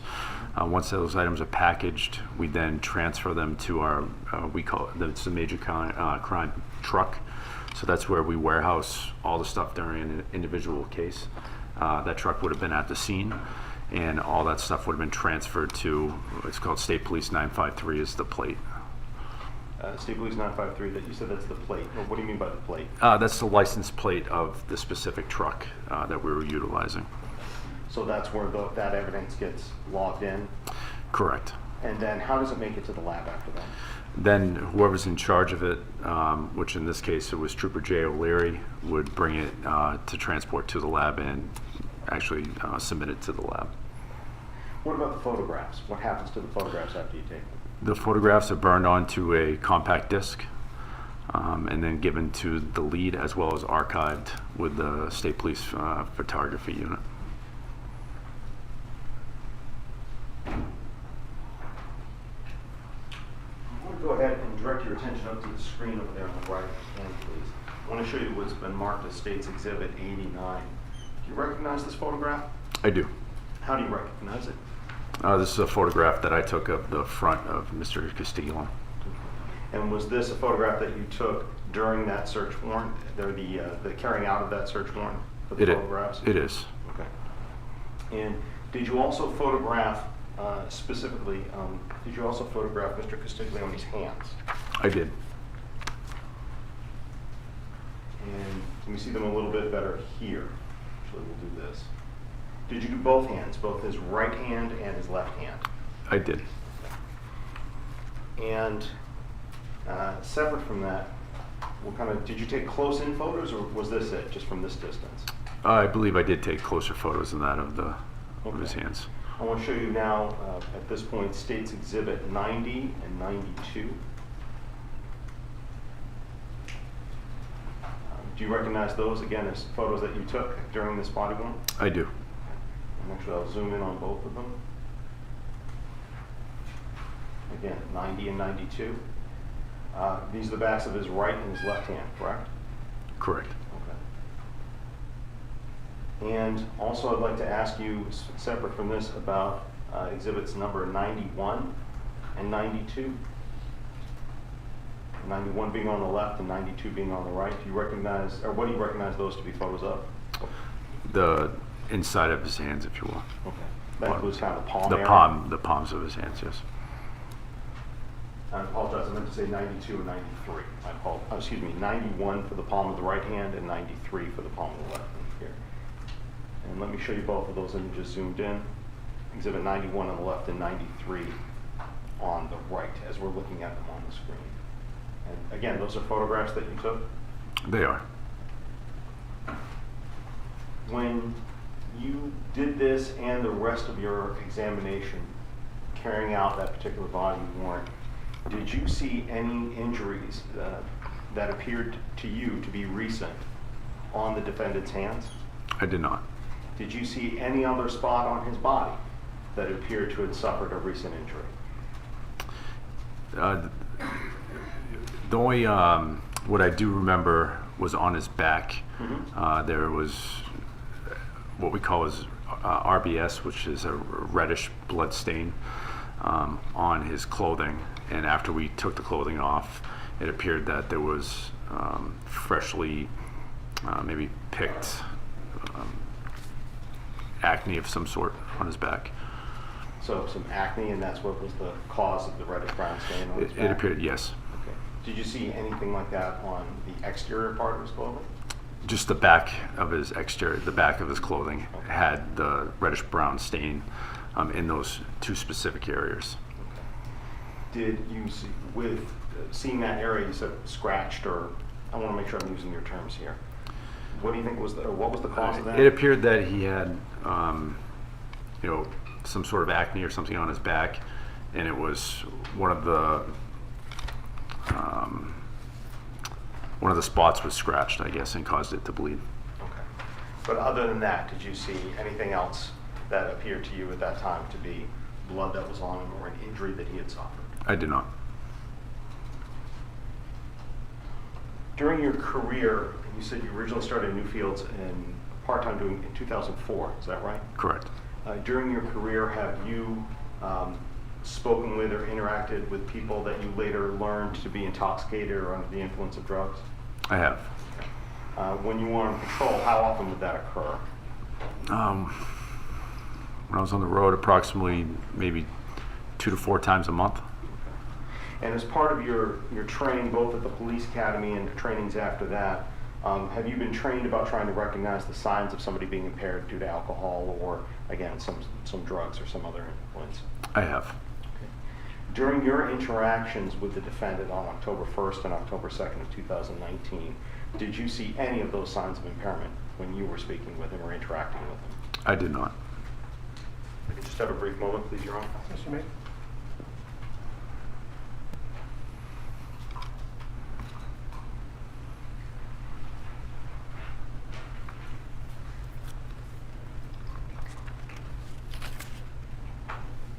Oh, I forgot. Sergeant, I just have one other question for you.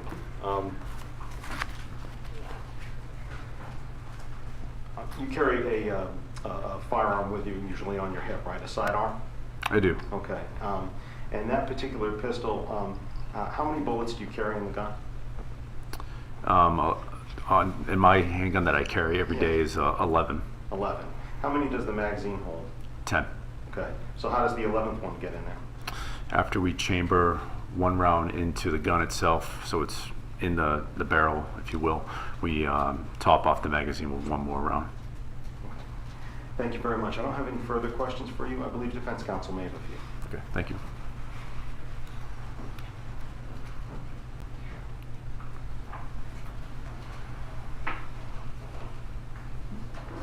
Good afternoon. Good afternoon.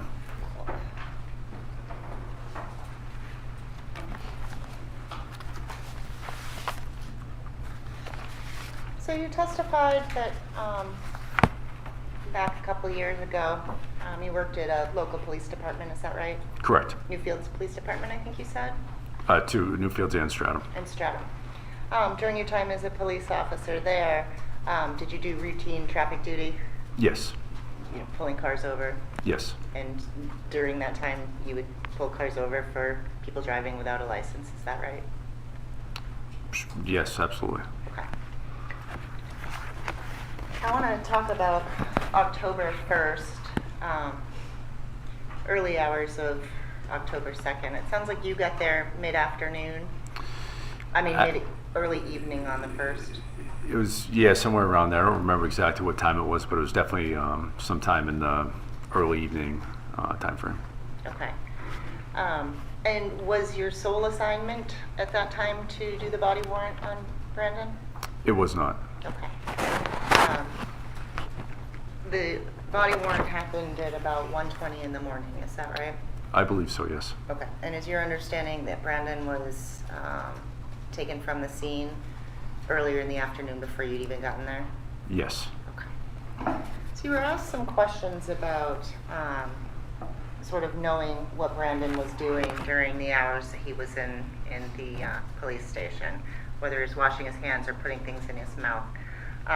There were police officers at the police station when you were there, right? Yes. And even before you got there, watching Brandon, right? Yes. They had monitors to see what he was doing, right? Yes, I would assume so. Okay. And he wasn't free to just walk out and use the bathroom when he would want to, so they would know if he washed his hands, right? Yeah, he was not free just to go walk around the police department, absolutely. Okay.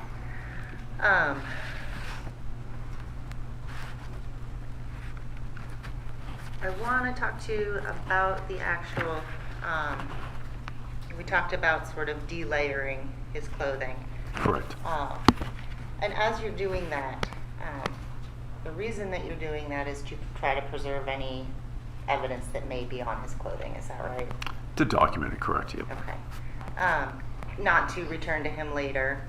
It's for you to take to give to the state lab, right? Correct. because it may have evidentiary value. Is that right? Yes. Okay. And so you did that. You took each layer of clothing off and you photographed as you were doing each layer. Is that right? Correct. Okay. I have some pictures that I would like to show you also, and I will say there are a good number of them, so bear with me, okay? Yeah. I'm going to ask you to approach on this, please.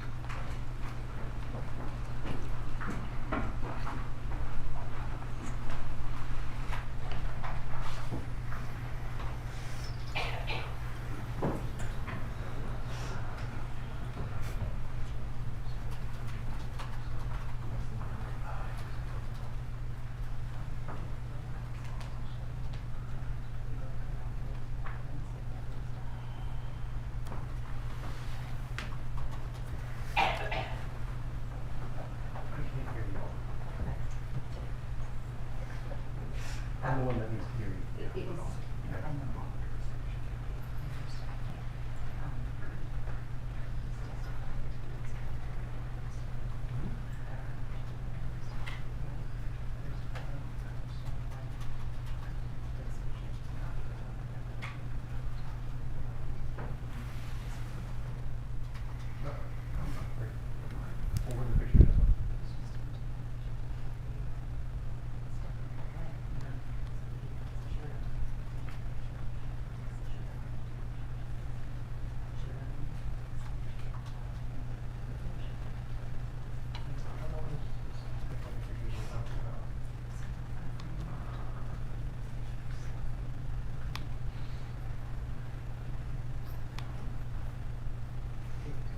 Okay, why don't we do this? Why don't we take just a little longer? Get your witness and that's what he did. I can break this review. Just so it's what you're in for. We'll do that. Yeah. Yes. Okay. Thank you. Fine with that. Okay. All right. Ladies and gentlemen, we're going to stand and recess for 15 minutes for the afternoon break. We'll resume back here in a little more than 15 minutes. During the break, Sergeant, during the break, she's going to review some photos with you, okay? Good, thank you. Okay, all right. Do not discuss the case amongst yourselves. Do not do any independent research in the next 15 minutes or so. All rise for the jury.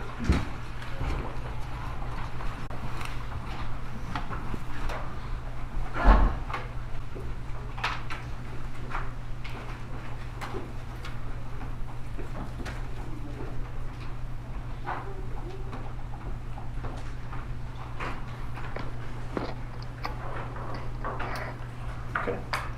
Thank you. Attorney Ashworth, if you want to just do it while this up here, or do you want to step down, however you guys want to do it? Okay? Thank you. Thank you, sir. I'll do it where you would like to do it.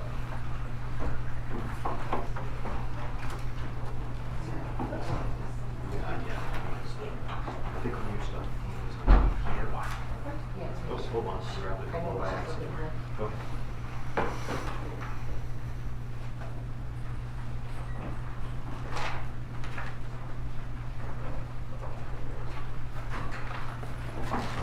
Are you comfortable there? Do you want to do a conference room? No, I don't care. Yeah, whatever's fine.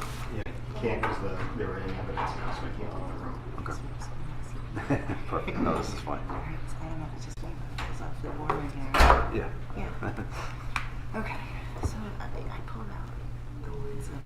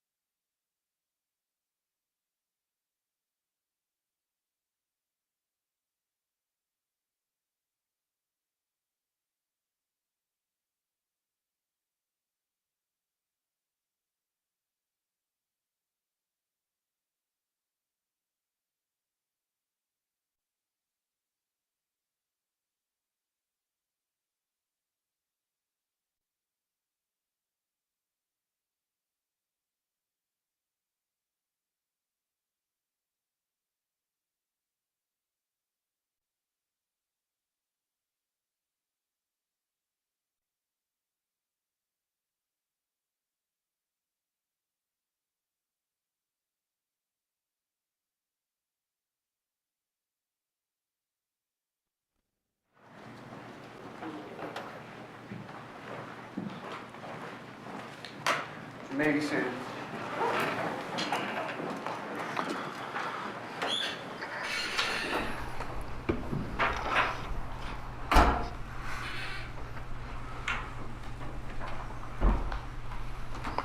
Your Honor, I would seek to strike the ID of defendant's exhibit U, and I believe that is without objection to make it prohibited. No objection. Defendant's Exhibit U, is that the series of photographs? Yes. Okay. Use admitted.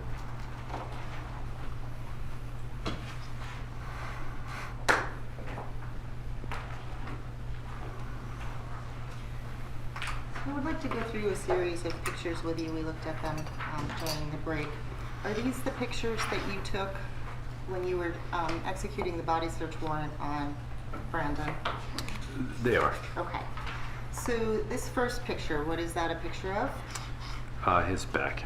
Okay. Is that back full clothed? Yes. And that's everything he had on him? That's exactly. This would have been one of the first photographs in the series showing everything that he was wearing. Okay, let's move to the next picture. And what's that a picture of? His right side, same amount of clothing. You see he's not wearing any socks, any shoes. If he had shoes, would those have also been photographed? If this was the first ones, yes. And you did not take any shoes with you into, as part of the body warrant? I'd have to review my DSSP 20 Okay. just to ensure that. Okay, so I will grab that after we're done with Okay. this, okay? Okay, so the next picture, and may I show these to the jury, Your Honor, as we are going through them? It's entirely up to you. Thank you. You Okay, can just pass them around. And perfect. Start with these. Next picture is fair to say, a close-up of Brandon's face. Correct. Okay.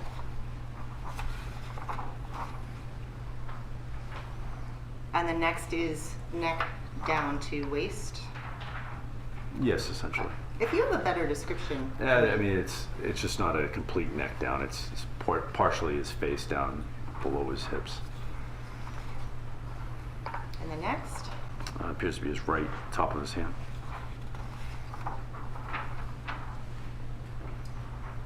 The left top of his hand. Thank you. Right palm.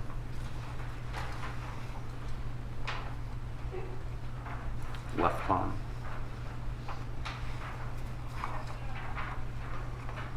And first layer of shirt off. Okay. He had an outer layer shirt in the original pictures, is that right? Since we're Correct. sort of down to layer Correct. -2.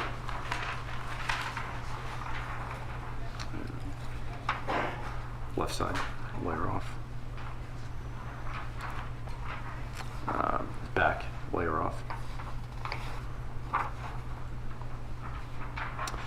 This is showing some, what I called RBS earlier, a reddish brown stain on his back.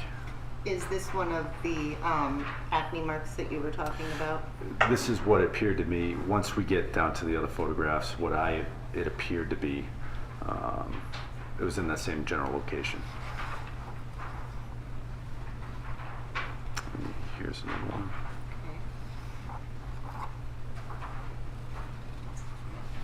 Here's another one with This is a RBS. close-up of this blue shirt that he's wearing. I don't know if that's the outer layer, or if that's, I don't know what order these are in, so I don't know if that's the outer layer, or if that's this layer. They're both blue. This is something that you. I can't tell by recognize this as- photograph whether or not it was I would have to see the outer layer. When you're done, please.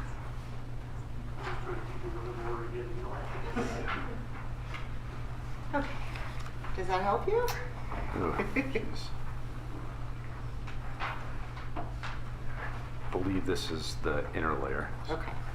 So that would be layer number 2. Is Correct. that right? Okay.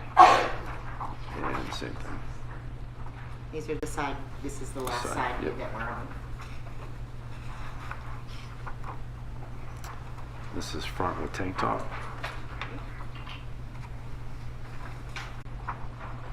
Left side tank top. Back tank top.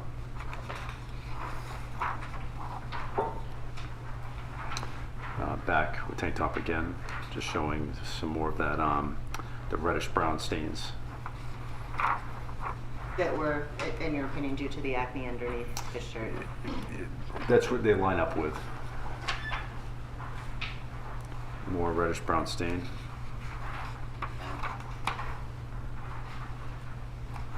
Same.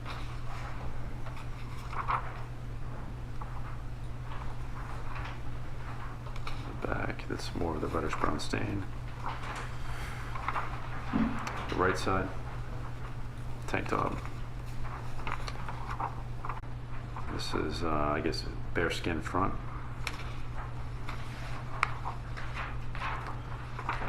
Bare skin left side.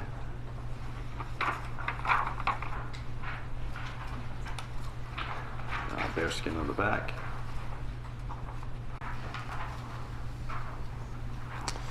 Another one, a little closer up. Closer up, bare skin back. A blurry photo of that area where that RBS was. So I took another one, let me find it. So this is a duplicate photo. This one's just clear. That one came up blurry, so I took a duplicate. Okay, so I will group these together. And another back photo.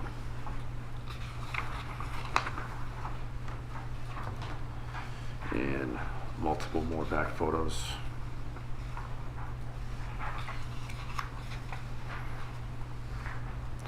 More back photos.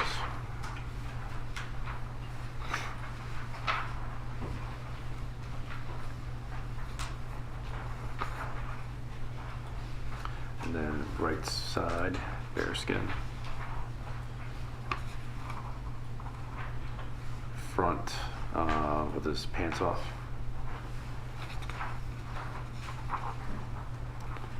Left side with his pants off.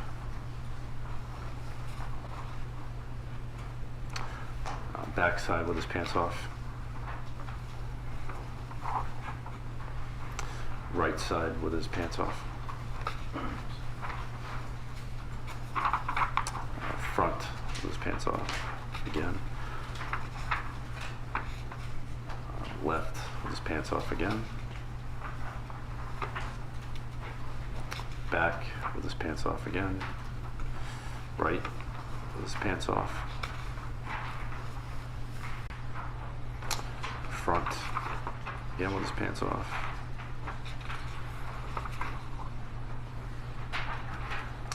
This is, I guess, focusing on his legs. Okay.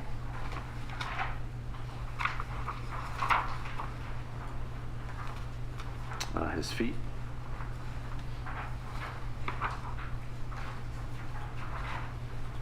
His right foot.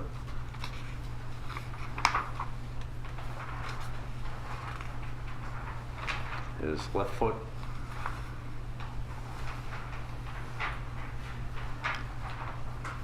His left foot again. And these are some duplicates that appears to be of him fully clothed again, front side and left side. Which is where we started, right? Yes. Okay, thank you.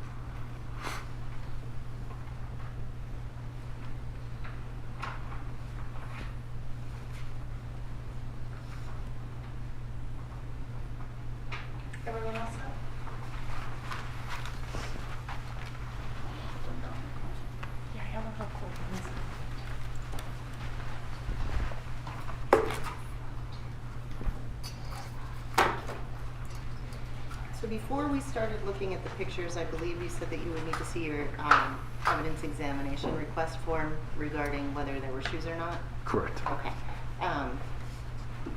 Let me just show you, and it is page 301.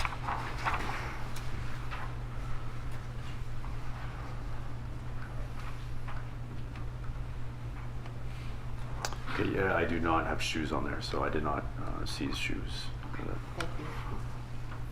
So we just went through a significant amount of pictures, is that right? Correct. And you wanted to document anything that might be of evidentiary value later on. Yes. And I believe you testified, although if you didn't, I'll ask you, did you burn those CDs, or those pictures to a CD, or how did they get stored? There would have been, over the years, we've changed process slightly, so I don't recall exactly, but we do burn them to CD and get them to the photo lab. Now we burn them onto a digital drive, so we burn them onto some sort of digital drive. I believe in this case it was a CD. Okay. So if there were ever any questions, you'd be able to go back and look at pictures of nearly every part of his body, is that right? All the photographs I took, correct. Okay. So I also want to talk to you about, briefly, about gunshot residue kits and the one that you did in this case. You have done the GSR tests in the past, correct? Correct. You know how to use them. Correct. And when you did the GSR test in Brandon's case, or kit, I shouldn't say test, the kit, there was nothing that concerned you that it wasn't going to be unable to be used for testing later, right? No. Okay. You did the kit like you were supposed to, right? Yes. And Brandon allowed you to do what you needed to do. Yes, I don't remember any difficulties whatsoever taking the gunshot residue. Okay. And the reason that you take those, and you take them pretty regularly, is it specific, and sorry, this might seem like a dumb question, but it's specific to cases involving shooting of guns, right? Correct. Okay. And so, sorry, I lost my question. In terms of packaging the kit, there was nothing that concerned you as you were packaging it that would invalidate or be concerned for invalidation of the kit, right? I would have packaged it a uniform. I mean, we package it the same way every single time it comes in, or it comes with its own packaging. It's something that we just, no, it wouldn't have been something that I noticed that would have changed, I guess. Okay. And you sent all of the items that we've already talked about with Trooper O'Leary to be entered in at the New Hampshire State Lab, is that correct? Correct. Okay. I just have one moment, Your Honor.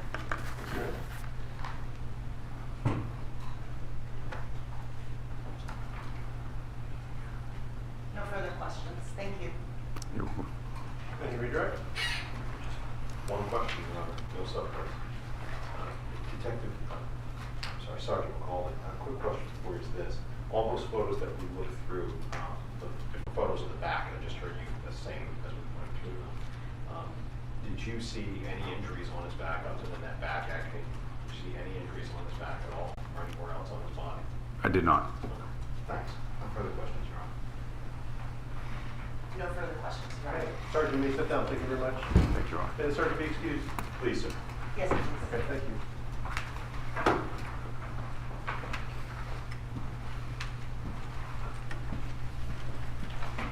Your Honor, if we could approach for one moment. Yes, you may.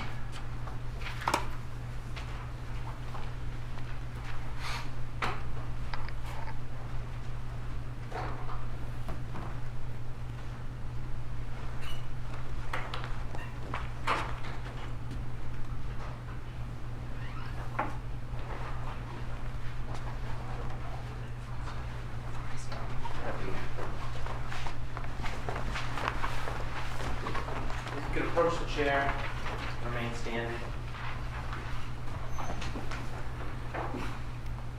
and raise your right hand. Do you swear the testimony you'll give today will be the truth, the whole truth, and nothing but the truth, under the pains and penalties of perjury? Yes. Have a seat.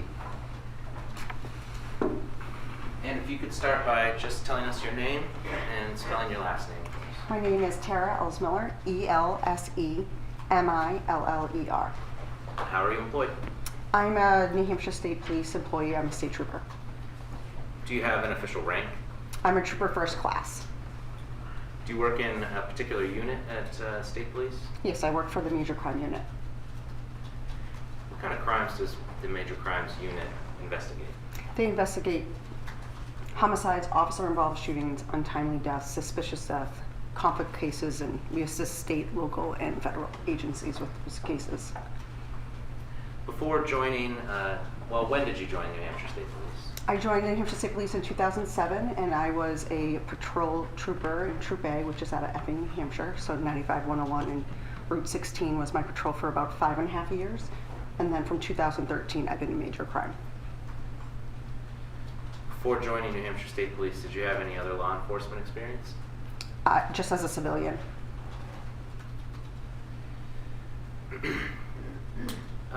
As Trooper First Class, what are some of your duties and responsibilities working in the Major Crimes Unit? So we assist from the interviewing suspects, witnesses, victims, to collecting and documenting all evidence related to the crime in the field, as well as processing crime scenes.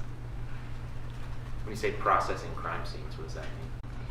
So we would be photographing video, diagramming, collecting evidence. Have you received any specialized training while in the Major Crimes Unit? Yes, prior to coming to the State Police, I got my master's in forensic science, but beyond that, on the job. In 2013, I'm in charge of the Faro 3D scanner project. In 2015, I got my certification from the International Association for Identification as a Crime Scene Investigator. 2018, I went to the National Forensic Academy. I've also been trained in courses, crime scene photography, bloodstain pattern analysis, shooting reconstruction, and I've attended forensic conferences since 2006, either as an attendee or lecturing on forensic topics. Did your work, you mentioned Major Crimes investigates homicides. Does your work ever include observing or analyzing shootings? Yes. What kind of evidence can be created in a shooting death? In a shooting death, you obviously have the firearm, you have the ammunition, you have the magazine of the firearm, you have the bullets, you have defects that are created, you have injured persons, and biological evidence. I'll touch on a few things you said there. You used the term defects. Can you tell us what that is? So basically, in general, that's just damage caused by a bullet. So what that would mean, once it's fired, if it hits something and creates damage, that damage would be a defect? Yes. And I think you referred to biological matter. What would that be? So blood, tissue. Would that include human blood and human tissue? Yes. Your time in Major Crimes Unit, how many homicides have you investigated? So approximately, I'm sorry. Yeah, approximately. I've been involved in hundreds of investigations, and homicides, it's around 60, and that's not including officer-involved shootings. Are there any specialized tools that you use to assist in your investigation? I believe earlier you mentioned a Faro scanner. Yes, so what we do it assists us in documenting the scene, but it helps measurements, which is part of our diagramming. So it gives a three-dimensional image of the crime scene. It's a laser scanner that collects measurements. When it collects those measurements or scans, how does that appear to you? How do you use that tool? So what we do is you have the hardware itself that you bring into the field and you scan, and you compile those scans together. Let's say you take 10, 20, 15, depending on the scene, and you take those back into the software and you make a scene to go project, which is allow us to see it and then also use that measurement tool inside that project. Does it appear as like photographs on a computer screen, or what does it look like? So what it takes, yeah, it looks like photographs, but it takes the three-dimensional laser scans and they kind of compile both of those together and they kind of stitch them so you can see that and move through it. And in that program, are you trained to determine measurements through the use of those scans? Yes. And how does that work? So they have a tool on the side of the software program, and you just click on the 2 points that you're trying to measure, and it'll give you the amount in which that measurement is.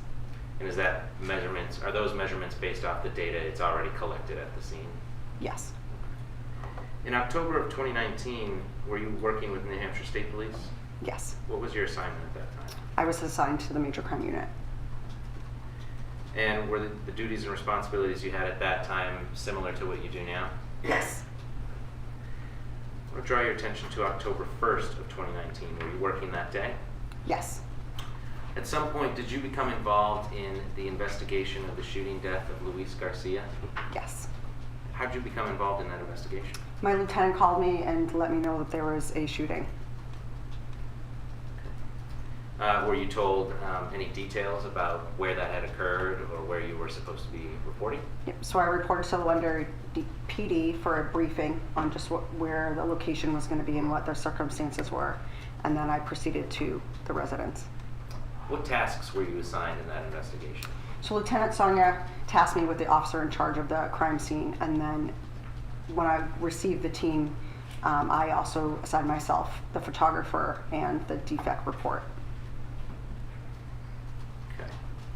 You said when you received the team, what do you mean by that? So Lieutenant Sonia picks, like he splits up in the members that are available that night to go to respond, and once I was aware of who they were, and we all got our assignments. Do you recall who the others were that were part of your team? Yes.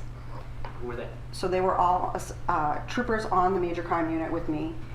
So it was Jay O'Leary, Catherine Shackford, Christopher Martineau, and Matt Anderson. What were the other, are they troopers, detectives? Who were So at the time they were all troopers in major crime, assigned to the major crime unit. And once they were on your team and you were at the scene, what were their roles? So Jay O'Leary was the evidence technician. Catherine Shackford was in charge of documenting the diagram as well as doing the video. She also helped with Mr. Garcia's vehicle processing. Christopher Martineau did the Faro scans, and he also took photos of Mr. Garcia's car. And then Matt Anderson, his primary role was to help us search the house. So after being assigned, did you go to the scene? Yes. Okay. Where was that? The scene was at 15 Ridgemont Drive in Londonderry, New Hampshire. Do you recall what time you arrived there? Around 7:20 p.m. What did you do when you got there? I assisted the assistant deputy medical examiner to do, we call it a walkthrough with her. We assist her in helping identify the deceased. What's that process look like for you? So we just walk straight towards where we were told but in the briefing where the body and what room that Mr. Garcia was in. And so we go straight there. I usually photograph that path along with the medical examiner that's assigned to the case. And then we go and take photos of exactly what we see when we arrive. Can you kind of describe the residence there at 15 Ridgemont for us? So it's in a residential on the cul-de-sac. It was a split-level home, so you walk in the front door, you go up the stairs to the main level, downstairs is the finished basement.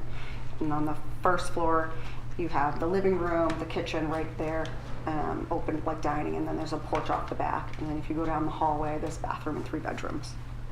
How are those bedrooms kind of laid out along that hallway?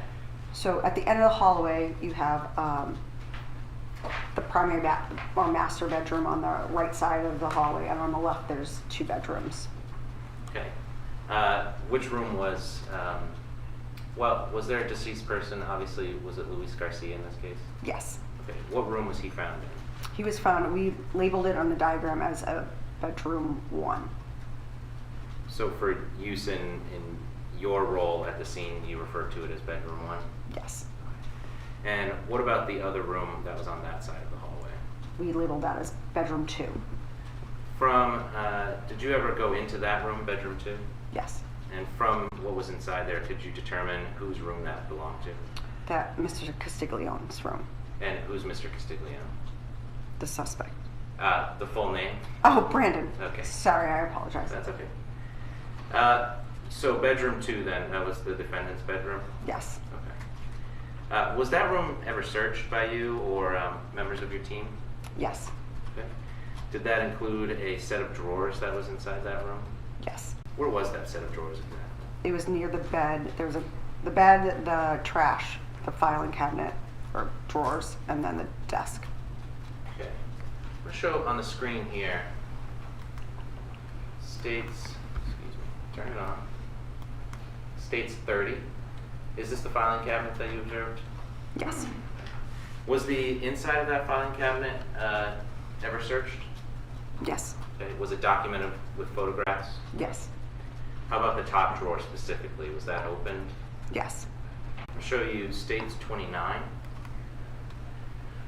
Is that the contents of what was in that drawer, the top drawer of that cabinet inside the defendant's bedroom? Yes.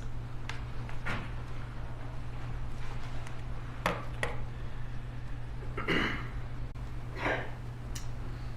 want to talk about more of your observations in processing the scene.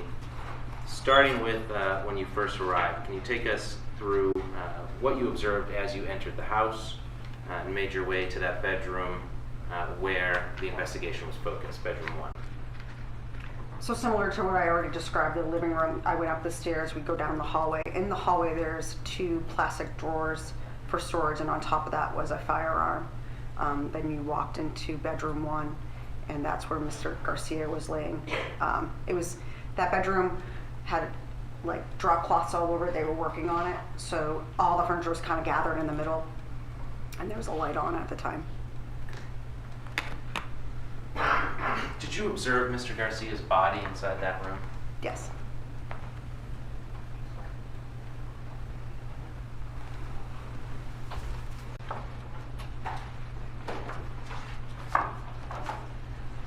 I'll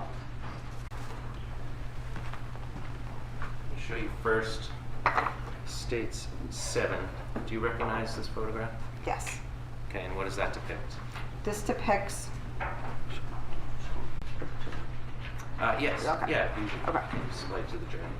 So this is Mr. Garcia's lower torso, like in body, without, and his legs kind of crumbled underneath him. And State 7, do you recognize this photograph? This photo is from the top of him, where there's pooling of blood, and then his head and his arms are up. And is that how he appeared when you observed him that day? Yes.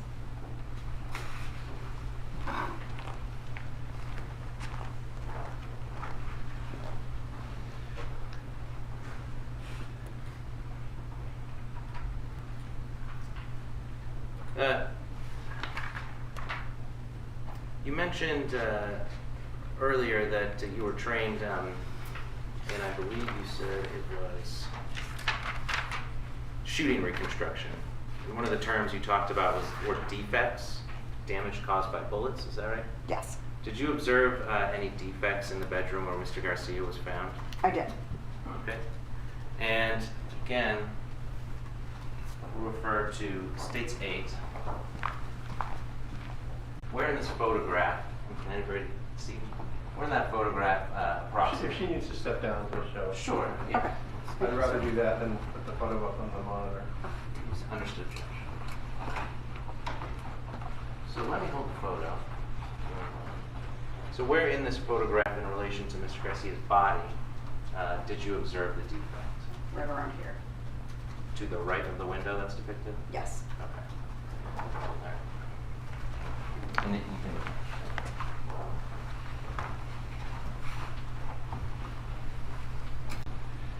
Did you take photographs of that defect that you observed? Yes, I did. Okay.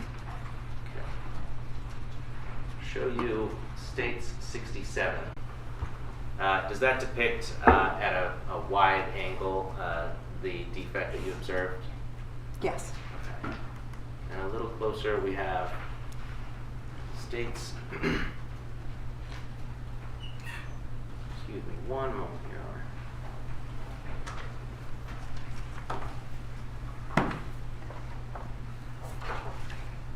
And then states 67 and 68. Are these closer photos of the defect that you observed? Yes. Why don't you step down? Yeah, absolutely.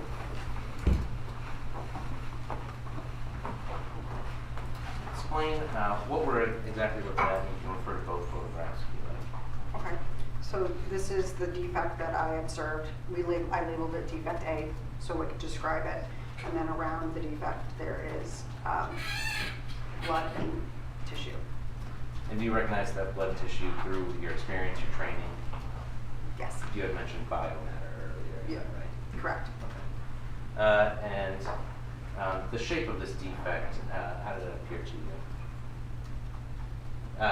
Just general descriptions, how deep was it? So we didn't like measure it, but it definitely made so that when the bullet went through Mr. Garcia, you have a certain amount of energy, and then as it goes through objects, that energy changes and it shifts based on a lot of factors.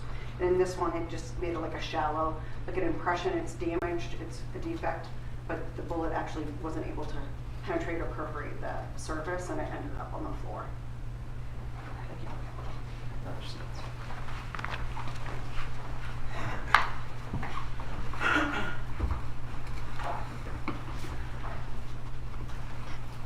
Were you able to determine at what height that defect was? Yes. And how were you able to determine that? We used that Scene to Go project that I'm mentioning. I took a measurement from the floor to the ceiling, windowsill, and then from the windowsill to the height of the defect. Okay. I'm going to show you state 71. Is this a depiction of that measurement you took from the Faro scan? Yes. I know it may be difficult. I don't know if the actual photo is much better, but let me bring that to you. And which do you think would depict this better for the jury? I think this may be the photo. Okay. Yeah, just because of the lighting. So, referring to this photo, what points did you measure from? So this is basically the edge of the crown molding on the ground and the floor, all the way to the corner of the windowsill, on the right corner.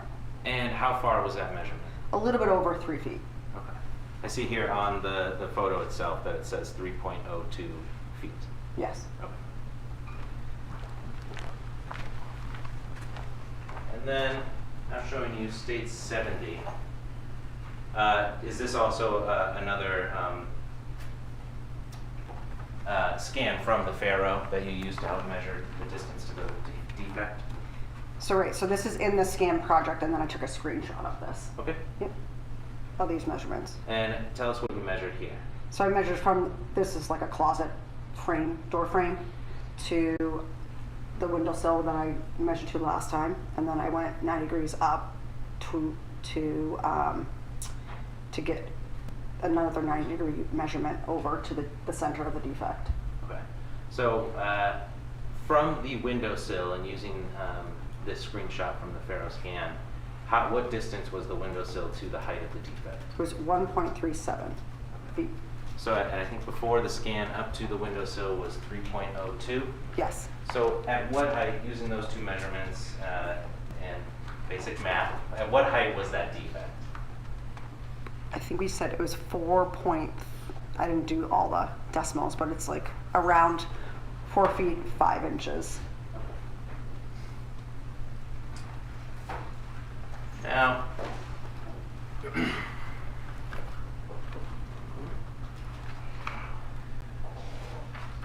through the investigation that you were involved in, was Mr. Garcia's height ever determined? Yes, from his license, Okay. Where was his license found? in his wallet. Okay. How tall did his license indicate he was? Mr. Garcia was 5'8", 5 feet 8 inches. Did you become aware through the investigation of what Brandon Castiglione's height was? Yes, Brandon Castiglione, also from his license from his from bedroom 2, was 5'8", 5 foot 6 inches. All right, I want to go back to the defect you observed.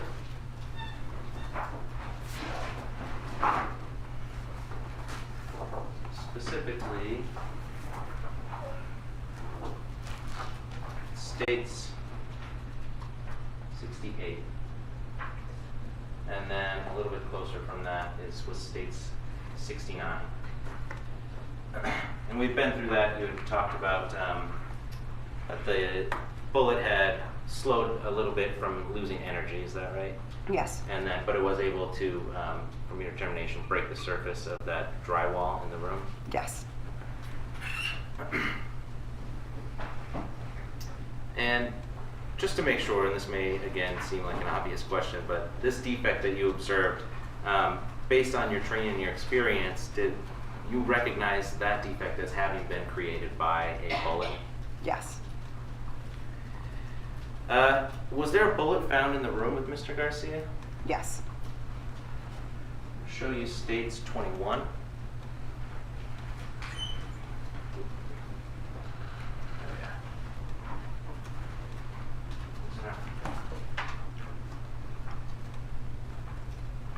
There we go. States 21. Do you recognize what's depicted in that photo? Yes. And what is that? It's the bullet. Okay. And is states 22, does that depict where the bullet was located? Yes. And where was that in the room? Under the footstool. Okay. To talk to you now about, so back to, this was states 69 to 59 defect, is that correct? Yes. Okay. Now I want to show you state 73. This is an overlay of this photograph with, hold on, I'll get the reference number here. States 50B. Looking at this image as a whole, including the defect from states, from the photo we had, I'm not recalling the exhibit off the top of my head, but compared with 50B, and using your training experience, does the defect and the bullet that was collected at the scene depicted in 50B, were those consistent with that defect having been created by the bullet found inside that room? Yes. Okay. Thank you.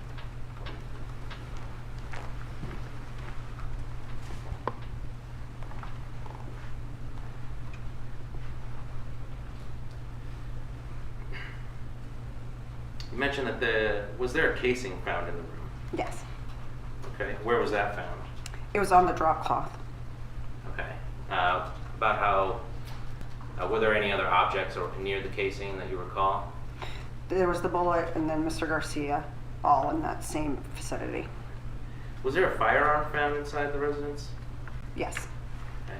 Do you recall any details about that firearm or where it was located? It was located in the hallway, basically parallel with the door to bedroom 2. Did you, using again the Faro scans, did you use the data there to determine distances between those objects found in the room with Mr. Garcia? The objects being Mr. Garcia himself, the casing, the bullet, and then the firearm? Yes. I'm going to show you what is states 72. Does this photograph depict your use of the Faro scan to determine those measurements? Yes. I'll give you the actual photograph. Just talk about. So using the measurements depicted in that photograph, what were the distances between those items found in the room?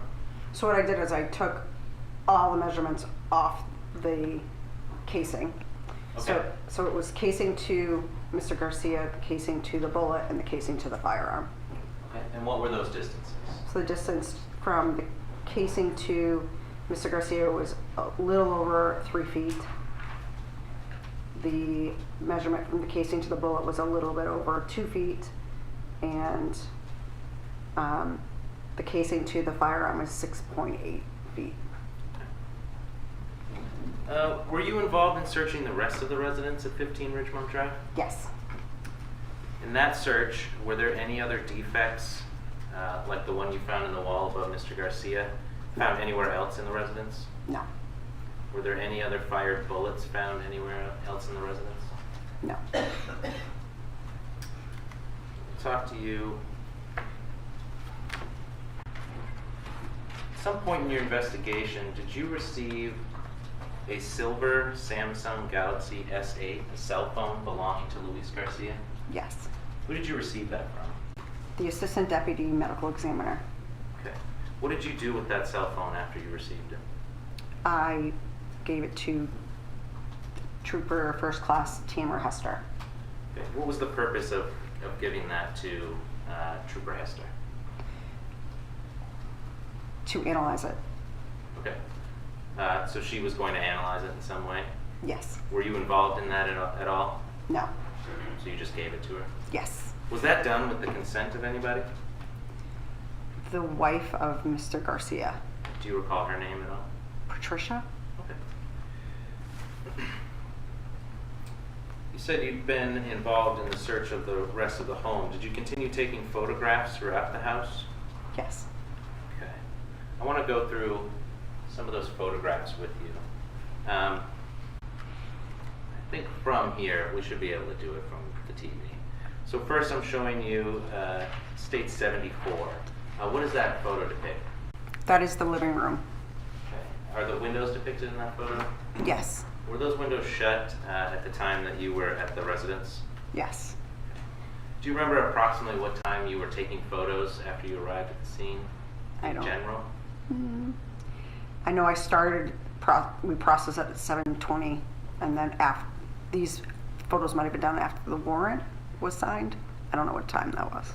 Was it within the next day or so? Yes. Okay. I'll show you now State 75. Do you recognize this photo? Yes. And what does that depict? That is the room off the living, is that off the living room? So if I show you State 76, kind of maybe Okay, jog your memory then? Yeah, so that's the porch off the kitchen. These doors are? Yes. Okay, but then going back to 75, can you then figure out where these were located? Yes, that's on that porch. That's the dining room Okay. to the porch, I think. So I see, are there doors to the left in that photograph? Yes. Okay, and were those the doors out to the porch? Yes. Okay. So were these windows, you said, were in the dining room then? Yes. I see, were there objects in front of those windows? Yes. And were those windows shut at the time you observed them? Yes. So, looking at States, this was 76. Was this the back door to the porch, you said, right? Yes. And did you make any observations about whether that door was locked or not when you arrived there? The deadbolt on the top is turned. It was locked. Okay. And was it shut when you arrived at the scene? Yes. And then did you ever take a picture out on the porch, beyond those doors? Yes. And this is States 77. Can you kind of describe what we're looking at here? So that is the door to the stairs going outside off the porch. And any observations about how this door appeared at the time? It had objects in front of it. Okay. Were there any tears in the screen or anything that you noticed? No.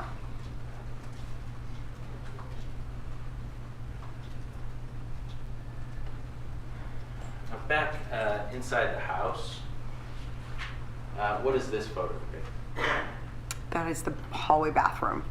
Okay. And when you say hallway bathroom, you mean the hallway going down to the bedrooms in the house? Yes.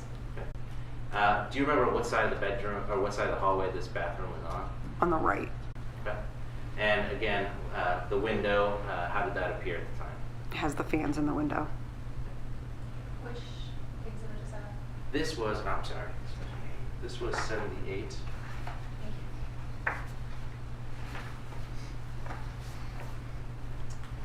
And then states 79. Do you recognize this? That is the bedroom to the right, the master bedroom. This was the master bedroom? Yes. Okay.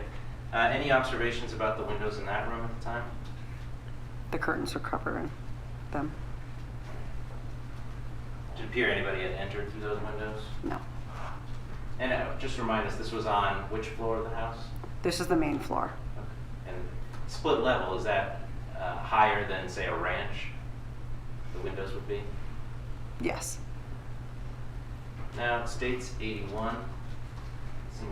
We'd seen a similar photo to this before, but which window is depicted here? This is bedroom 1, where Okay. Mr. Garcia was. And was this the window that was above Mr. Garcia? Yes. Was that window shut and locked? Yes. And states 82. What window is depicted here? That's on the other side of the room in bedroom 2. Okay. Was that a corner bedroom? Yeah. Okay. So this would have been the opposite corner then, or opposite wall. Yes. Was that window shut and locked? Yes. And states 83. Where was this window located? This is downstairs. Okay. So on the lower level? Lower level, yes. And all those objects in front of the window, those were there when you arrived at the scene and took those photos? Yes. Okay. Did it appear that they had been shifted or moved at any time? No. Okay. And otherwise, were those windows shut? Yes. States 84. Where are these windows located here? So again, it's on that lower level, but instead of going down to the right, you go down to the left. Okay. What kind of room did it appear this room was in the lower level? It had lots of things, but there's weights in there and storage, and I think there's a bed in a different picture. Okay. Did it appear that these objects in the photo in front of the windows, did it appear they had been shifted or moved recently? No. Okay. And was that window depicted on the screen now, was that shut and locked? Yes. States 85. Again, same wall, I believe, but that window, the objects in front of it, did it appear that they had been shifted or moved recently? No.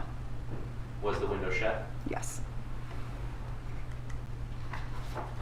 And then this window depicted here, what room was that in? That's all that same open space downstairs. Okay. And again, objects in front of that window, did they appear shifted or moved recently at all? No. And was that window shut? Yes. And then states 87.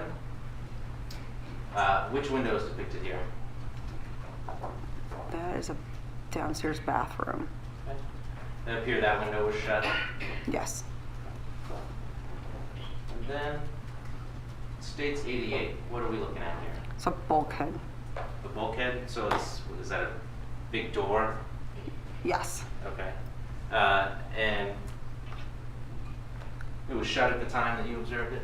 Yes. Did it appear that it was locked at the time you observed it? Yes.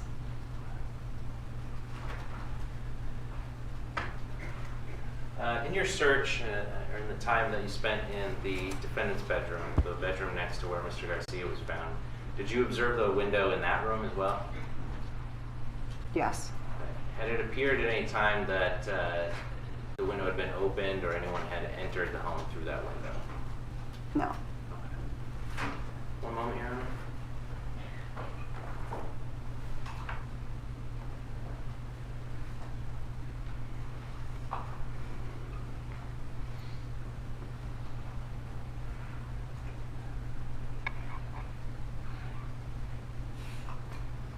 I have no further questions for you, but I think that's counsel will.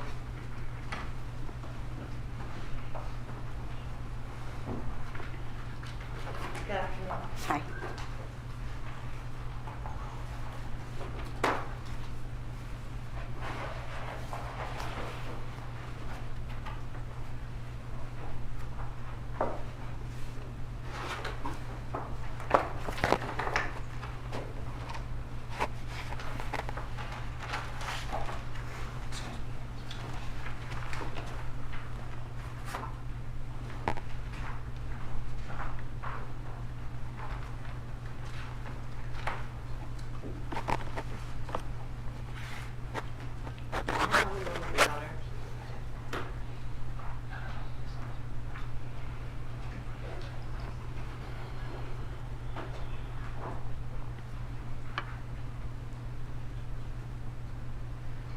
Super. Feel free to pour yourself some water if you need some. Thank you. It's kind of warm in here. Yeah, it is. Thank you. Yeah. It gets that way in the afternoon.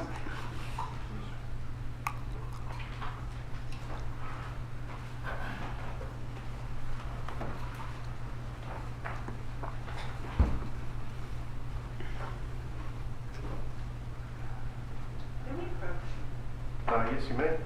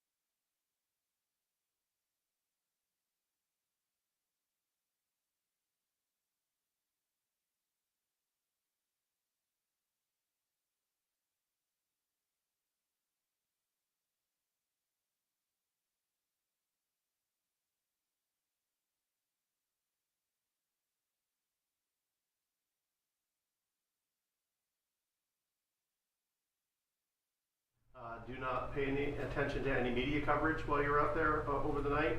Avoid the social media posts that I talked to you about earlier.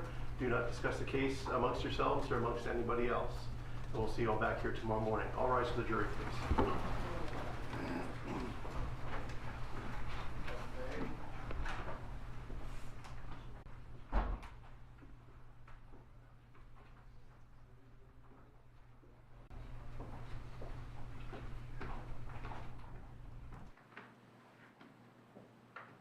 Thank you. Everybody, please be seated. Trooper, you're free to step down. Okay, thank you, sir. Just you're sequestered, so don't discuss your testimony until you resume tomorrow morning, okay? Yes, sir. All right, thank you. Thank you. Before you all go, I was just curious, in terms of your trial plan, where are we on that? How are we proceeding in terms of pace? I think you are still have 4 witnesses